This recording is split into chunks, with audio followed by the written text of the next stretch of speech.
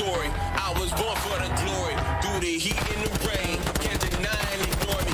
I'm bred for commitment, signed up for a mission. Yeah, it comes with the price. It's all in the description. My time has arrived. I can't hesitate. Nothing is in my way. Knocking down barricades. On a different type of time. Dreams are never late. From the jump, I'm the person you can never break. I ain't got time for indecision. I got more love. No, you ain't gonna hold me down. 'Cause I'm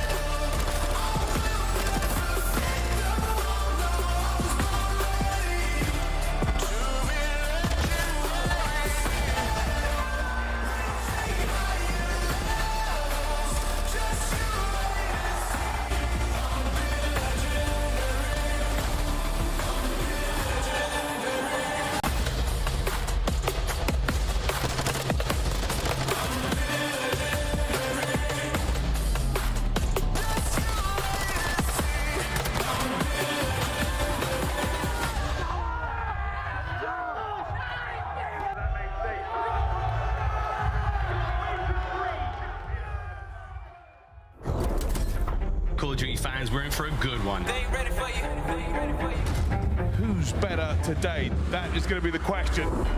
What other dirty tricks have you got up your sleeves? Ready for you. Let's get on our feet. We are wasting no time. Cannot believe it. That'll be it. Beans again. Oh my! I do not believe what we are seeing. Get a newcomer. Can he be the hero? Hey, Tasty. Knock it out the park, yeah, show in it. Ghosty going big. Ghosty spits on him.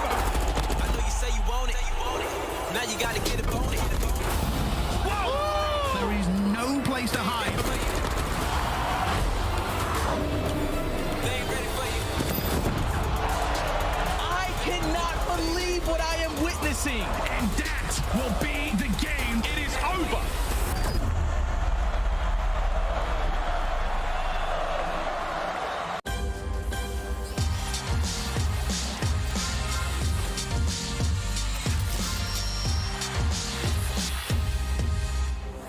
Ladies and gentlemen, we are back live. More Call of Duty starts right now as we kick off headquarters. Chris Bucket alongside Alley Cat and Nameless. And Alley, I feel like it's been, 3 weeks it feels like? A very long spring break. What have you been up to? It's been a very long spring break. I enjoyed Dallas a little bit longer after that event was over. Okay. And we missed you terribly, but also been, kind of a hermit crab playing ranked play, so.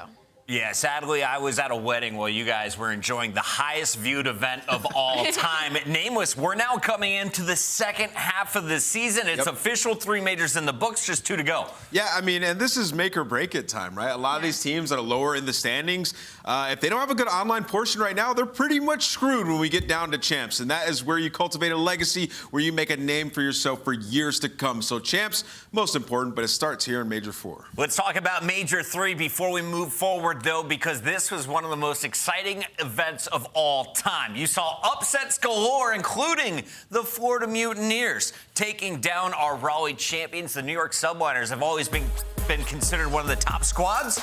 Well, now you got the Mutineers making some player moves. They've changed things up coming into Major 3. It paid off when it came to land. I think the biggest storyline for me right now is the fact that New York has been so low as of lately. We talk about that Major 2 showing, and, there was a little bit of Twitter drama. Maybe it was just, the travel hiccups. We head into Major 3. Well, the same thing happens against a team like the Florida Mutineers, which no knock to them. They made 3 roster changes, are finally trying to see some fruits of that labor. But New York, a little bit of worry in that camp.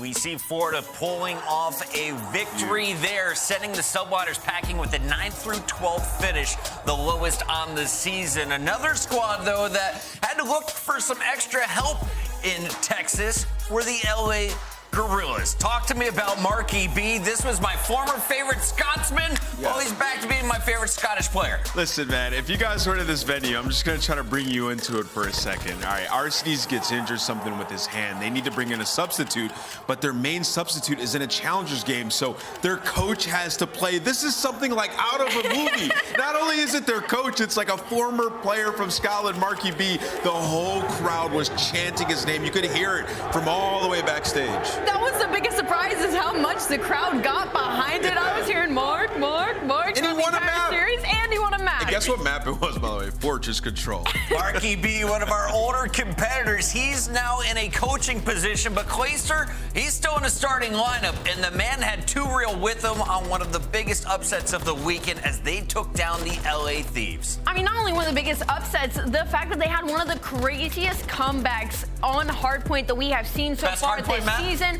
Maybe in general. I mean, this was absurd. We thought this map number 1 was done and dusted. The Vegas Legion shows some signs of life near the end and pull out a huge victory against the LA Thieves, who also, it's a giant question mark of what is going on with some of our top teams. They're allowing teams like Vegas Legion, who also made another roster change after this, are just getting better. Subliners had a tough time, Thieves had a tough time, and OpTic almost had a tough time. They were going round 11, game 5 in the first round of the losers bracket, but they survived. Just like LA Thieves back in Boston, they make the miracle run all the way to the finals, where eventually they fell short only to Toronto, Alley. Yeah, and I mean, you couldn't have wrote a better story, except maybe if they hoisted that trophy there in the end. But to be honest, a lot of us didn't have OpTic placing not even maybe top 8 unless you're a part of the green wall. So the fact that they were able to get that first loss handed to them by the Boston Breach and make one of the craziest elimination bracket runs that we have seen since the LA Thieves run of last year, especially at their home stand, was a huge W overall. It was incredible to see in person. It was incredible to see the interaction online. Just a banger overall. And one word, is the new face, Mr. Ghosty, the real deal? Yeah, I mean, they turned it up. Yeah. It looked like they were getting knocked out versus London. After they win that, they just made the craziest run. We'll see if they can continue, but these are the guys who win the whole thing. Yeah, and we got to talk about Toronto Ultra because there were a lot of questions. You are going to bench one of the star players in the league. You're going to bring in Hixie.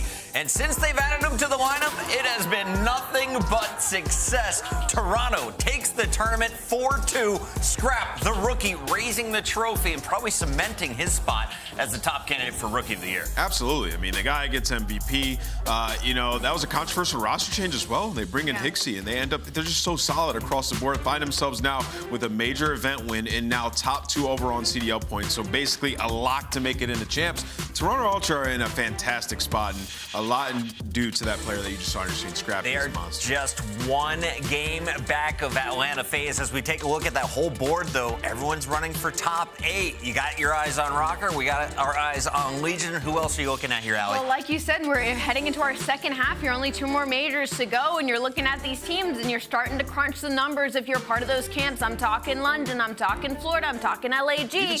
How many games do you have to win to try and put yourself in that top 8? You got 5 before Major 4, and they're all going to begin tonight. And tonight, we got to mention something. There's going to be a change. We will no longer witness Fortress control for about 30 minutes every match. The map is out. Nameless, first of all, though, we got to break down the numbers. Why did the players in the league decide to remove this game mode and put something new in? Yeah, I mean, I think everybody has watched and played Fortress control. You know how hard it can be on offense. But in the league, in official matches, 19% offensive win rate is just far too low. There was 32% of the time teams were getting 0 ticks, 56% of the time 0 points captured. So offense, like statistically, impossible. It was way too difficult.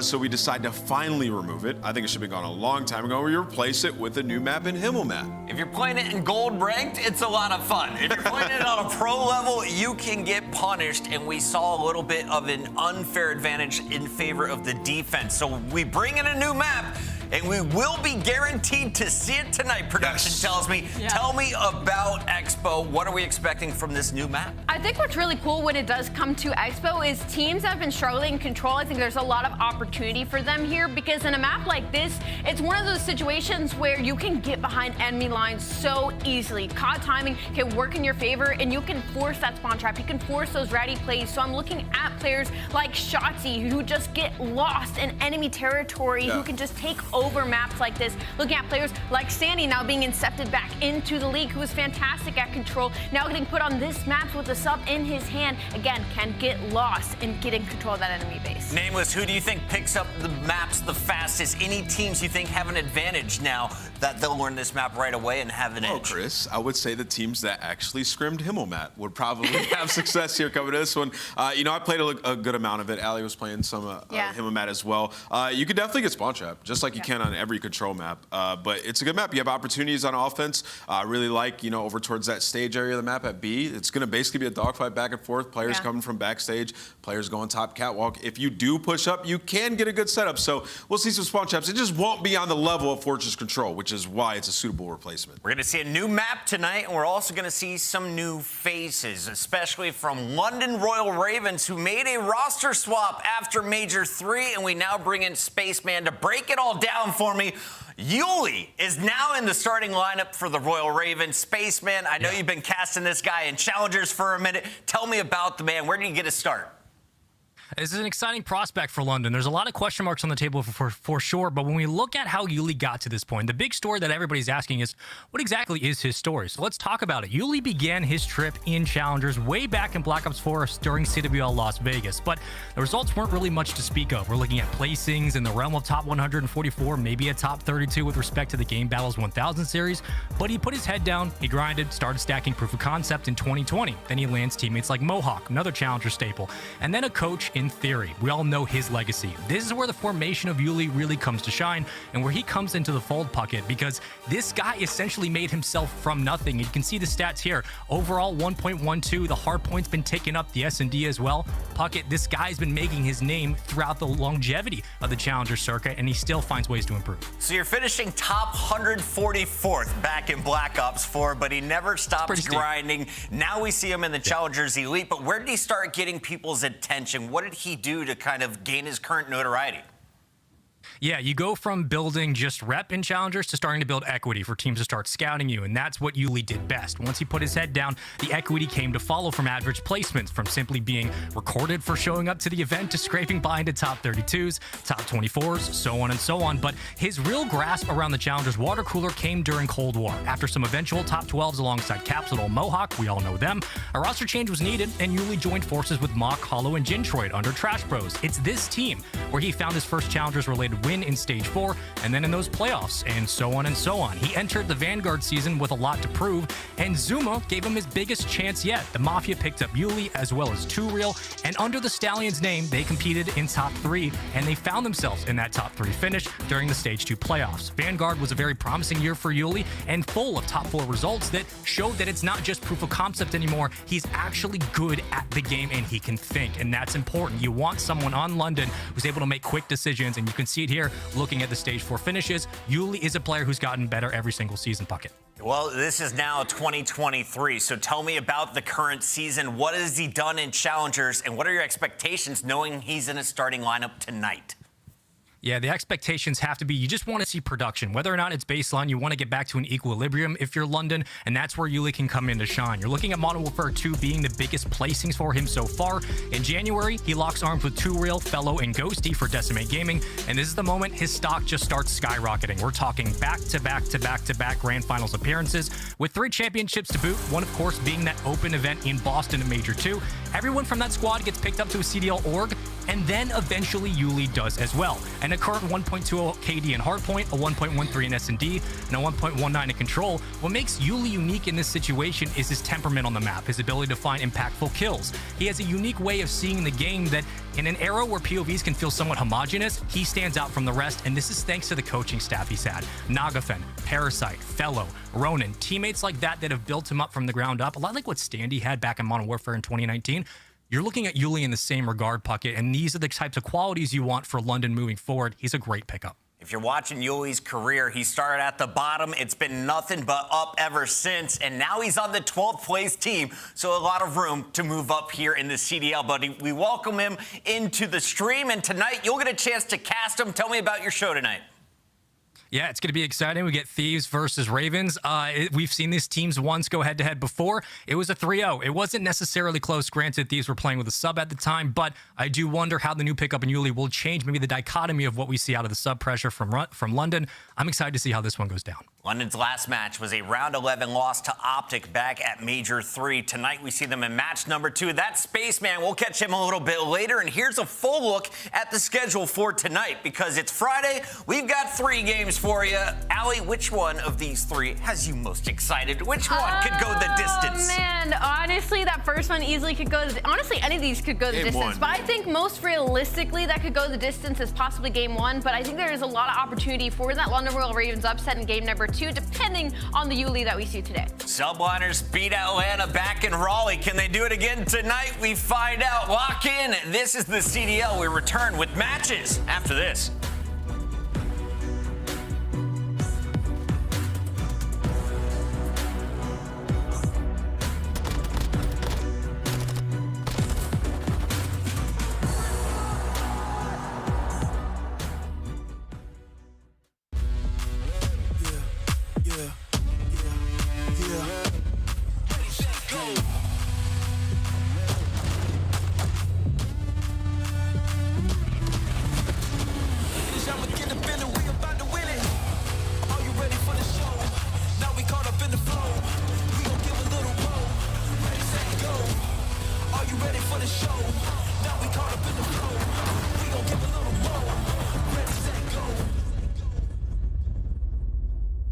Call of Duty League Pick'em is back. One of the band, a few more points, and this will be it. Pick the winning team.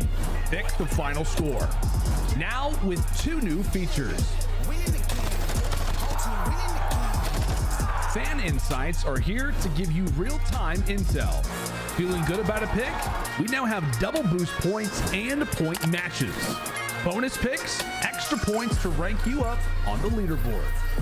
So as you get hyped for the weekend, pick, watch, win. Woo, it's getting good. Welcome back. It's time to kick off the matches here on headquarters. Chris Bucket alongside Alley Cat and Nameless, and we're gearing up for the first battle featuring a squad that finished top 4 at the last event. Boston Breach are taking on the 5th, 6th finisher in the Las Vegas Legion. But the Legion, well, they've got another trick up their sleeve. They're pulling in an ace for tonight's matchup, Allie. They are. They're pulling in Standy, and I know a lot of us are a little heartbroken to see 2Real go, because in the inception to this Vegas Legion squad when he was put in, we really got to see what kind of player he was and what Vegas Legion needed. But I will say to that stance, Standy is an outstanding player. When he was dropped from Toronto Ultra, a lot of questions were raised about, this decision-making. Toronto Ultra goes on to win Major number 3. So now the biggest question mark is, well, is he just not exactly what Toronto needed? Is he a player that can turn around this Vegas Legion team who is just an inch away from beating some of these top squads and has really been in those game 3s? It's been those controls. Vegas Legion will get to that round number 5 and then just cannot close it out. So the biggest question is Standy going to be that impactful player that they need? Yeah, when I look at this roster change, I think it was a good one. It is very tough for 2Real. I was really high on 2Real. Yeah. Every single time. I thought he made really good plays on the map. But at the end of the day, he wasn't able to get enough kills, man. It was tough. And when you take, 2Real and TJ, have that as your sub duo on a team, it just lowers your ceiling, right? So you bring in Standy. This is a guy where he's a great playmaker.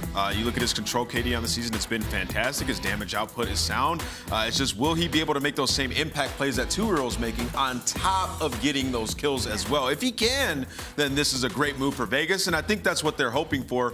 And then also, Clay, he's hoping he can be a leader for this guy. If you look at Standy and some of his past teams, hasn't had, some veteran leadership. Clay is able to work with some of these younger guys and help them out and develop them to their final form. We'll see if he's able to do it here. Yeah, it's a great asset to have on the squad. Standy wearing a Legion jersey tonight, and here's the maps he'll be playing on. Let's take a look at it. Will we get Expo? Yes, in our very first battle of the evening, Boston and Vegas, both confident in the new level. And like I was saying earlier, I think Expo creates a lot of opportunity for Vegas Legion simply because Fortress is typically a map that Boston Breach is going to favor. They do get that Fortress hardpoint, but Fortress control is really where they were locked and loaded. So I think for Vegas, with Standy in the lineup, that map number 3. Yeah, and also Vegas lost Fortress control to a coach, so they're probably happy that Expo. They're probably happy Expo's in the map lineup now. Marky B level coach. But these are good for Vegas. One-word predictions. Where are you going? I'm gonna go with Boston. Going Boston, Allie? Going Boston. I'm going with the Legion. Then let's get weird already. Standy is in the lineup. The chat is fired up, but they're taking on the Boston Breach. Let's send it over to our casters to kick this baby off. We got Bryson Tunn. Gentlemen, take it away. Thank you very much. Yes, we start the run to Major 4 with a great matchup. Boston versus the Legion is going to be hitting our screens. And Tunn, it's an interesting game between the two. Boston on the ascendant from the last time around. Everyone thinks they look better. Same with Vegas, but Vegas are playing their last card.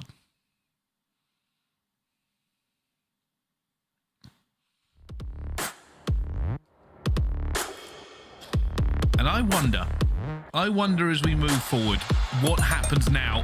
Obviously with a Fortress hardpoint to kick this one off, not looking good for the Legion. But it is a change of roster. And you are going to hear us talk about this a lot coming forward into Major 4. Points mean more than ever.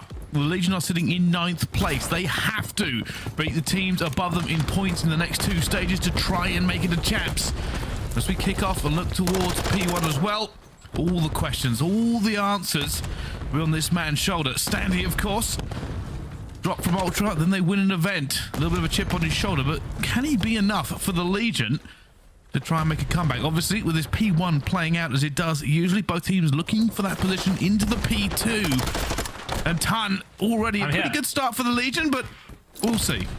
Yeah, well, I'm here a little bit late towards P1, like the Legion somewhat. But yeah, we are here. Look, I think for the side of the Vegas Legion, you kind of just touched on it. Standy is the last chance saloon for them. They want to make a team that can go on to win some events. I think it's a good change. I kind of agree with Ant and Co.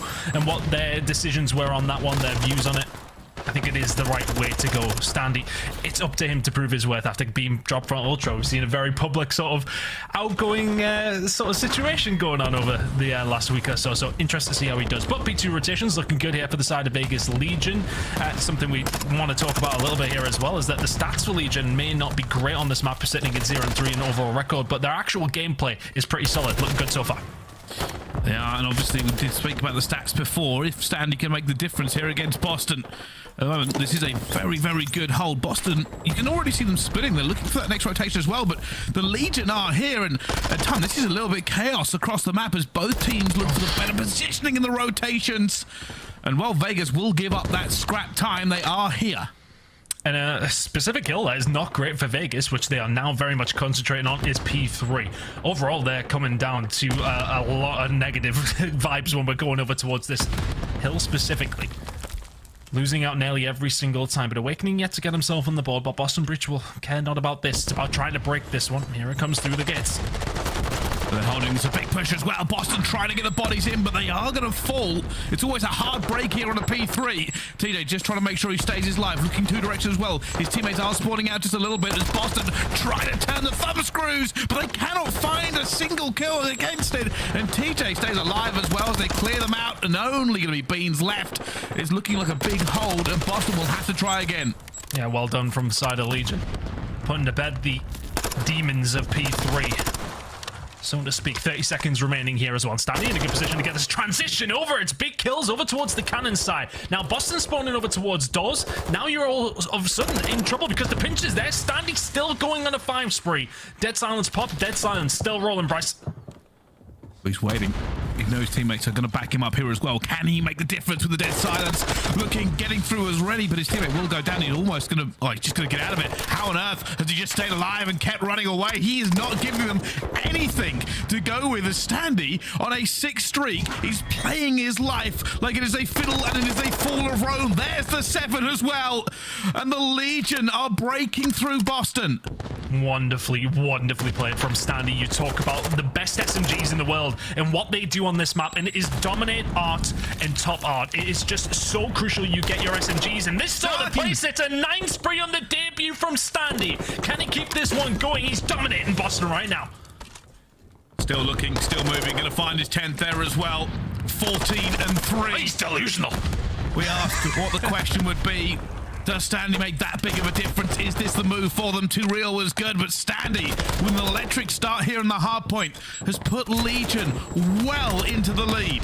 And just a step back of what he's actually done there. So P3's locked in. Typically what happens is when you head over towards cannons, the Boston side will be there set up ready, waiting for you coming out of that P3 spawn. They'll get a lot of time at cannons. But the fact that Standy got himself out and found those 2 kills on transition, and then another 8 on top of it, it's free time for the rest of Vegas Legion to find themselves in some good positions to pick up some good time. We're now heading over towards P5. It's an 80 to 90 point lead for the side of Vegas Legion. Looking towards this transition over towards P5, looking better for Boston so far. It is. Boston, we're going to have to find a little bit of a different gear, especially Awakening, who did start off like 0-9. He's now 2-11. Uncharacteristic for him in this game. And they're going to need big weight to get even bigger as already a few kills come through. This is good time so far for Boston. Yeah, he's maybe just a slightly small wake right now at 3-11. And I think, honestly, he hasn't necessarily been performing to the levels we have been associating with Awakening since Beans came on the roster. So I don't know if it's sort of a pacing side of things between the 2 ARs. Things yet to get rolling. This is a good hold so far from Boston. Beans with a good kill on the Standy. He's the only one who can find something. Potential break for Legion here, but that is pretty much a full 60 from Boston Breach. Just what you didn't want if you're Vegas Legion. Yeah, TJ will get the kills towards the end. Rotation over towards P1 still looking good for Legion. They'll be happy with their lead. Would have been happier if they didn't give up 60 over towards P5. They certainly will. With a new member comes new comms. Let's have a listening to the Vegas Legion. One shot, bitch. Go to time. He's under boat window. Vivid. At lower. Inbox done. Look back. Top tree. Three, last kid. I'm getting in the truck. Yo, stay close. Hey, like, one guy's on stage. Only one. No, only one. He's on me.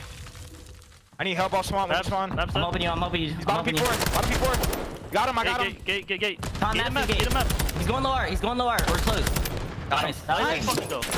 One shot. Go look stage. I am. Everyone gate. Bench weak. Stage heal out. I got you. I did. Where is he? One shot gate at all. Yo, calm down. Yo, we need to listen. Okay, we need to listen. Backstage. We have 2 streaks now, right? I'm holding. You have right side? Stage, I died. I'm camping in the back. Give me a streak. Yeah, streak. I'm shaking. Yeah, back doors on me. Back door's dead. I spawned out front. I spawned 3 steps. 3 steps. You have a pinch. 3 steps Let's dead. pinch. Let's go. Just flood it. Benches. No. Let's go. Left side trash. Crash an angel. Open. Open one shot. Hey, one shot. One's open. Two open. One behind stage. P5. We need to work together, man. Come on. Alright, yo, let's get this time. Calm what you're doing. Let's play this time. One more shot. Two behind stage. Bottom more then. Weak on stage. And you can hear Clayster desperately trying to rally the troops. Calm down, shut up. We've got to get this right on the pinch. And so far it hasn't been. Boston have held them at bay for so long to get those points back on the board. It is a 50-point game, but that can all change here, Ton. The rotation is in for Boston. And Standy finding 3 will give them a little bit of respite. Over towards P2, but you are very right. This rotation for Boston looking good. Dead silence pop from Standy. He'll try and make a play with this over towards maps, and then I'd imagine it'll be the Hail Mary of the cruise missile coming on through. Nero will be the first to fall, but he does find Clayster. So just the setup coming in, but TJ's teammate still does have his cruise missile as well. Here it comes. But TJ's been frying, and they're going to try and use this now if they can, and he hits it towards the back away from the trophy system. He gets it in, but can they get any more kills coming through? This is always a hard break. One player's going to be in. It's TJ frying so far. It's going to fall to a grenade. The break has not come through. Clayson now trying to get in. They've managed to spawn Boston out for a second, and they are flooding towards this player they know is isolated and alone. Down he falls as well. 24 seconds left to go, and the Legion are in, and they will take this scrap time every day of the week. And that's a big 20 seconds that they managed to get a hold of. They'll get themselves a lot closer to that 250 mark now with that. Boston Breach would have been within touching distance had they held that full 60 once more. But now this is what Boston were kind of expecting to do on that previous rotation. They lost P3 rotation themselves. They were wanting to set up. This time around, Vegas Legion do not have Standy in a good position to do something about this. Nero will be the first to fall though, with the gun of Standy. Still running hard. The kill's starting to fall in though, just slowly picking their way through this time. Still, slowly but surely, the trades are falling, but at the moment, not really falling for the Legions. The Awakening takes down Standy. That's a big kill. Trying to keep control of the top here as Awakening finds a second. Not a good start to the game, but he is playing better now. Points for Boston are slowly ticking up. Considering some of the kill disparity we have seen on this map, you would think Legion should have it done by now.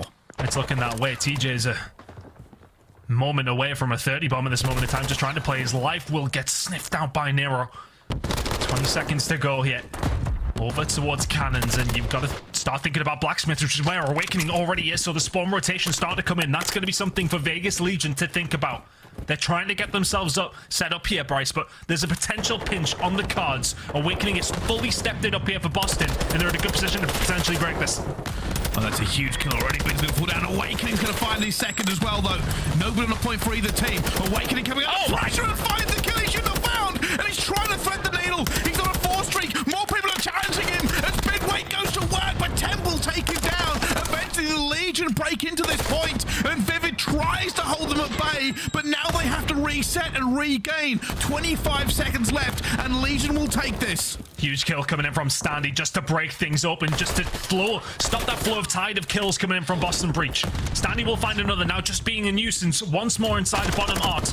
Kills start to come their way. Awakening has to make a play here for the side of Boston Breach. Vegas Legion still 20 away. They have had control, but it's completely gone. TJ's the only one left. He will fall. 15 seconds that are likely going to go over towards Boston, and if you're Legion, you're not in a good spot to get to P1 either. You certainly are. We talked about Big Wake earlier, by the way. 0 and 9. He's 25 and 21.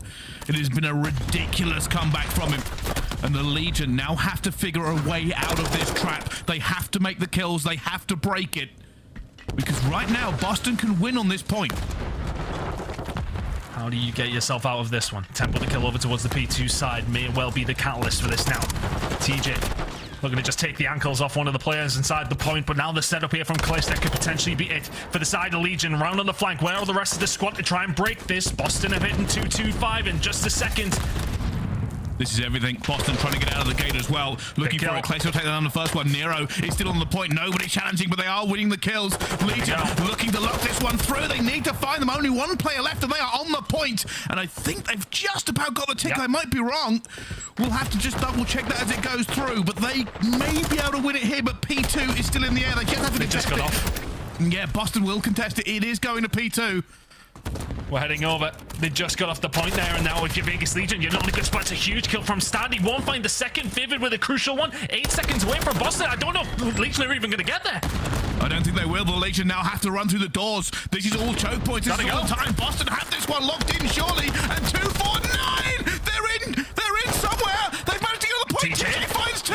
It's TJ. TJ. He's still alive. Beats flies in, and Standy is going to find the kill. And the Legion are in. One last chance. 2 seconds for Boston. They fly into the point, and it's going to be away. Standy with a 2-piece, and the Legion with a ridiculous start to their Major 4 run. What on all on earth was that? It could have gone both ways. Temp is laughing. Clayster's not happy. I don't know what happened in that last hill, but it's chaos and destruction. I'm shell-shocked, to be frank. I've never wanted to swear more during a broadcast. It's the first game of the Major. We can't do that. I mean, TJ somehow I mean, the production are already getting that replay going, I presume, because we need to see that again.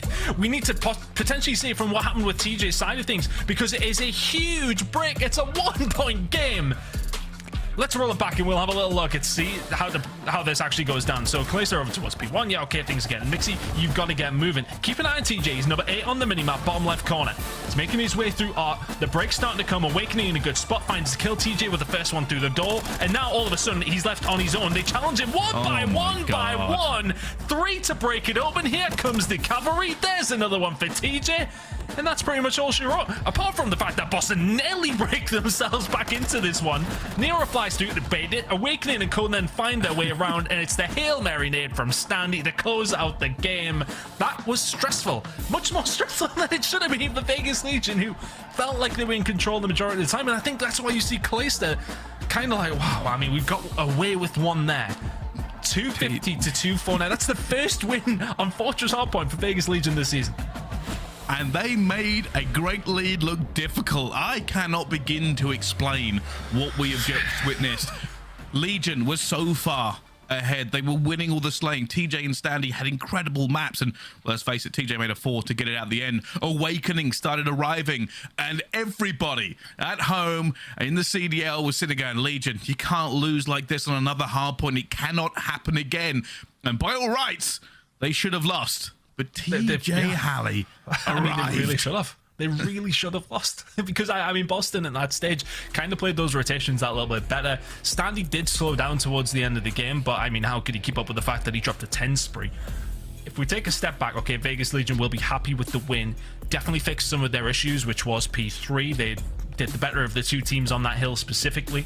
But for me, what seemed to be the issue is that when Boston got themselves into a hard point, apart from the final one, of course, where eventually Legion went on to win it by a point, every other hill apart from that, when Boston had a lock, it didn't look like Vegas Legion had a route in. It didn't look like they had a plan of how to break things down. So maybe that's something just to work on with the team as things go forward. Maybe just a couple of growing pains, if you like. But Boston breached that. They're kind of, it's their own downfall though. Like how bad that start was. If you don't start that bad, if you go even through the first few hills, you win that game comfortably. Very comfortably. I'm actually just DMing Clay, just telling him that he can't keep doing this to me when we're casting. Like every time Legion do something ridiculous on hard points when we have them in a game. But, well, unbelievable start all around. And realistically, I don't even know where to begin, because we've got a lot of series left to go. But this is an important match for both teams. For Boston, they want to make sure they are safe. We are talking a lot about not only Major 4, Major 5, the run to champs, but every 10 points will accumulate going forward. But let's take a breath. Let's move on. Let's talk about our S&D. Nero versus TJ Halley. as our S&D players. At one point, a lot of people thought TJ was the best S&D player in the league. Maybe a little bit of a dip recently in form, but they're still going to rely on for this one. Hey, I mean, if you can bring over that level of slaying that we just seen in the hard points of the Search and Destroy on top of his S&D smarts in general, then this is going to be a difficult game now for the side of Boston Breach. Nero, of course, has had a good time of things, and we'll speak about aBeZy specifically in just a moment, but I want to talk about the series as an overall there. That hard point towards Vegas Legion is a huge scalp for them to take now, because all of a sudden you have S&D, which we know they are very, very solid at. When it comes down to aBeZy, a better record than the side of Boston, who are really struggling with first bloods. We'll keep an eye on that as we go through. But then you've got Himmelmatt Expo coming up in Control. First time that we've seen it. Any of you guys at home have seen it. First time these two teams have played it professionally. Any teams have played it professionally, for that fact. So there's so much on the line here for Boston that it could go any way. S&D is not favored their side of things. Control is up in the air. And then all of a sudden you have at least another Search and Destroy to come. Not the best spot to be in if you're the Boston Breach. Search and Destroy is going to be a struggle here. Well, nothing ends until it ends, and let's find out. Onto the S&D. And we can see at the moment, Vivid will have that sniper in hand. No information quite yet. A slow and steady push here for the Legion, and Beans has to get away with his life. And I want to say that Vegas Legion have maybe done their homework here, because Boston always send Beans out to this side, and you see that initially off the rip, Nate's heading over towards that side. They get him weak with them and they fly towards it, but now Vivid's being able to reposition. He's found two, and the plan has fallen apart. 10 now left in a 1 versus 3, make that a 0 versus 3. Boston Breach may well lose Beans, but eventually do pull out the 3v4. And actually, that's a beautiful segue into what I was going to talk about. Boston are the worst first blood team on this map by some distance, but the second highest in 3v4. There's another one of them. I'm just excited. I'm excited to see this continue on moving forward. The thing is about Boston, and we spoke about this in the off-season when all the talent kind of get together and discuss what we think of the teams for the upcoming season. Boston have put in a performance that has looked good enough for us to have high expectations now, right? With Beans coming through, the question was asked, is he going to be good enough for this team to make a run for the top of the CDL? And I think the answer is yes, but we just didn't get to see it enough at Major number 3. Now on the attack for Boston. What is the player? Beans has been very influential on this map, actually, and we speak of the records, you know, Vegas Legion, very good LSCO Search and Destroy team, but Boston, since Beans came onto the roster, are sitting at 2-0.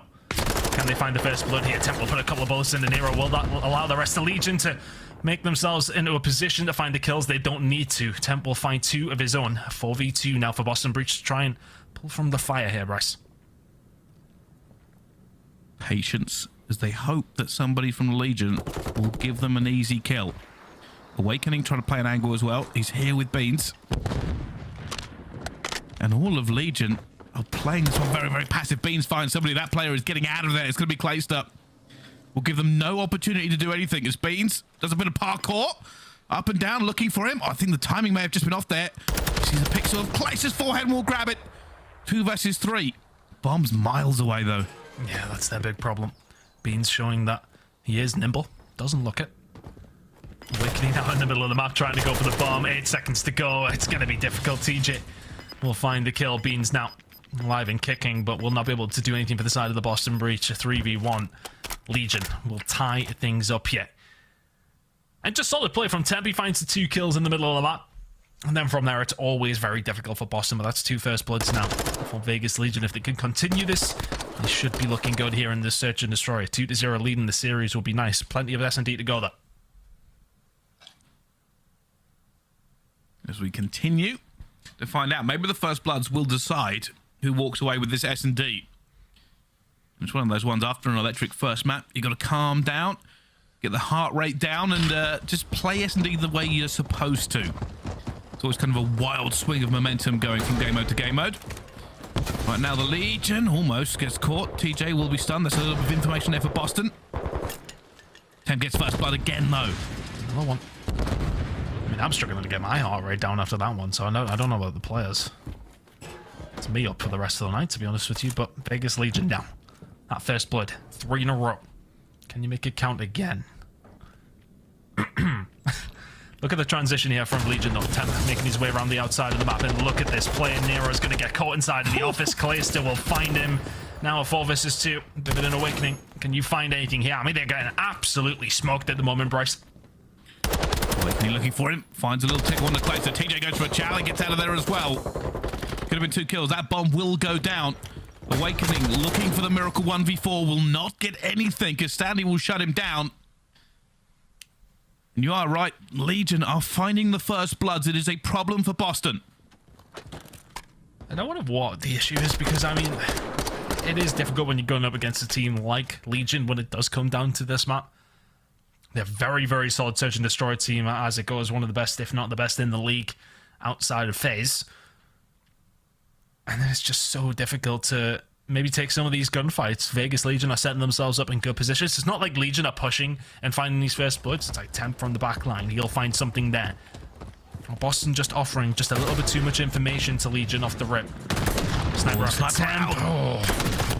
Oh my goodness, Vivid went for the second chow and actually ends up getting it. Down to a 3 versus 3. And Temp's going to be furious. Bean's going to be in a great position. Look on the right-hand side of your screen. And he's going to find Clay. Clay will get out of that with 21 health.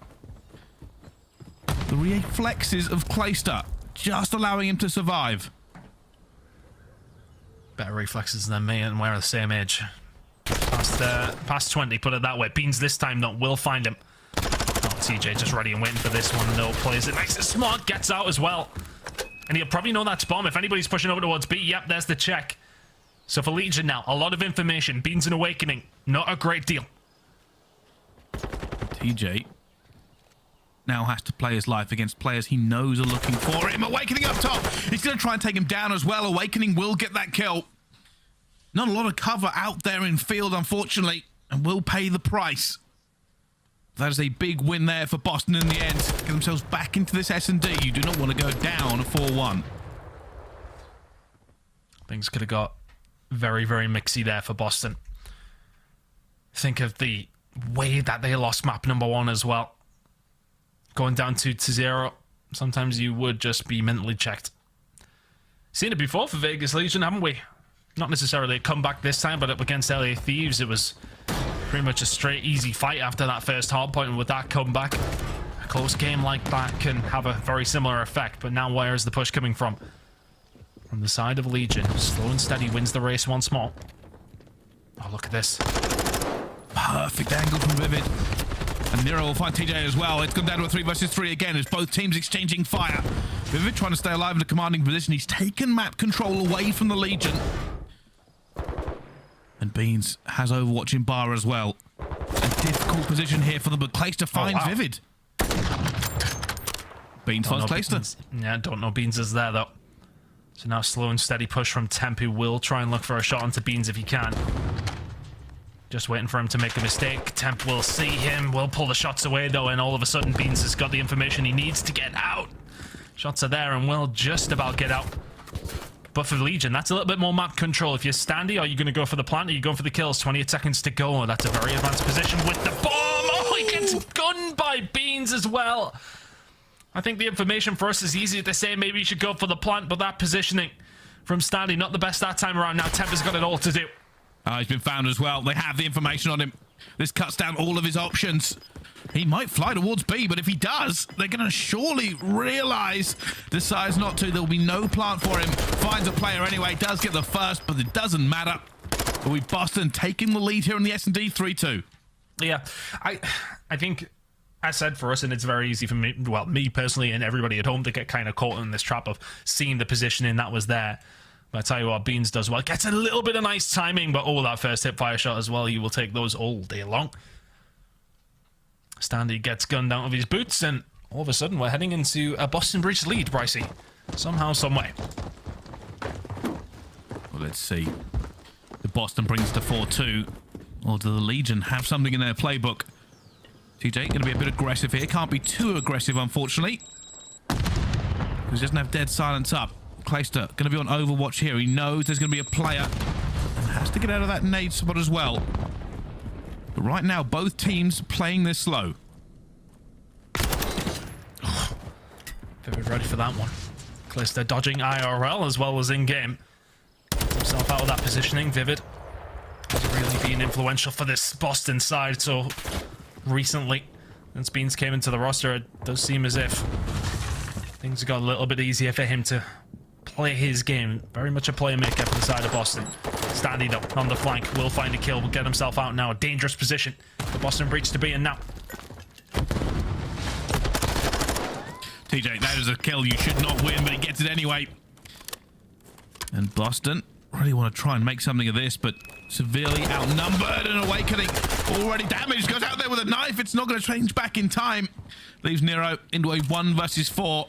He does have the bomb, but does he have a hope? He actually just cancels that one as well. Looks at the planet. Nero guns him. Unfortunately, the rest of the Legion will not allow him to get this bomb down. It shoulders at dawn, and the Legion get around back on the board. Nicely done. TJ just being a nuisance top green as well. The aggression originally came in from Boston, but not able to find anything in the end. It was always looking like a Vegas round from that first gunfight. Good job from Legion. Steadying the ship after what has felt like a good start to the game, but yeah, here we are at 3-3. Boston with a quick turnaround, but very, very even so far. Let's see who can break away from the pack then. This time, Boston on defense. Nero being aggressive, does have dead silence, has the opportunity to make a move here if he chooses so. The Legion going for mid-map control as well as the gunfights already kick off. Vivid will find Clayster. TJ gets it back on the beat. There's a gunfight there. Vivid flies into their spawn. And now TJ's heard somebody, and he gets the kill back as well, down to a 2 versus 2. Oh, just gets away with his life as well. 17 HP. 2 spree for Standy. Yeah, needs to continue to survive. Vivid will find one. It's a 1v1. TJ and Vivid are going to find every single kill at this point. I think Standy found 1 otherwise, but TJ finds 3. Vivid finds 3. The difference is it's 1 kill, and the Legion go up 4-3. TJ, I think it's that kill after the bomb goes down where he pushes over towards Small, gets himself into that position. Automatically, you either have a flank, you can go up top, you can stay exactly where you are just to stop any players pushing from that side. It's a wonderful position to be in. TJ lighting it up in this series so far. Nearly dropped the 40 bomb and a 4-piece to win the game in map number 1. Now here he is in Search and Destroy.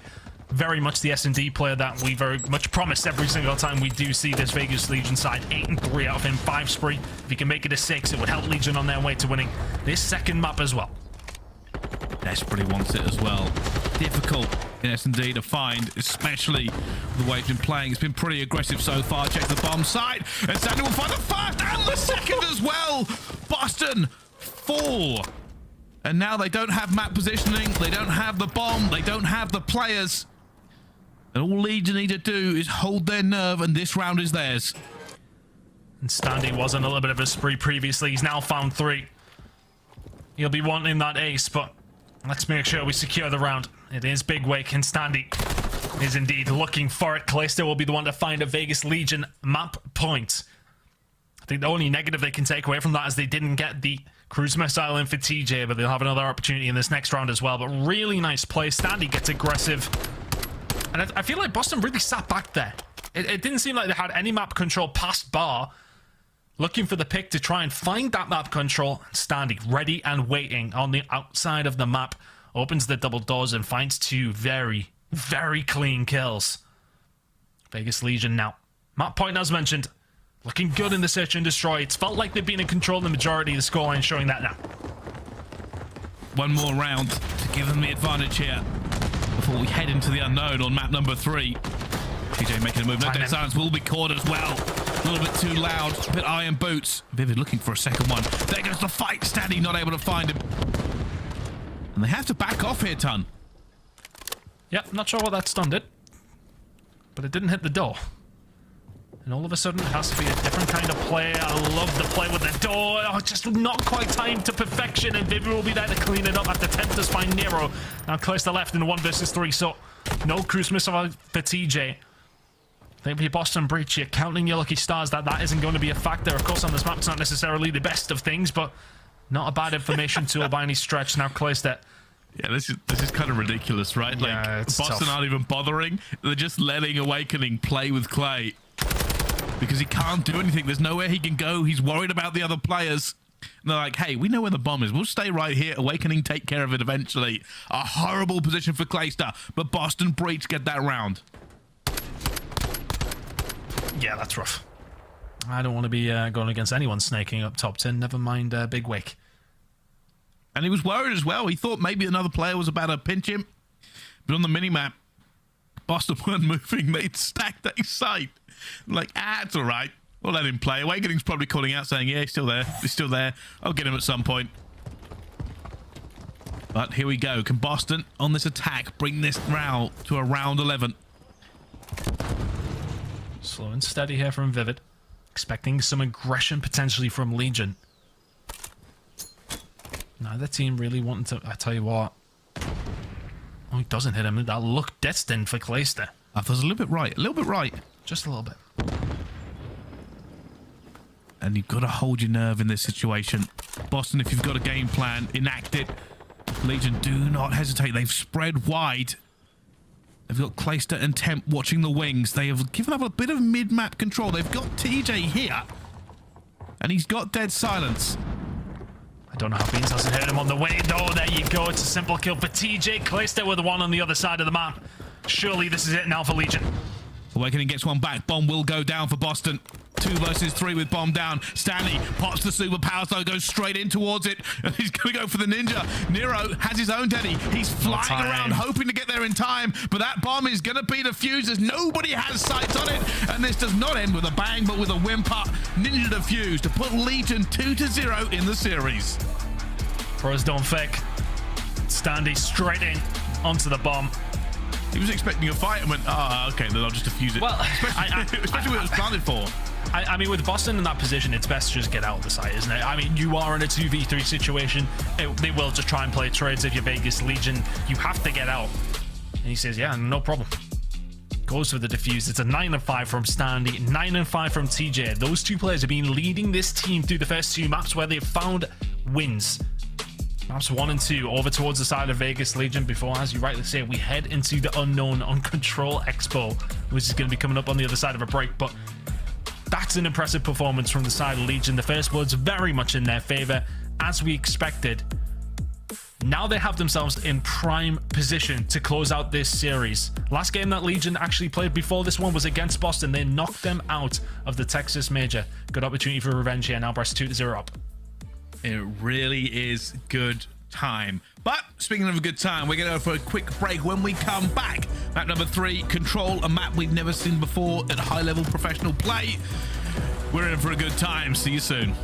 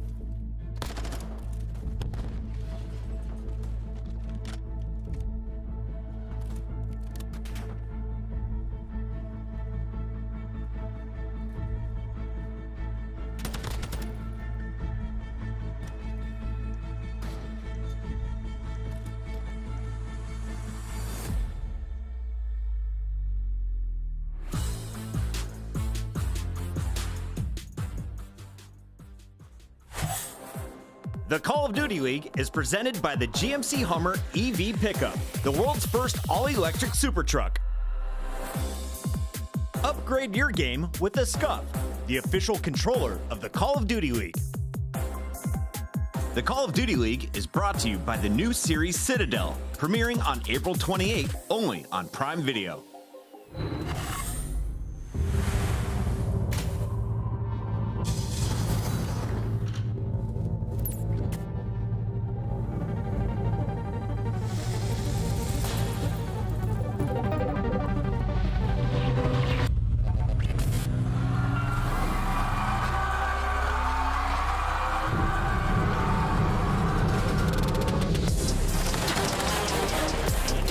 Everybody get out. Nero, there to capture the player. Owakening is trying to put in absolute work. Slashes up next. He gets it all. It's all on Vivid. 1v2. 1v1.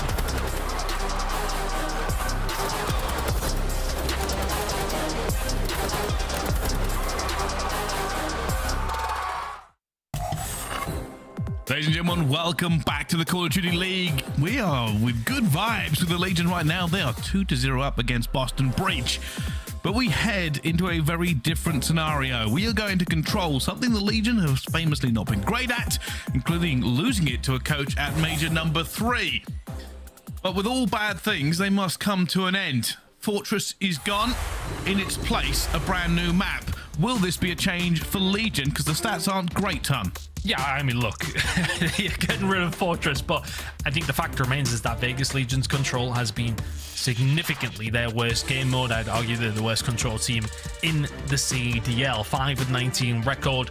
Wins do not come by very often. Of course, you do have the factor of the brand new map. You've got the factor of Standy in there as well, but is that going to be enough of a difference maker for Legion? Because control has been a huge problem for them. Or is the new map the catalyst? And Standy, another catalyst for the team to get themselves a win here. A 3-0 on over Boston Breach if they can secure out Himmelman Expo. But I mean, here we go. I mean, Expo as well. Like, we're gonna have to talk about this throughout. I mean, we're gonna be learning it as time goes on with you guys as well. The meta will change throughout, I would imagine as well. A is typically the easier to hit. B, quite difficult without a fall down. It is, of course, still defensively heavy. That's a good break for Boston Breach. That should be a decent chunk of time over towards A. Vegas Legion may well not bother and have to be careful of the spawn kills where Nero is sitting here up in top class. Yeah, we will take you through some of the bits we've learned. We have gone through some research and what's some fun onto this one, and that's really not what you want to happen regardless. A can be an easy contest though, and this is the problem.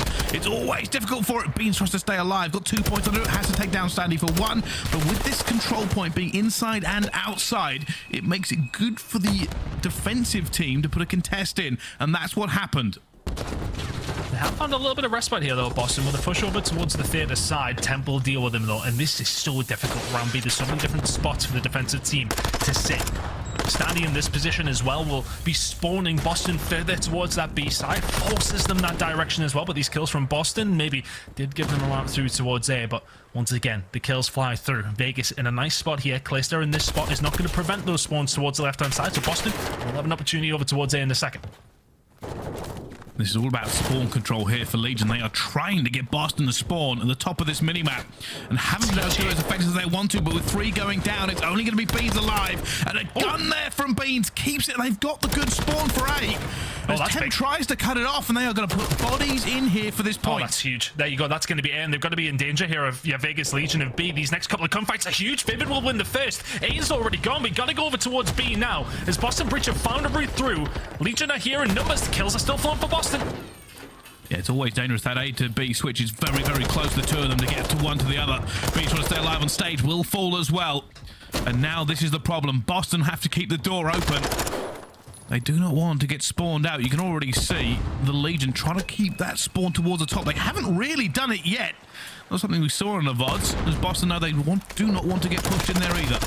Oh, that's a big win as well from Vivid. Now he can get himself over towards the reception and glass side and try and cause havoc. This is going to be the route through for the attacking team. Get someone in and around connector here, and this is where you can potentially cause havoc. But TJ is playing this so smart. Look at him staying alive. Boston think they have ultimate control, but TJ is there to potentially break this. TJ's waiting for a little bit of reinforcements, trying to see if he can find anything here. He's going to find a little bit of Vivid, but we with Standy that gets it down as well, but Nero fires back, Awakening here at the same time. TJ has to fly out and he'll find the kill. But there are so many bodies here for them as well, but Priestahh can't find the two. And Beans with 9 health has to try and stay alive. He falls as well. It is back and forth onto this point. Vivid will jump on once again, causing Legion to have to step on the pedal. 9v5 in the lives department. Make that 9 versus 4. You cannot die if you're Legion now. Clayster with a big kill. Temple will get taken down though. 8 versus 2 as Clayster kills Standy. It was already looking a little bit difficult, but that's an attacking round for Boston Breach to kick things off.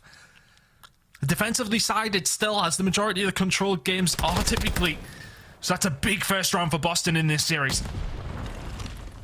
That is huge. It was the transition between A and B very, very fast that caused problems for Legion. They were never able to get the control they wanted to. That's it. And we'll see if they can try and do that themselves as well. Boston will be looking for a little bit better control around theater. We've spoken to some of the pros and professional teams coming into this map, and they said this can be an SMG player's best game. Just those tight corners, those quick interactions. At the moment, not really playing an awful lot like it. Beans 9 and 4 is kind of the standout. I think it's just been about that control around the A side. He found so many kills when they found that positioning over there, but the defensive team going to do well themselves to lock something down here. Kills from afar is what were found, so Vegas Legion still able to get a little bit of rest point and are able to push forward over towards the A side. Clayster can read that nice and easily. Just about trying to find these kills. Standy was actually waiting for the reinforcements to come on the flank from Boston. We'll find that kill onto Nero. Another opportunity here now for the Legion. They're getting into A. They're making sure they get close spawn as well. They're going to be a little bit worried about it. Here comes the reinforcements. Awakening. Going to drop a cruise missile. Beans will find one to TJ. And Awakening will find Standy. Temp still alive. Eventually falls down to Beans. It's bad news for the Legion as Clayster tries just to stay alive and make sure that Boston don't get full map control. Yeah, and him staying alive is so important here, right? Because if Boston can force their way up down the snowy side of the map, if you like, past saunas, that's when you start spawning Legion over towards the B side and into a potential blender. Eventually, the Legion will get a little bit of control over towards the A side. They're going to try and do something about it. We'll find one, but that's going to be probably an extra minute. Not quite. Just about from Vivid. The second's insane. Lovely plays, but they've opened up the door ever so slightly over towards the B side. Legion, a little bit of control over there now. Can they find the kills and lock down some decent time? It's a big kill from Standy. The reinforcements from Boston will flood in if they start losing players. Beans will find 2 though, so it doesn't really matter. And Nero's here, tries to find the first, looks for the second, not going to find it. Temp has done a big job there just by stopping the clock. And the problem here for Vegas Legion, because they give up that air control and snap cold their way over towards B, now all of a sudden Boston Breach can kind of control these spawns. Vegas Legion starting to spawn over towards the statue side, and you've got to head into the gunfights in a disadvantageous position every single time. Look where Legion spawn. You'll see a couple of kills come through, and you'll see in the top left corner, that's where Legion are going to spawn themselves up. It's so close to B. You have to commit to B to get through, or you have to wrap around and try and get rid of number 3, Awakening, who is forcing that spawn over there. A couple of kills going to come in 3. This is looking like a 2-0 for Boston. It is, and yeah, it doesn't look like Awakening's doing an awful lot, but all he's doing is pushing that spawn, allowing the kills to flood in for Boston. TJ finds one though. Nero will fly out, finds his first one, stays alive, and finds another one. And that may just be the end of Legion here on this control. Temp will find a kill. I think they've got bodies towards it. Whereas the spawn coming in for Boston, it's still going to be close. This is just so hard. 11 versus 3.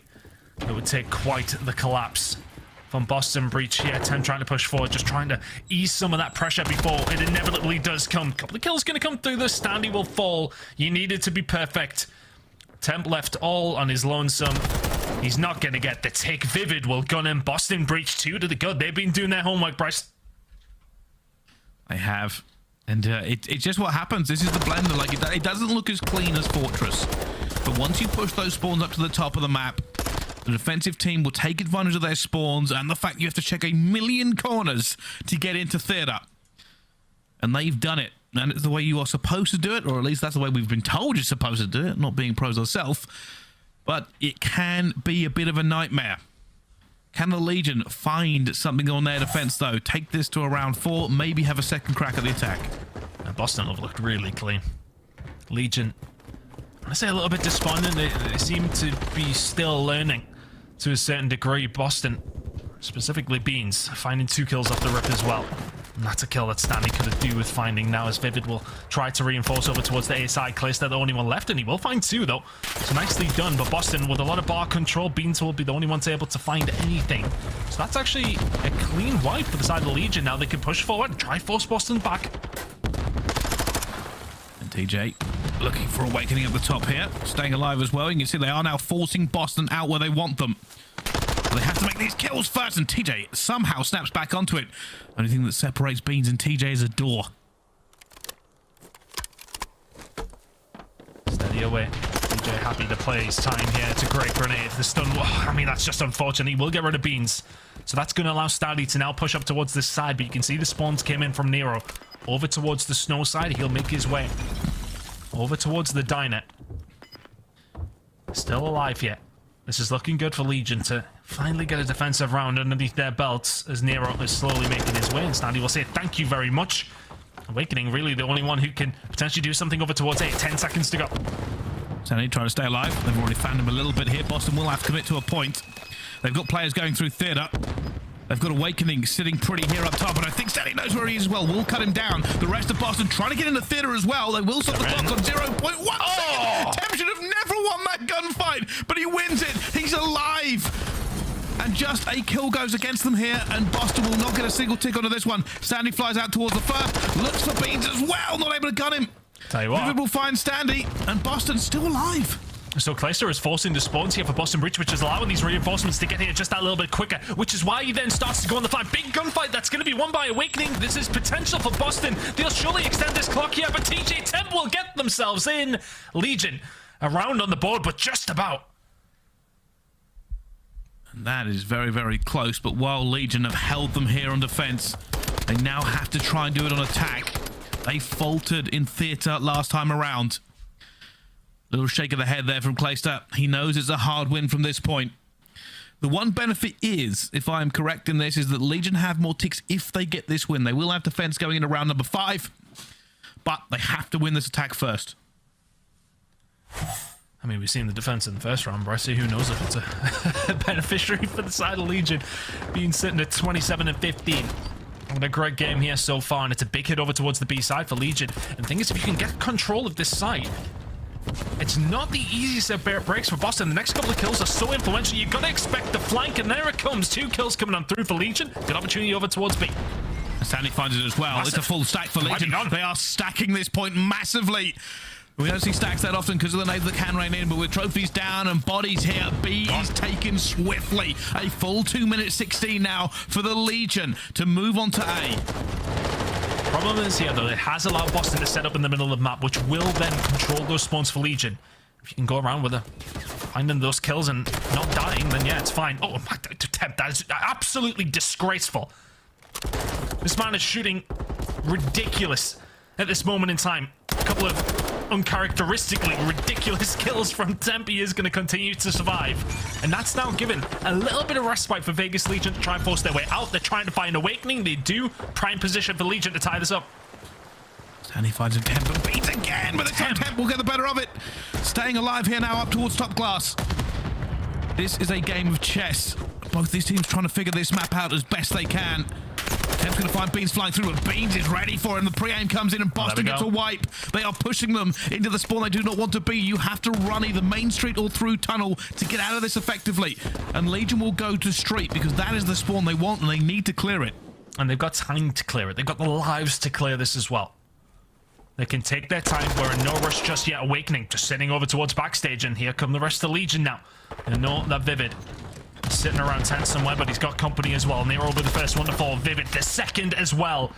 Beans is able to find one. Awakening here as a reinforcement as well. Up top bar is where Beans is going to be sitting, but he isn't needed as Awakening finds 2. Really nice play from Boston, but they've been forced just a little bit further back. The fact that Awakening is so far up, though, still spawns Legion far away. This is far from over. It isn't, and they have got a commanding position. Good lord. Top bar. Awakening sitting Snow and Saunders and Beans in the bar. It is a horrible way forward here. The Legion, with 28 seconds left, need to spread out the map, find the kills, check your corners, and still get to the point, as Beans will not allow them to get anywhere, and he now moves into Globe. Next couple of kills are absolutely massive for Legion. Nero, can he find anything here just to slow down this pressure that's going to start coming in? The cruise missile coming in from Beans. Clayster will find one, but here comes the missile. Hits absolutely nothing. Vegas Legion are in. Clayster finds the first, but he will be blindsided here as Vivid is going to be there as well. More bodies piling in. 5.7 seconds here for the Legion. There are still too many players from Boston in this area. Clayster will find one as well. Reinforcements need to flood in from Legion if they can keep this alive. Beans will gun two as well as a long-range Vazdev fight, but they don't find anything. And the Legion have fallen. They will not win control. Their troubles continue on this game mode, new map or not. Good first example of expo there between these two teams. And Boston close it out, and ultimately what makes the difference is Legion losing their first defensive side. And even on that attacking run, when you get a hold of B, it is not easy to grab A. Boston control the map beautifully. Still have somebody over towards the B side sitting around Globe. You can sit top bar as well, which is where Beans was dominating from. It's 27 non-traded kills from Ben Beans. Now he's taking up 4k damage, and it was enough to put Legion to bed in the control once more. There's definitely glimmers of hope, I want to say, Brycey. You know, teams are still figuring this out. Vegas Legion, though, could just never get control over towards that A side. They can never get control of zoners, which is where you want to be if you want to make that A attack successful. Really nice break over towards B in that final round to kick things off, but ultimately just couldn't find a couple of clean kills onto Boston to then give them that map control, to then potentially see a round number 5. Yeah, and you are right. I think the biggest takeaway from this is obviously first of all, it looks better than Fortress. I'm just gonna put that out there. And the second is this map will evolve. It happens to all maps in Call of Duty. Is there's teams gonna get a little bit more smooth with it, a little bit more flowing. The scrims only really kind of started in earnest this week. From the VOD, some of them were still figuring out what callouts they wanted to make and what spawns they wanted to manipulate, and that's just in the VOD we watched this week. So. Still not a great start here for Legion. Their control woes obviously well documented at this point. But hey, it's a very pretty map and it's here to stay. I wish we could actually release the comms when we were trying to discuss what we think certain things should be called on this map, Bryce. Yeah, that was an interesting conversation. We'll maybe not go there for your benefit more than anybody else's. But Boston get themselves back into this series. That was a potential banana skin for both these two teams. We know coming into it, it was actually a Legion pick. Boston choose to get rid of their map that they don't favor. They would have played as LSC low. Vegas Legion say absolutely not, and we'll still get beat 3-1 for the Boston breach. We have a series potentially on our hands now. Hardpoint Embassy coming up for map number 4, and if we do need it, Greenberg Hotel Search and Destroy to close out the series. Big performance from Beanstad though. That is huge. A 1.94 typical performance. It really was as well. He just seemed to have the right positioning they needed to. I think it was between top bar and Saunders, always where he wanted to be. And this has been an interesting series, I think is the best way to put it. The hard point was obviously crazy, the S&D was close, and the control was new. So let's move on to this one. I know a lot of people are already probably thinking this could go game 5, Tom. It very well could, but now we're going to be heading into a map that Legion feel good about, especially when it does come down to Embassy. It's a hard one to call this. I mean, look, you look at map number 1, I think, you know, Boston would have been feeling confident on that one. It's a 1-point difference for Legion to close it out. Legion are still in the prime position in this series. You at least, again, have a search and destroy for map number 5, of course. We know how good they're at search and destroy, or have been in previous iterations of this roster. Standing now is not going to make it worse, put it that way. The search and destroy map number 2 was comfortable. Boston Breach still have a lot of work to do here. They do. And that's the great unknown, I suppose, Tunt, is what has changed with the Legion. Are they going to suddenly surprise us and be one of the best hardpoint teams in the game? Now they've got extra firepower on board. I mean, and they need it. I said it at the start of the series. Legion currently sit in 9th position in the CDL standings overall. They are 20 points below 8th. And it is a very tight competition. Boston currently sitting a couple of points above that as well. I think they're 6th. But nobody is safe. Here we go. This is exactly where it is. I was correct. They are going to be 6th. We start talking at this stage about the bubble, about who could make it and who could not. It's a little bit more loose from last year, but the competitiveness is even higher. Even teams like the Subliners probably aren't safe at this point if they don't get any more points. right? There is an awful lot to go here. I think it's 230 total possible points remaining for these teams. That's a flawless qualifier and winning the next 2 majors as well. It's a long way, and Legion will need this points if they can grab it here. It's a very, very long way. That would be something, wouldn't it? Win every single game in your qualifier, win both the majors, secured. In terms of champs, that's pretty much what London have to do at this stage. Well, maybe not delve into that for them, but both these 2 teams very much not safe, especially the side of Legion. But you'd argue Legion very much in an upwards trajectory in terms of how their form has been sitting. And aBeZy hardpoint is not a terrible one for them in terms of the hardpoint. 5-7, but Boston 5-2. Boston, keep an eye on the breaks coming in from them, the second best team on the game at it, whereas Vegas Legion, they really do struggle. So rotations, important for Legion, need to lock them down. By now, you can see just the Legion spreading out, not really going for this challenge to begin with, but TJ is happy to throw his name in the ring. A little bit of control going down as Awakening will just find everybody he can.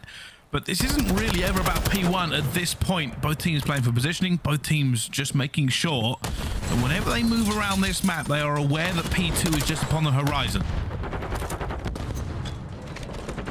Rotation is going to start coming on very, very shortly. Temp just trying to hold down top toilets as best as he can. This is the kind of map where Nero and Vivid really can cause havoc with Vegas Legion, but TJ and Standy are going to need to be at their best as they were in maps 1 and 2 if they want to close this out in 4. They know they have a good opportunity to score some crucial points, but Nero with a good kill over towards the back parking lot will eventually get taken down. Boston in good position over towards P2. Yeah, Boston really spreading this out as well. They are spawning Legion very, very far away, but he pinches actually to take that fight. There's a fight going on the side as well as he sprays every single direction, and somehow, even though Boston had this, they've lost it. Nice spray coming in from Legion. I suppose that is the prime example of getting that control over towards the back of parking lot. You can see Boston, even though they did have control, continuing to wrap around. Vegas Legion with control over towards that side. Awakening trying to disrupt that control right now. The push going to come from 2 different angles as Awakening finds 2 towards the back parking lot. The rest of Boston, are you here to do something about it, Calista? You need to turn back around. It's 3 in for Awakening. Big plays from Big Wig once again. Make it for my weird Awakening. He has caused some problems. Calista, though, that's a huge first little snipe going through. That's 5. He wants to get up here. Throws a trophy up. There's already a player waiting for him as well, though. Here's Beans up top orange, but Calista will gun him before he can do anything else. Calista a little bit isolated, though. Needs teammates to reinforce him so he doesn't have to look too many different directions. Eventually will be onto the point. It's a little bit spread out. Awakening already finding TJ. Calista taking nades to the face. And I wonder if Boston are just maybe playing this one a little bit slower because they're waiting for Awakening to maybe find a 6th. But as you call in your cruise missile, that's not what you want to see. It couldn't have went worse.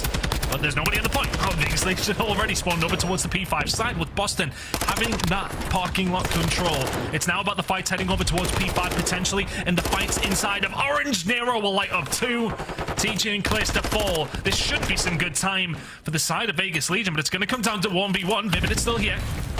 It's not really good time for anybody. Wow. P3 has been a bit of unexpected because nobody's got the time. Nobody's had the lion's share either. Rotation currently in the hands of the Legion. And so much time has already gone, but they have got a small lead. And the rotations they move forward, FaZe will be watching the back for them. And I suppose if you're Vegas Legion in that scenario, you didn't necessarily have that initial rotation over towards P3. You don't let Boston get a lot, if anything, on that either. So, works out for you. You're on the rotation over towards P5. You found some good gunfights as well. Big kills coming in. Calista 11 and 5 now. Awakening is really the only reason Boston that have 30 points when he finds those breaks over towards the back parking lot. And now they are spawning absolutely miles away. Vegas Legion getting some great time here. And Boston cannot find their way through. Temp getting some more kills onto the board as well. Awakening eventually finding one towards the back. He might chow for this as well, but Standy will shut him down. This is rotation again for Legion, but Temp cannot face 2 guns at once and will fall. And now Legion have a commanding lead. Can they make this a quick break and really hurt Boston? Standy pushing forward. Here with the rest of the side to try and find these initial kills on this rotation. Just having this little bit of pressure in will help Vegas Legion out to spawn over towards the tennis courts with TJ. This could be the way in for the side of the Legion now as Boston soaking up some good time. 10 seconds gone.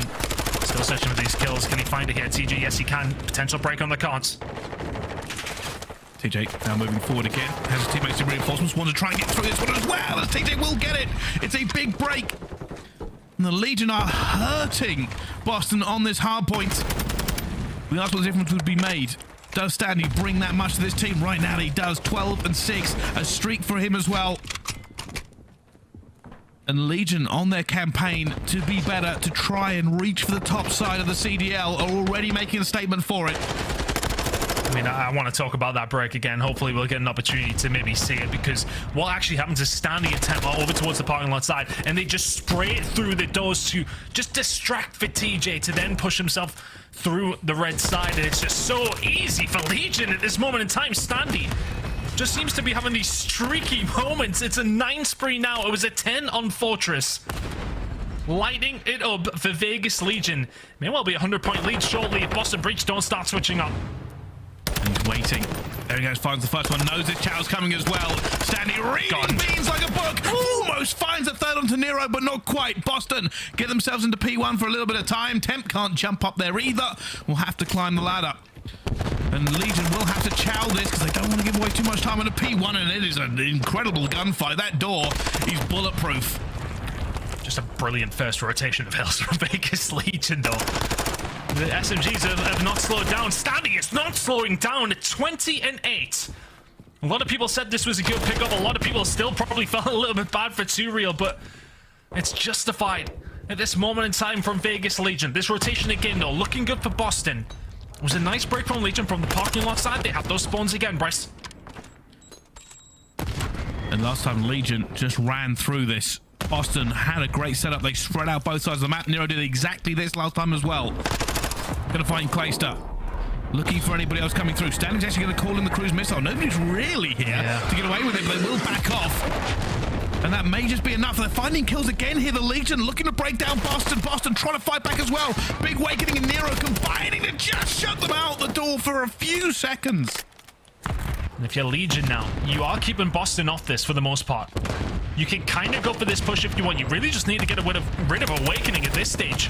Easier said than done. Awakening is yet, as is Nero now, as the time did tick on through. Vegas Legion trying to get themselves across, and if anything, yeah, you've negated that time away from Boston, but this rotation, again, is looking a lot cleaner for the side of Boston Breach. They're over towards P3. We didn't see much time here last time around. Boston need a good chunk of it. They certainly do. They can get it. They will be right back into this game. Let's find out how they are feeling in the comms, though. So listening with Boston Breach. I send you orange.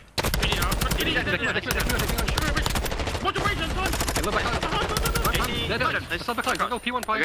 More ladder. He was absolute. More ladder, guys. P2. Morning, P2. I just want P2. I got your ladder.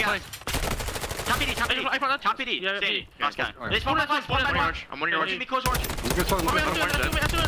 Bottom march. Absolute P2. Absolute bottom march. I'm trying to change the schedule. P2 as well. Orange dead. P2 as well. Get on. I'm orange. P on, going orange now. Yep. And orange. I got bumped behind the door. Orange weak. Go. This one close. Once you be here, you guys. Yeah, I sent in my P1. I spawned back. Money bathroom. Could be S1. Nothing S1. Double palm, missing money fire. We top PD. Double palm. I'm dead. Look for clean Teach. I'm gonna pinch top, bro. Yeah, deep left of me. He's X-Box. Yeah, watch X for me, bro. How much top? Is that the guy rolling for? No. Yeah, no, top guy spot. Shooting you, Joe. Look at you, Joe. Yeah, I'm playing suicide. Play top plat. I'm gonna spawn out. Yeah, you're gonna go spawn on me, probably. No, for no. Back. Play is up top. And Boston have this rotation. The comms are trying to figure out exactly where the Legion are laying in wait for them. But if they can hold this, then we'll be back in this game time. They are not fighting things in the kill feed as the Legion go to work and break. Yeah, that's really nice from Legion once again. TJ just takes his time over towards the backside, and all of a sudden Vegas Legion put themselves in a position, and then they snap in. Boston yet to be able to match the intensity of the SMG. Standy is 27-13. He needed a statement week here, and he is really performing well for this Vegas Legion side, but the job's not done yet. TJ will find another onto Vivid. The kill's starting to come through, starting to flow for Boston, but those last couple that are needed are not there. And look at Standy already on this rotation. Boston are currently all at sea. You're nowhere near the point in Standy. He's ready and waiting. There's another, and into the point. Go the Vegas Legion. Any fun anymore, though. Is a little bit tired, is a little bit broken. His teammates are trying to get here to reinforce it. Stanley finds the first, stays alive, jumping from counter to counter, still not going down in this one. Actually, Stanley continues to go to work, knife out, but does eventually fall. But TJ eventually there out to reinforce as well. The Legion should not have been allowed to get into this position. They should not have allowed to be breaking it straight away as well. Wow. But the fights continue to go their way on the back of Stanley. Get your fantasy picks in. He is making points for you today. 31 and 16 from Stanley right now. It is a 100-point or so lead for Vegas Legion. Ultimately, though, Boston have managed to find a breakthrough through thick and thin, if anything. Owakening will find one over towards the backside, but it's a break from the front that you got to be worried about. TJ will be there for the trade. Nobody here from Boston. Legion cannot win it here crucially, and Boston will have another bite at this one to try and find something. But Legion are going to be so close. Boston need to be pretty much perfect if they want to remain in the series, Bryce. Well, they get a few seconds here, and then it goes to P1. The best part here for Legion is that they can put pressure on the P1 at all times, and Boston will have to deflect it. Boston cannot worry about P2. They are in danger of losing this game right here and right now. You can see on the minimap they are setting up. They are in laundry, they are in red, they are going orange as well. They cannot afford to let this slip. They need good time on P1. But the stats tell us that Boston are the weakest team at finding points on P1. You need to find points, you need to stop Legion getting some of their own. That's the first gunfight I've seen Stanley lose in about 35 minutes. His Vivid will find one onto TJ. Good start from Boston Breach on this potential comeback. Still 15 seconds for Vegas Legion. It's not just a touch that they need. They need a decent setup. They need a good chunk of time. And that good chunk of time that Boston need is starting to come to fruition. Good time over towards P1, but rotation in 10 seconds is the most crucial thing. Legion are here. Boston are not. Boston have got to pull something out the fire right now, Bryce. There is a little bit of wind beneath the wings here of Boston. They have done it, Awakening to a 5 streak. They're now looking towards P2. They are not letting Legion put them down like this as they have the break. They're on the point here. Clayster is fighting his way, but that is a tennis court spawn for Legion. Temple finds a second as well, though. Only Big Way can try and deflect it, and he can't do it. 14 seconds left as Clayster himself goes to work. And now Boston, with 10 seconds remaining, are spawning in Narnia. It is the Lion, the Witch, the Wardrobe, but it could be the W for Legion as Temp looks for the first and the second towards the front door, and it's done. Legion take down Boston in this one. Smiles aplenty from Temp. He knows it's a big game for them. Revenge is best served in on qualifiers, ton. Oh, Vegas Legion. You've got the bits. You were doing so well. 3-1 for Vegas Legion. The hard points go their way. Control, yeah, again, still an issue. But the factor for Legion in both of those hard point wins are the SMGs. Standing this time around, it was TJ in map number 1. And it has made the difference. For all that we were big on 2Real and the players that he was making, he ain't dropping 34 on the heads of Boston Breach like that. And it wasn't just kills that he was finding inside the hills when they were finding the rotations. He was there first so many times for Vegas Legions. He was making so many different plays in so many different facets. It was so difficult for Boston to deal with it. We picked up players like Vivid and Nero. They matched to a certain degree, but they didn't excel like Standy did. Big game out of Legion. Big win for Legion, and that is a great start to their Major IV qualifiers, and it's a big scalp to take. Boston Breach are no joke whatsoever. Big win for Legion, as you said, a nice revenge win as well.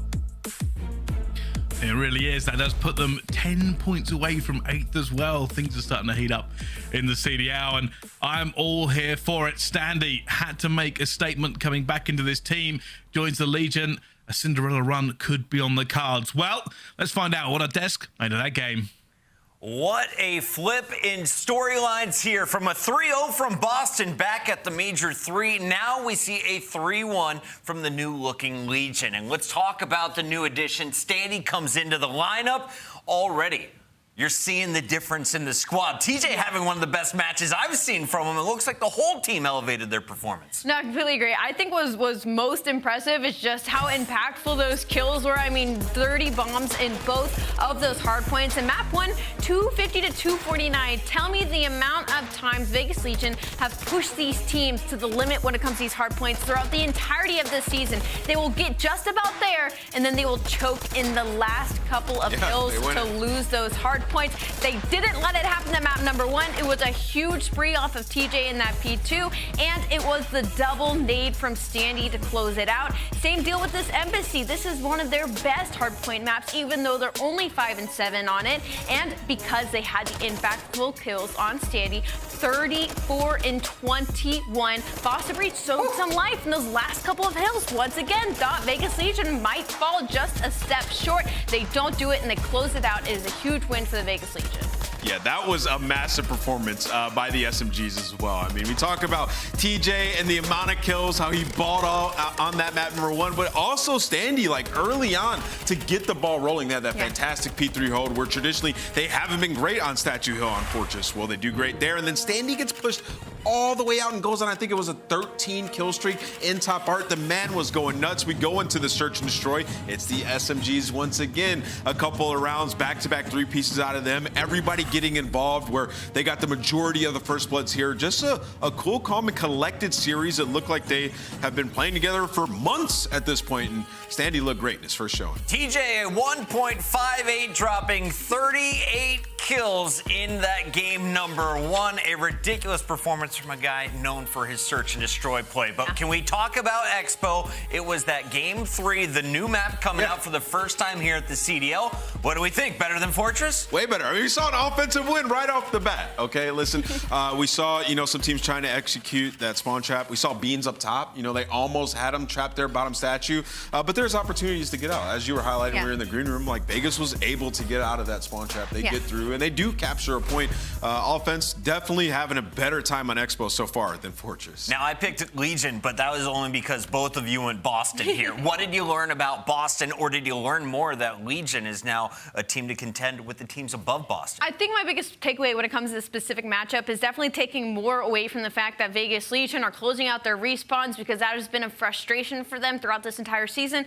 Also, they're still losing that map number 3. Again, new map, so like give and take what you will. They're still losing controls, but if they can just get on the level of some of these teams where they can write off one map mode, if they can write off that search and destroy as a guaranteed, which hasn't faltered since adding Standy into the lineup, they can write off that hard point, you can stay out of control all you want. Yeah, I feel like Vegas looked great. Like, I'm gonna attribute this more to like honeymoon stage of Vegas, Standy fitting in like a glove, good roster, but also with Boston, it has to be said when you look at this team, like there are some inconsistencies that time. We saw Nero have a very bad start to this year's Awakening, starting off 2 and 10 and then flipping it around, right? So maybe they're still looking to find that consistency. And also the first bloods, we heard Ton talking about it in that game 2 search on a CeeLo. Like, they give up the most first bloods in the league on that map and still not changed with a lot of time since that last major.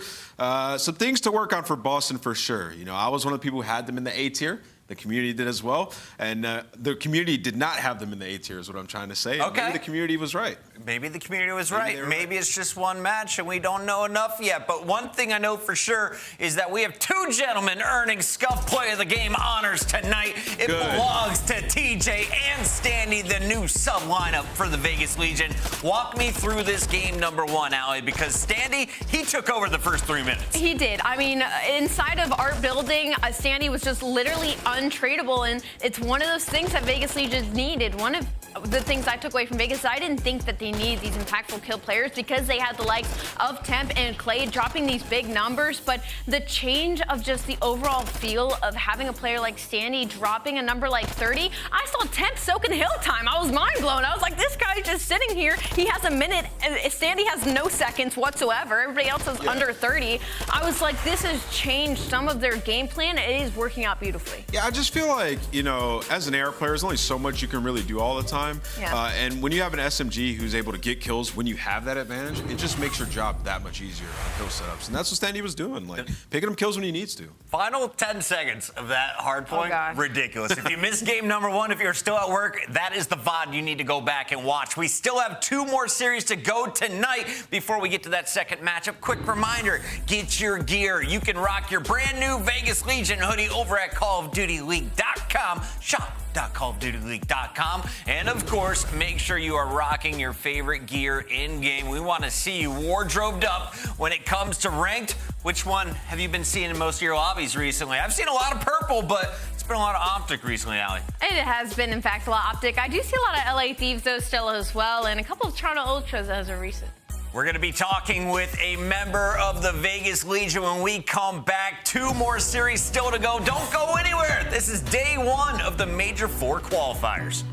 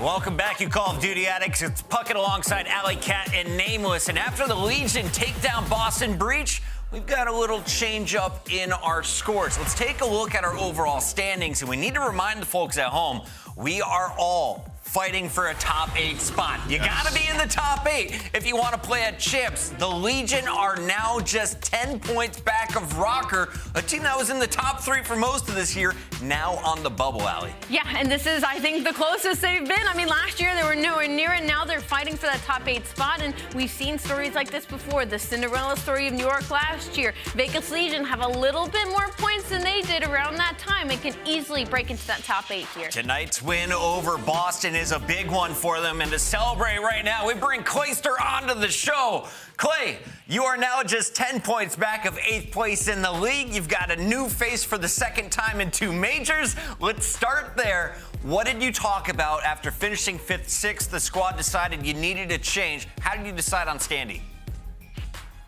We actually didn't really decide on Standy. It kind of just fell into our lap a little bit. I don't even think we were going to make a change, but as soon as we saw that Standy got released from Toronto, which means he's an unrestricted free agent, which means he has no buyout, it just became a no-brainer for us. I mean, Two helped us a lot, and he helped our team a lot, but we really lacked some slaying power, and I think we have all year, especially on our sub side of things. And I think Eli just complements TJ perfectly, and we just saw like the opportunity and decided to take it. Yeah, fair enough. And talking about opportunity, there's a new map in as well. Did Vegas Legion vote for Expo to be in? Of course we did. I mean, we lost a Marquee B on Fortress Control. Like, of course that map is out of here, dude. So we got a bunch of reps on it. We like Kimmy. We actually probably played it the most out of anybody. We've been scrimming it like 5 times per scrim set. Like, we just play it over and over and over. And I think we just got a little away from what we were trying to do. We lost that first offense, and it kind of threw a wrench in our plans. The map's awesome, so much better than Fortress Control. I mean, even just a look of it, it just looks better. It's pretty. Oh, good. I was gonna ask, after the series if you still wanted it in, but it sounds like hopes are high, so. Yeah, they definitely are still high.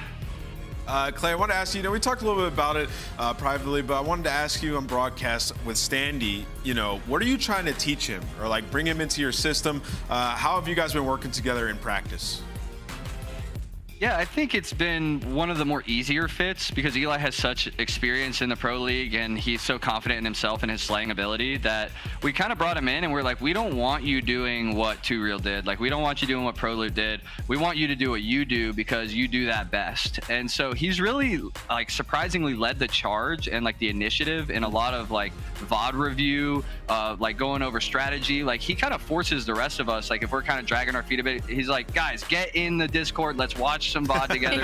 And I really like that about him. He's really taken charge and really came into his own. We allow him the freedom and the confidence to really do what he wants. And so what I'm trying to teach him is just that extra level stuff, the championship caliber stuff, the winning mentality stuff. And I think what he did on that Fortress where he was just in their art forever, like we've been begging for that all year to happen. And just to see it happen against a good team like Boston, it really just felt so nice. And massive props to everybody on the team. I think Temp after the match goes, that's the first time in 3 years I've been carried. Good job, guys. It's so just hearing that coming out of Temp, he's feeling good about the team. I'm feeling good. Tej is feeling great. He played phenomenal as well. Really love seeing Tej get unlocked with Eli on the other side of his sub duo. So really, team is just meshing well. We got to do well this stage. Got to make winners bracket, and this is a good start. I wanted to ask one quick follow-up because you guys turned up in that series. You looked unbelievable. Has it been like that in scrims, or did something happen when the lights came on and it was time to play a match? I would say our scrims have been a little 50-50. I mean, so, like, we haven't been getting blown out, which is nice, but just the energy levels in the scrims today felt different. It felt awesome. You could really tell everybody was like, okay, this is time to play. We're here to play this match. Like, you could tell everybody got elevated a little bit, which sometimes on our older team, these online matches playing from like our houses, it's kind of hard to get everybody in sync and on the same wavelength, on the same vibe. So it was nice to show up today and have everybody really feel like we were at like a tournament, like at a major play. Vegas is in the running. Congratulations on the win tonight. We look forward to your next matchup, Clay. Hey, thanks, guys. Appreciate all y'all.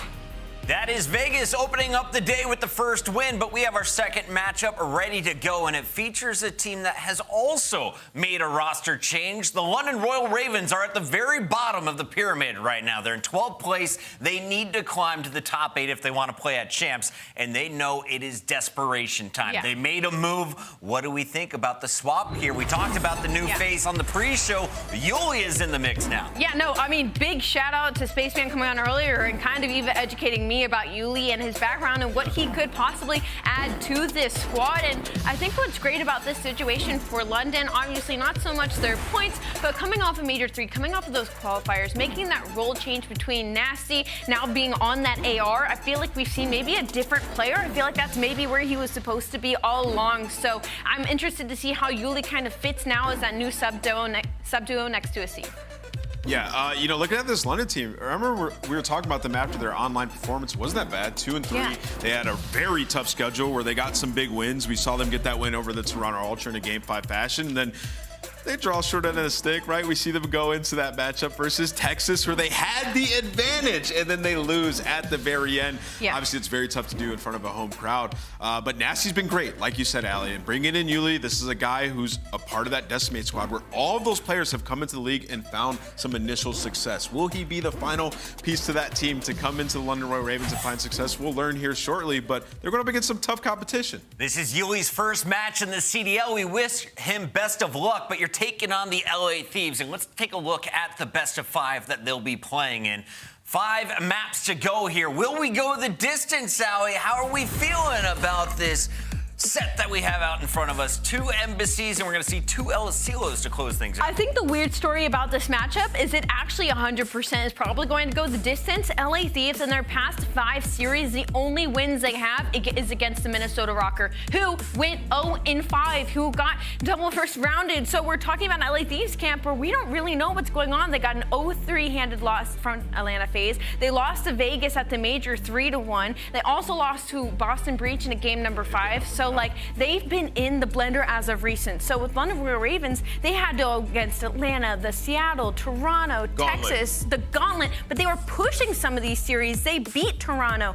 And so I think in this situation, this is a big trap game for LA Thieves. What Ali's trying to say is, like, when you look at both of these teams in this series, like, London in their most recent performances have looked like the better team to LA Thieves, right? Yes. So, and then also, to answer your question with the map set, I think it can go the distance, man.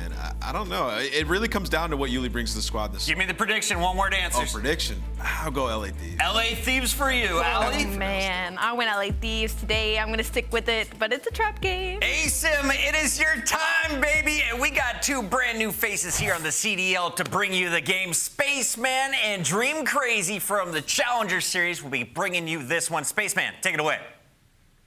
Thank you very much, Desk. Hello, friends. Major IV qualifications always seem to be an interesting time of year, but this time around, we got a revolving door in London that is all of a sudden put a human-sized object in the middle. It's Yuli. He's the newest addition towards the squad.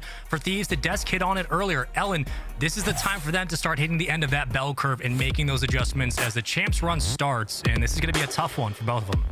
Oh, yeah, absolutely. And I mean, looking at that LA squad, first of all, I mean, I wouldn't, yeah, maybe they were in a little bit of a blender, but you have to remember that Kenny did not have a working controller before his match. It broke 5 minutes beforehand, and you know, Spaceman, how that can be very difficult to adjust to. New controller or not, it's like clipping your toe, like your nails before a match. Like, it's just so hard to adjust. It does get in the mental for sure, but also worth remembering when we get into this series starting off on Mercado. The last time these 2 teams played, granted, Kenya was out. We had in Capsule as a sub, and it was a bit of a stomping, a 3-0 by the LA Thieves. And with that, we started to see the trend set for what this team can do later on in their tournament runs. Granted, they've also started lower round 1s of some of our lands. They need to turn it around this weekend. And for Ravens, you're really just hoping for kind of an equilibrium. Like we talked about in the pregame, Ellen, Yuli has to get comfortable. And if that's the case, London, they have a real shot here. Yeah, indeed. And I mean, also too with the Thieves, they did start off on the bad side last time that they did play on this map, and now you see the good side. I was going to say that they did have, but that is a full break for the London Royal Ravens, and you see Asim doing his thing, 3-1 right now, zoning out towards Barber, and the LA Thieves now, they have to push through gate. You see them pushing through the back, and Asim just not going down, but does get taken down by Kenny, and now this is a perfect break for the LA Thieves from both the back Barber, and you see it. The flood is coming on through. It was the left side of the minimap where Envoy spawned up. He had a 2-2 zone, really kind of on the defensive hold for Ravens, but early on in, it will be the Thieves who have the point for now. A bit of a contest to ensue. Yuli, the newest addition to this Raven squad, right? Paul X is out, Zero is out, Yuli now jumping in. We'll see how the hill time favors the Ravens as this series goes on, as this map continues, but so far, it's been just trades in the kill feed. Pinstripes to start, a couple of more going the way of London, but as all the dust settles, the Ravens still trying to find their time inside the point. Yeah, and how much time are you going to commit to this if you are London? Because you see, that's beautiful scrap time that is won at old, but now at the back foot, there's only 18 seconds left, and it is the Los Angeles Thieves that are in control over this new kill here at 10, but that is damage done for Nastie. He takes down Drazah, so an opening through the back. You're going to see Kenny just still holding on at the hold point here, and I mean, for the Ravens, not bad earned, scrap time earned, but you still have to worry about that break, and now Kenny's going to continue to hold. We're still looking at the records from Røkkr and Hardpoint, and usually these game ones, right, you're looking at London with a 3-5. On the opposite sides, Thieves 7-4. Again, their breaks have been great, but the holds from Thieves have been the staple for this roster this season. They've been absolutely fantastic, and so far it's been the likes of Drazah who's really helped push down those first couple of numbers. 2 will fall, make it a third, make it 4. Everybody dropping. That's a full 4 dead. These find the wipe. They find the time as well. 30 seconds to fight over, building upon their lead slowly but surely. Slowly but surely, and of course it helps when Kenny is on a full spree here, but for the London Royal Ravens, just kind of like on the back foot of those rotations, you see that is a huge kill from Uli on the other side to take down Drazah, and another to take down Kenny, so the only player left that they have to worry about is Envoy in the back, and, well, searching for him, that's Uli who manages to wipe down 3 on rotation. Pressure in front of Barber. Kenny with great shots at range back into the lineup as well, hopefully with a better controller this time around. Drazah combining for 2, and now comes the chance for a potential contest, but as the shots ring out and the numbers fly on, and you're still looking at pressure out the front. Ravens not electing to give up any stretch here, but Kenny swings out right and well, does enough damage to at least buy some time before Thieves try to get numbers back into the point, but with that, the wipe is good. Thieves are back in. Yeah, back in. What a beautiful hold that it was there. So now, yet again, it's the London Royal Ravens looking to figure out how to break, and that's one thing that they are good at is breaking kills. So you see, kind of just trying to work on the back alley. The 3 members going to push through the back, and it's Envoy just spots him, shoulder peeking that, but still not a lot of time that is getting tallied up here for the London Royal Ravens, as still the Thieves are continuing to hold despite the team kill from Drazah, who takes down 3, even his teammates. It doesn't matter. Now 15 seconds left, 116-37 for the London Royal Ravens. This lead is running away for the Thieves. It could be a close game 1, and then it could be this, what essentially is boiled down to just Thieves dominance when it comes to these holds, right? You had a quick rotation from Scrapz, electing to give up that hold back in Barber. You're already thinking about the next point. Scrapz finishing his food, and with that, all blue in the kill feed for the moment. Everybody starts to calm on down. It's going to be Asim on your screen. We'll switch over and leaves a stun out just for a good check, but not enough to continue the play as he'll fall off. Good time here for the Ravens early on. The windup starts for Thieves, but they don't really have numbers through the back. Finally, some kills to fall, and with that, they might find a break. Yep, indeed. That's what we talk about. Tighter setups here on this courtyard hill, but what a break through the back it was. And still, there's 1 member left. It is Scrapz, who is on a 4 spree. So if he can just stay alive up here and wait for his teammates to flood on through dark, well, you say that Kenny takes down on the other side. He takes down Uli, and that is again a hold that is not successful for the London Royal Ravens, and Thieves again break through. There's 13 seconds left, and on rotation, Asim has to worry about 2 members from the LA Thieves up top and down low, and well, there's the stun check that comes through. You're getting really close to a dangerous situation. Almost a 100-point lead right now for LA Thieves, but you know what? I want to know what London's sounding like with the new pickup, and Yuli, let's jump to a listen in with Ravens. Head just dead. Bomb got me weak. And then you back door. Push that bomb. Yeah, he's window. Nice, good shit, guys. Get that time.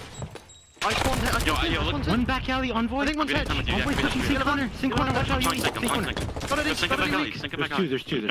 One's P4. Both pushing me top. Get to him. Yeah, your table pinch. I did the window hop. You got a sub on time, Envoy. One shot, last kid back in the steps. Balcony steps, balcony steps. Umbrella. Might pinch bottom. Yeah, he's back that. It's pulling me outside though. Kenny. Outside P4. Nothing bottom. He's bottom, he is. He's playing time, he's bottom. He went back out the door. Kenny. One on my back. Yeah, he's table in. I'm a child. Spawn blue. 3, 2, 1. Fine, Kenny, guys. 3, 2, 1, go. Two alley. I got one top. Nice, 2 dead. Octane's blue. Octane's just snaking blue. Octane's just snaking blue. And Barber challenge you. He's just falling barber. I spawned out. Oh, we got yellow van spawned in. Yellow van, I think. They're spawning Never mind. They're all spawning in. In P4, bro. I'm one shot right now. Someone in P4. Oh, we haven't got Got sub. the P4. I need it too. We're banging it. He's really weak, bro. I'm one shot. I'm heading south. Give me a second, I'm one shot. I'm gonna blue car. He's gonna blue One car. caution, one blue car, one blue car. I'm staying up. Could be getting me. Maybe one gate or caution. Blue car, don't see blue car. No, he's pinched me house, guys. Oh, you just went out? Where'd he go? One back alley. I just spawned. Yo, one's in P4. P4 weak. Coming to the right side. Yo, blue car on the heady. Every kill spawns blue. One's gate late. The comms sound good from Ravens. You can already start to see some of that small chatter picking up as the hill was continuing to funnel through for the boys in blue. But as things continue on and you're starting to see those kills fall once again, it's the hold from Thieves that we're worried about. And for Ravens, one of the better breaking teams in the CDL. Ellen, what are you hearing from them?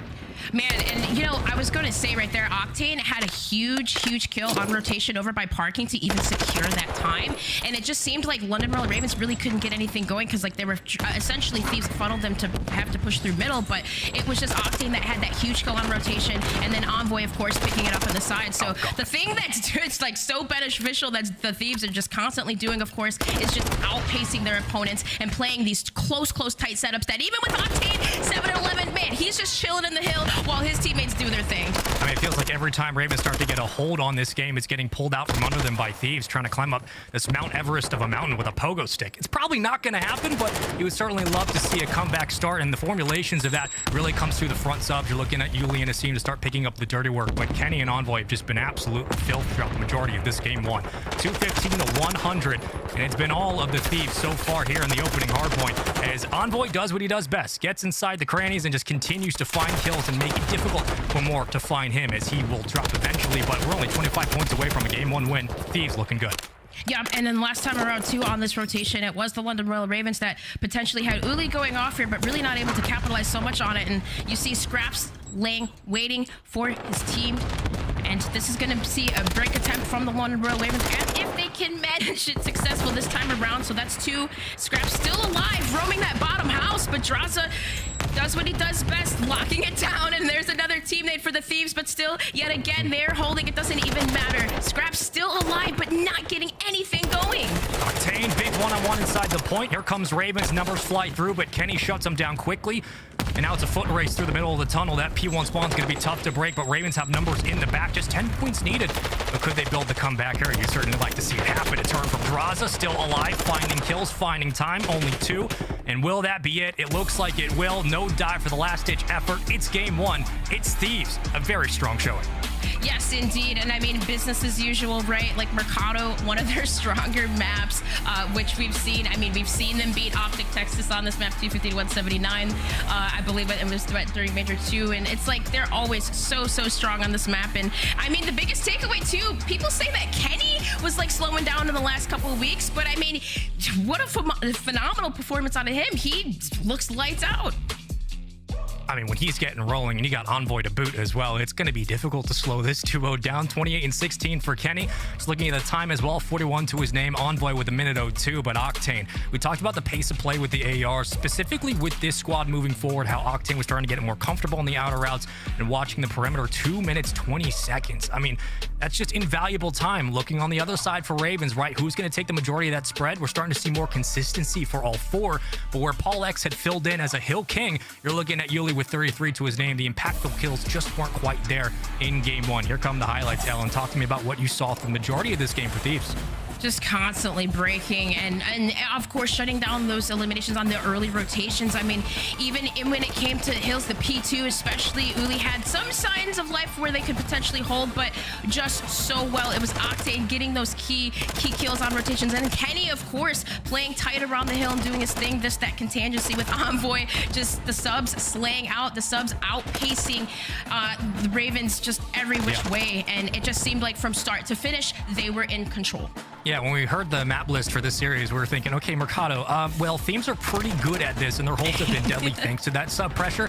You're kind of hoping maybe an issue goes on with Kenny's controller if you're Ravens. You're like, we don't want to have to face him in these tight corners, but yet again, it's just been the pressure up front. Asim was absolutely fantastic the latter half of that hard point, but a little bit too late for the Ravens to start to form some of their hills together, chain them as well, but it just was not enough in the end. Thieves looked very comfortable, and yet again, the last time we saw these two teams play, it was a 3-0 sweep. Granted, Capsule was in for Thieves, but he essentially did what Kenny did, and Kenny comes back in and shows everybody why he is a world champion. With that, everybody takes a breather. It's a 1-0 lead in the series. This best of 5 already off to a hot start. A very clinical one at that. The Thieves look good. You can see the total kills. This team has elevated their overall KD as the season has gone on. Yeah, I mean, 28 and 16 out of them, 1.75 KD out of Kenny, looking in top form. And I mean, when you, if like the last couple of series, we had Octane that was essentially like the leaderboard stat leader, and it's like, hey, if he's in the hill digging up that hill time and his subs are doing their thing, that definitely is going to make his job a lot easier. Yeah, I mean, the conversation essentially around Thieves at this point in any season, even looking back to Vanguard last year, was, okay, we're starting to make that slow turn into champs. We're starting to make that run. How are they going to make small adjustments? Small adjustments for Ravens were able to make a roster change, and rightfully so. And now they find themselves in a situation where they need these points as aBeZy's up next for S&D. Hello, welcome back. This is going to be a very tough one for Ravens moving forward. Again, granted, both these teams, not a lot of reps when it comes to aBeZy, but last time we saw Thieves here on this map, it was against FaZe. Ellen, it did not go very well. It was a very quick S&D at Major 3. What needs to happen for Ravens to tie up this series?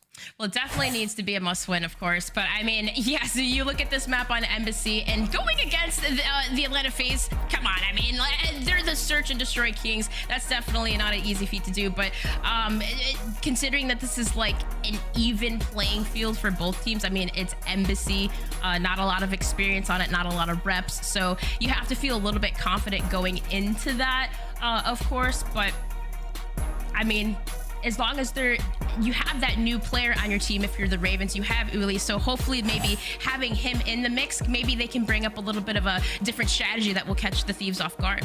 I think it's also worth noting, if we just want to talk stats, which is just always fun, right? You're looking at a 2-on-1 record currently for Thieves on this map mode combo.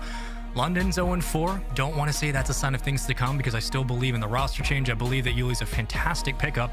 We do need to see the personalities of London come out a little bit more. It's just all smiles in those face cams for the moment. Octane feeling good. The boys happy to be back after Major 3. Maybe next time they won't drop down. I know they're the lower round 1 kings who've been marching their way through the bracket, but all of our attention now turns to aBeZy S&D. Here we go, folks. 2-1 for LA, 0-4 for London.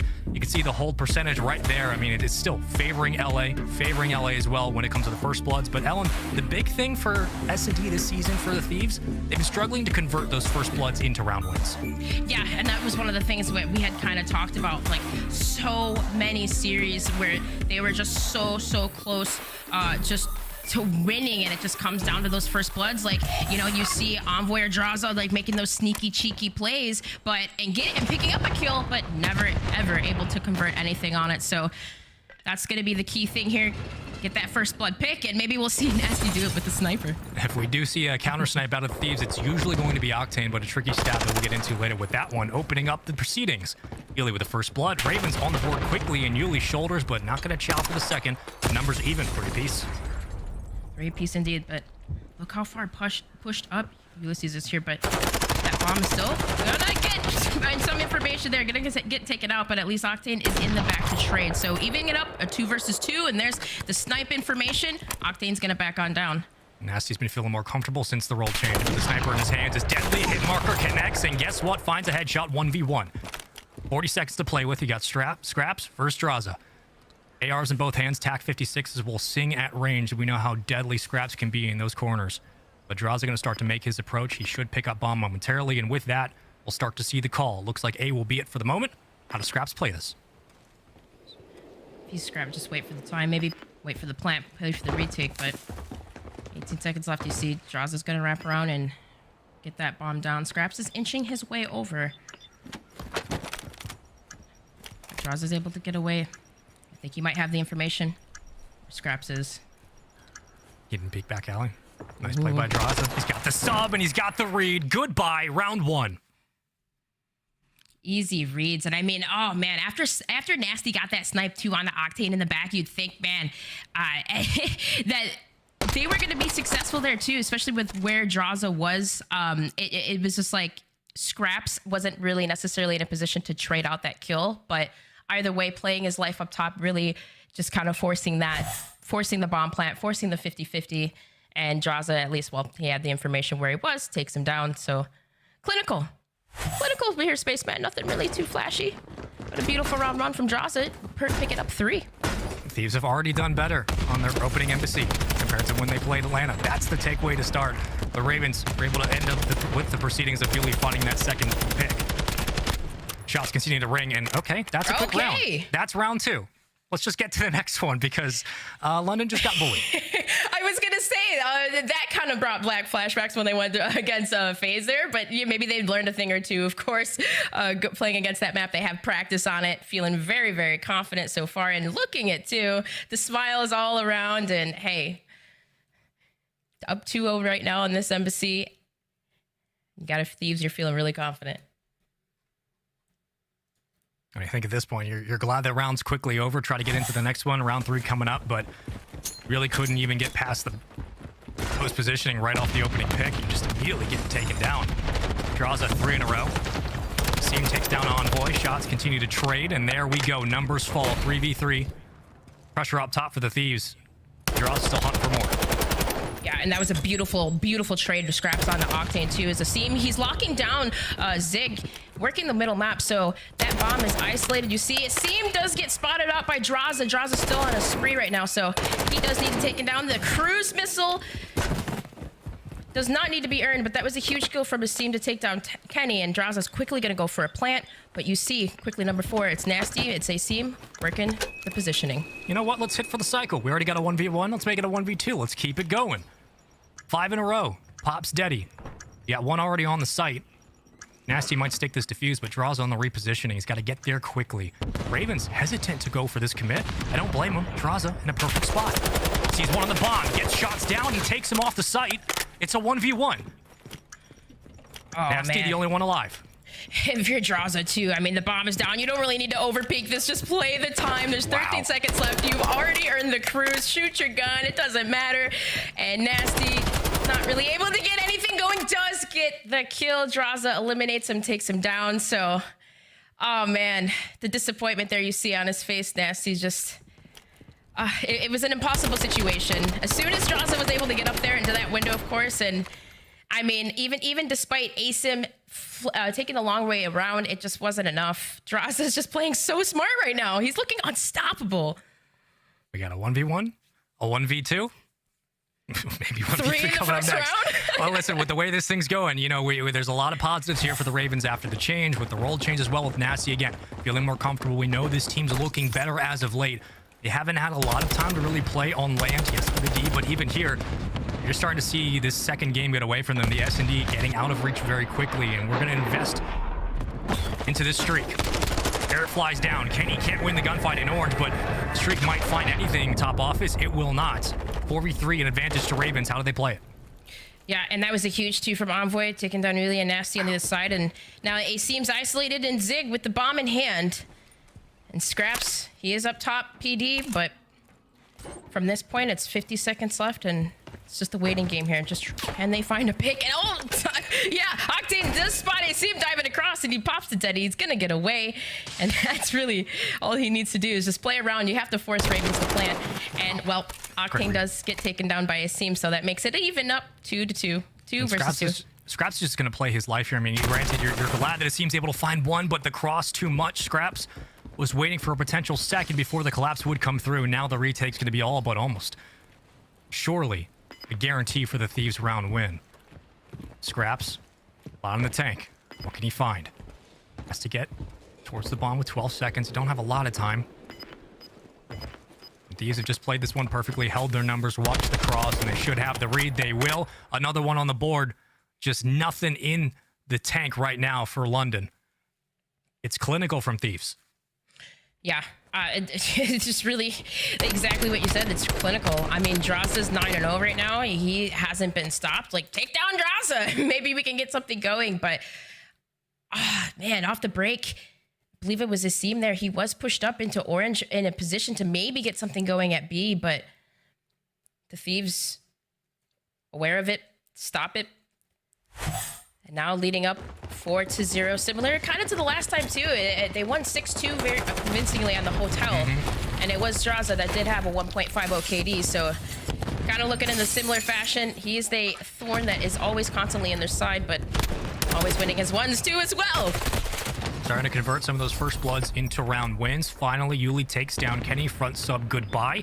Number split. Minimap. All three stacking. One on the outskirts going to be Nastie, who's watching for the flank from the back. But Octane peeking his corners appropriately and wins the chow yet again. Asim goes down, then follows up with Envoy. It's so easy right now for LA. It's a 3v2. Covering nicely for London, but I mean, where do you go in this spot trying to hunt down Octane in the back? And he's being a nuisance. Yeah, and that's all he really needs to do is just stay alive, play his life. And, well, you have Drazah up top, and you hear the information. It really does take down Octane in the back, but still not enough. You got an AR positioned on every single side of the map, and yeah, if you are London here, Spaceman, what do you do? What do you think they can do to adjust here? Because it just seems like every single play that they're doing is being completely taken down, and Drazah hasn't even died yet. I mean, look, you're not only... a couple of these rounds, you're losing the opening pick, but you're not just falling one at a time. You're losing multiple numbers quickly into the early round. You're not getting your post plans. You're not getting your early positioning at mid-map. The setups are being broken. Thieves are just having their way at mid-map, and the ARs have been picking up those subs. The Asim goes down quickly. Yuli goes down quickly. Scrapz only 1 in 5, but it's really not been on his shoulders. It's been a collective effort and just all of the pressure happening at mid. His Envoy will find the first, but again, back to an equilibrium. 3v2, Thieves with numbers. And they know exactly where London are at. Yeah, that was a great bait there, too. The pre-fire came in through, but hey, this might be some signs of life. Really, might be able to get this bomb down. Now, Scrapz in the back. Uli's still trapped kind of there in the front. And Octane, no, takes down 2. When you thought maybe something can happen, what a map there. 6-0 on this embassy, and Drazah did not even falter. 11-0 to his name right now, and all smiles from these guys. Spaceman, listen, they may have had a shaky Major 3, but listen, when you have a broken controller, just the momentum can change anything. I just don't think that this team, some teams say that they could be having a breakdown, but it just like they did last year, they always find ways to bounce back. And man, look at that. Kenny went 0-5. Yeah, Kenny was supposed to take this match personally, right, coming after Major 3, but I think that Drazah was the one who got that memo, because 11-0, it was 3 plants to his name as well. This was a stomping, right? Game 1, maybe back and forth a little bit. Start to see Thieves pull away around that second rotation of hills, P3, P4, etc. Røkkr usually their favorites, but we're looking at Embassy. I mean, again, you're looking at a London squad that's currently now updated 0-5 on that map mode combo. Thieves 3-1. First 2 maps really did seem to favor Thieves when it came down to the nitty-gritty. And we're putting pen to paper here. The brass tack says this: Thieves are up 2-0. We're going to El Asilo, where we know that Thieves started to get a little bit better, not much, but a little bit, making marginal improvements on El Asilo. But you're looking at London, they've yet to win an offensive round in control. 0-6 on that map coming up. And, this is the time to start finding points, making that turning point into champs in Major 5. Or Major 4, excuse me. So there's a lot here, Ellen, for Ellie to look over. There's a lot here for London to consider as they try to make adjustments. But we'll have to wait and see how all that comes up next, because we're going to go to a commercial break. When we come back, control on El Asilo. You don't want to miss it. It could be another 3-0 for the Thieves. We'll find out after the break.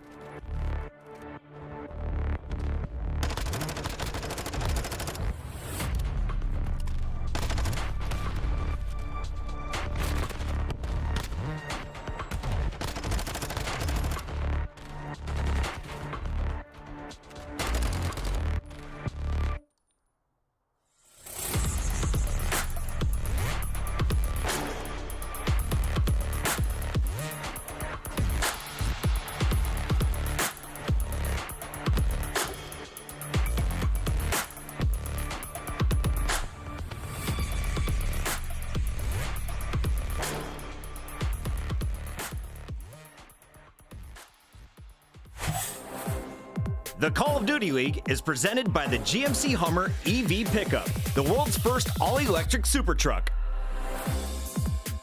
Upgrade your game with the Scuff, the official controller of the Call of Duty League.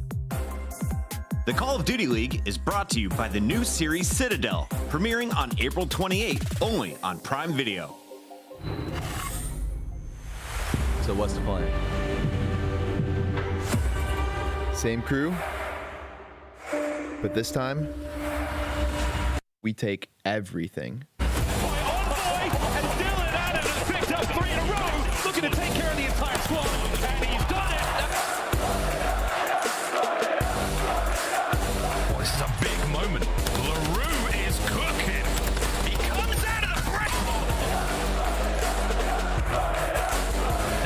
I think he did. You can see the arrow comes. Here it comes. Oh, by the second. Huke runs into trouble. Oh my God! Kenny on the flank. Kenny on the flank. Kenny!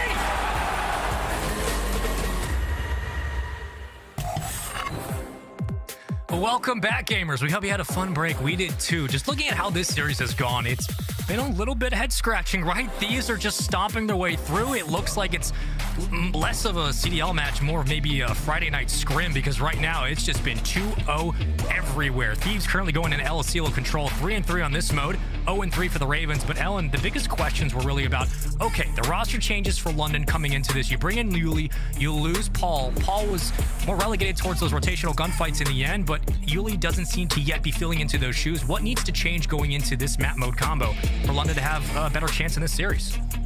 Honestly, they need to figure out a way to match the pace of the Thieves, but like we talk about this revolving roster for the London Royal Ravens, and it's like, Spaceman, I hate to say this, but like with Paul, it felt like they had more of a fighting chance. Like, they look at how close they got with OpTic, and like here now, it's like kind of the same thing. Like, we're going back in circles. So I would just like to see their pace increase a little bit and see that top form that we saw. And I say that, and that's a full wipe on the board. The aggression here has been matched so far.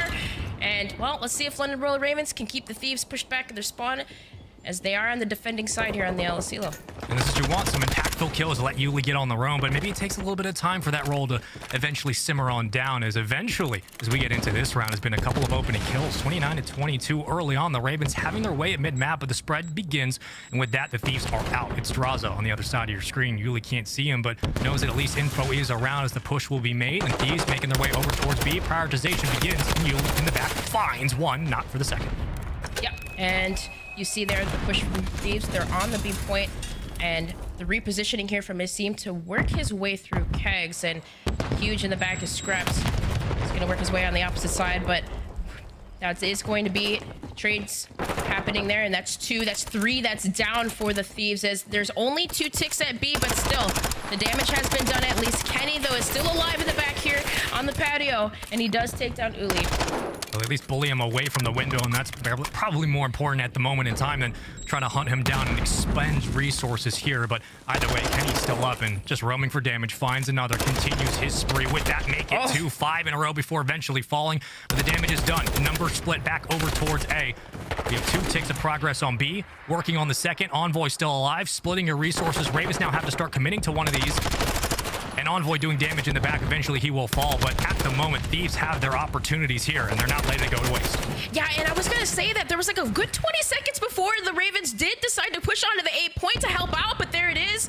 The capture over at A, and only 1 tick that is needed over at B. I believe that was Asim trying to help bait out Nastie's streaks there, so now he did earn a cruise missile, but to what cost? A has been captured. Now you have to figure out ways to stay alive over by B. The advantage here, though, for the Ravens is they do have lives in their favor. So you see Asim pushed all the way far up, and also Ulysses getting the information that Drazah's in the back, who is huge right here. That is a huge kill for Scrapz to take down Drazah. So now the damage is done, but again, look how far pushed up Thieves are. Put another 60 seconds on the board, 45 to play with. It's Yuli on your screen, tack in hand. We'll see what the AR can do as he tries to hunt for the footsteps, but all white in the kill feed. There's the white from Thieves. They're now on to B, working on that third tick, and yeah, that'll do it. That's round one. Very early on, the offense gets on board, and Thieves have an opening round win to show for it. Ravens put a couple of numbers up. They were getting those multi-kills that were big for keeping them involved, but in the end, it was Thieves with the wipe and just the mid-map pressure. Drazah on the outskirts, 3 and 4, but those 3 kills came at opportune times. That's a round one win for Thieves. Yeah, indeed. And again, it just off the break, of course, the Thieves immediately getting some time over at B. It just seemed like there was an opportunity right off the gate.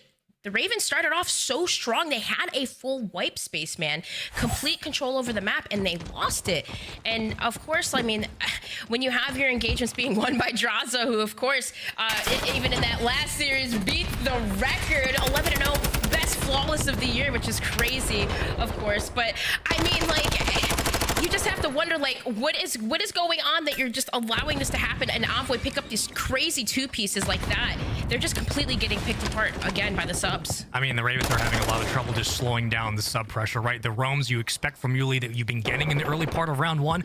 Now it's your time to attack if you're Ravens, but Envoy punishing up close very quickly and draws it through the back. We've seen this time and time again to combine, but pinstripes for the moment, and with that number slow in the game comes to a bit of a crawl, a stalemate to start. Numbers onto the point, losing B, but Ravens continuing their press, 26-25. Still Octane fighting for really possession over this point, and he is successful, rewarded for his efforts as everyone helps out. And with that, 3 more fall. Ravens losing numbers quickly. Now what do you do? What do you do indeed? The map, every single lane is being locked down. Octane is on a 5 spree. Everybody else 1 apiece. And the time is dwindling. There's 28 seconds left. And there's a sign of life there. Yuli was able to take down Envoy in the middle here. So you see Nastie and Yuli working their way towards, I believe, I was going to say towards that A site, but they have to wait for the wipe.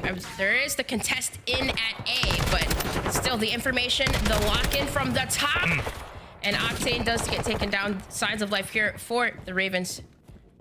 Spawns are a bit deep, but Scrapz and Asim are going to have to work in tandem here to go for this break and try to help out.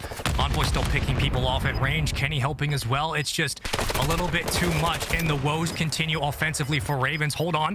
They're on to A for a moment. Drazah shutting it down, closing the door in their face, lining up the second, and there's Octane for the cleanup. That stun was hilarious, but now into the contest. Thieves throwing number onto the point, but they just don't have enough. Nastie picks up a kill. Octane's the only one around. Kenny with the follow-up. Octane with the chow gets 1, maybe 2. 1 second to go. There's the wipe, and there's the hold. Envoy will get off the point, and with that, Thieves will continue their contest. This round's gone. The offensive woes continue. London cannot find a win offensively in control on this map, and they won't find it in that round. Yeah, and I saw right there at the end, it looked like there was a potential contest from Yuli to try to pull some attention over at B, but Drazah able to take him down and stop that play.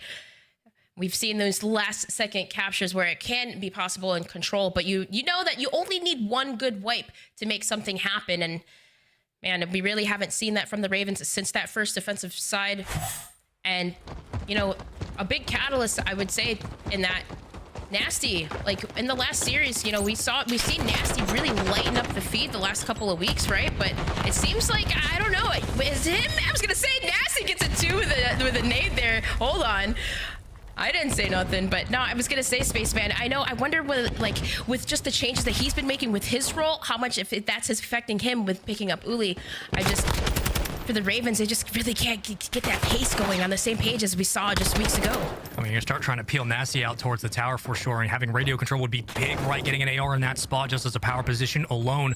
But getting back to baseline for the Ravens, again, the sub pressure's been lacking in this series. Asim 9-11, Yuli 8-14. Not enough to get onto the point. And back on the attacking side for the Thieves, they have everything in the toolkit to work with here. You can pick your poison and choose when and where you want to send numbers for the moment. We are considering A, and with that, A's done. We're putting another minute on the board, 2 minutes to play with. Numbers still fall, but guess what? Damage is done. You have everything in the tank to work with here, and all the time in the world. Now you can split these spawns and pick them apart. Like we've seen in the multi-kill game, Thieves are more than happy to play that. Yeah, indeed. And, I mean, on the opposite side, Yuli is on a 4 streak right now. That is a bold challenge there, especially when it's Drazah beaming like that. But play positioning here, stay alive, and Well, we'll see if the Ravens can get anything going on the other side. They can at least take down... I was gonna say Drazah here, but the streak from Octane is going to see if we can open up something, but the trophies, everybody's gonna funnel inside the shed. Nothing connects, but look at number 8. Look how far pushed up Envoy is. It's a big kill in the back from Yuli. At least takes down Octane, so that mid pressure from that AR is gonna be gone. But it doesn't get anybody off the point. That's the big problem. These are still going to stack, make it 2. They know the spawns now for Ravens. There's nowhere to run. And where do you go? You're getting beaten by the missiles. Here comes Nastie with an investment, just trying to clear the point, but that trophy will take it out.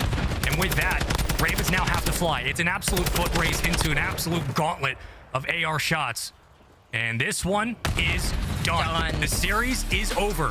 Thieves, fist bumps all around. Anticlimactic at best, but smiles nonetheless. 3-0. The Ravens get absolutely bullied here on Friday. Yeah, and I mean, like, we blinked and it was just done. It was just done, Spaceman. Absolutely insane stuff. And I mean, a couple of signs of life that we saw from the Ravens, but it's not that they're a terrible team. It's just they really can't get these roles, this revolving roster, these everything situated. They can't figure it out. They cannot figure it out. And yeah, it's unfortunate there. I mean, 9-16 from Asim, 8-15 from Scrapz, and man, Spaceman, you got to feel for them just coming off of Major 3, how well they performed. I mean, it constantly feels like we're talking about London in the realm of they're better than their placings. They're better than what they're showing us. And that's absolutely true.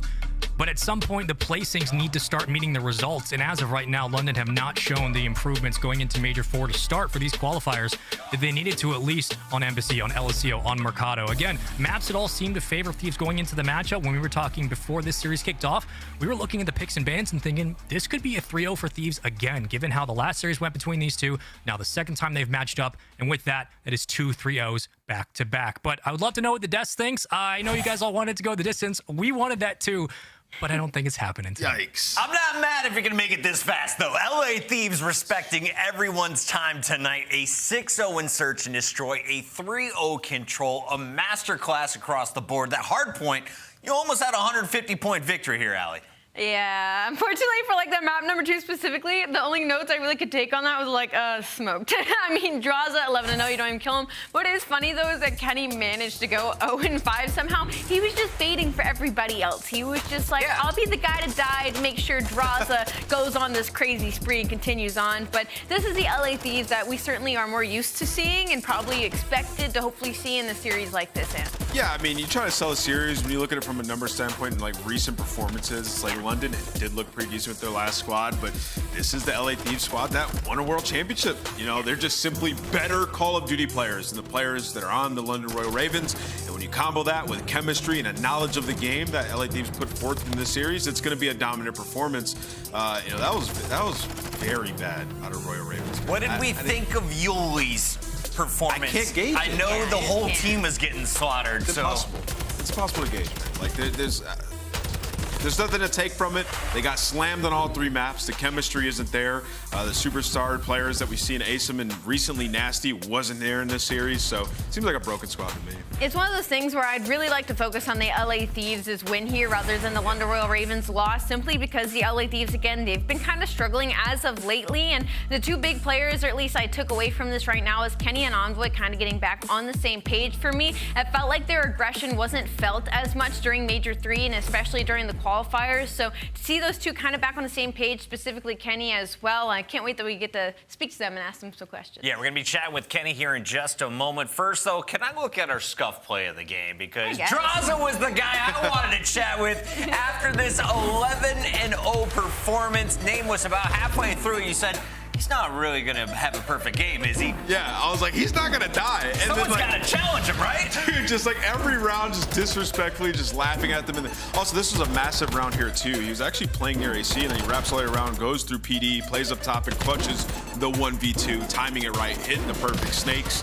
And you can see towards the end of the game too, Puckett, the last 2 rounds, he realized like, yo, I'm flawless and I don't want to die. You guys take the challenges and I'll come for the cleanups if I need to. Just an incredible performance out of him. That is your Scuff play in the game. It doesn't get cleaner than 11-0 in Search and Destroy from Drazah. Right now, though, we are joined by the man who is putting his body on the line, allowing that game to be possible for Drazah. We got our man Kenny joining us once again from LA Thieves. Kenny, how we feeling tonight after the 3-0? Great. I feel like we played some pretty dominant COD right there. So what did you guys do? You lose to Legion back at the Major in Texas. What happened over the course of the next 15 days? It was kind of just like trying to find ourselves again in like respawns at least, and obviously working on S&D was one of the biggest things for us. But we felt like we were slipping in like our respawns a little bit and just kind of working on that. And like I said before, figuring out a new game plan in our S&Ds and find a way to like, you know, mix it up a little bit and have people do different things.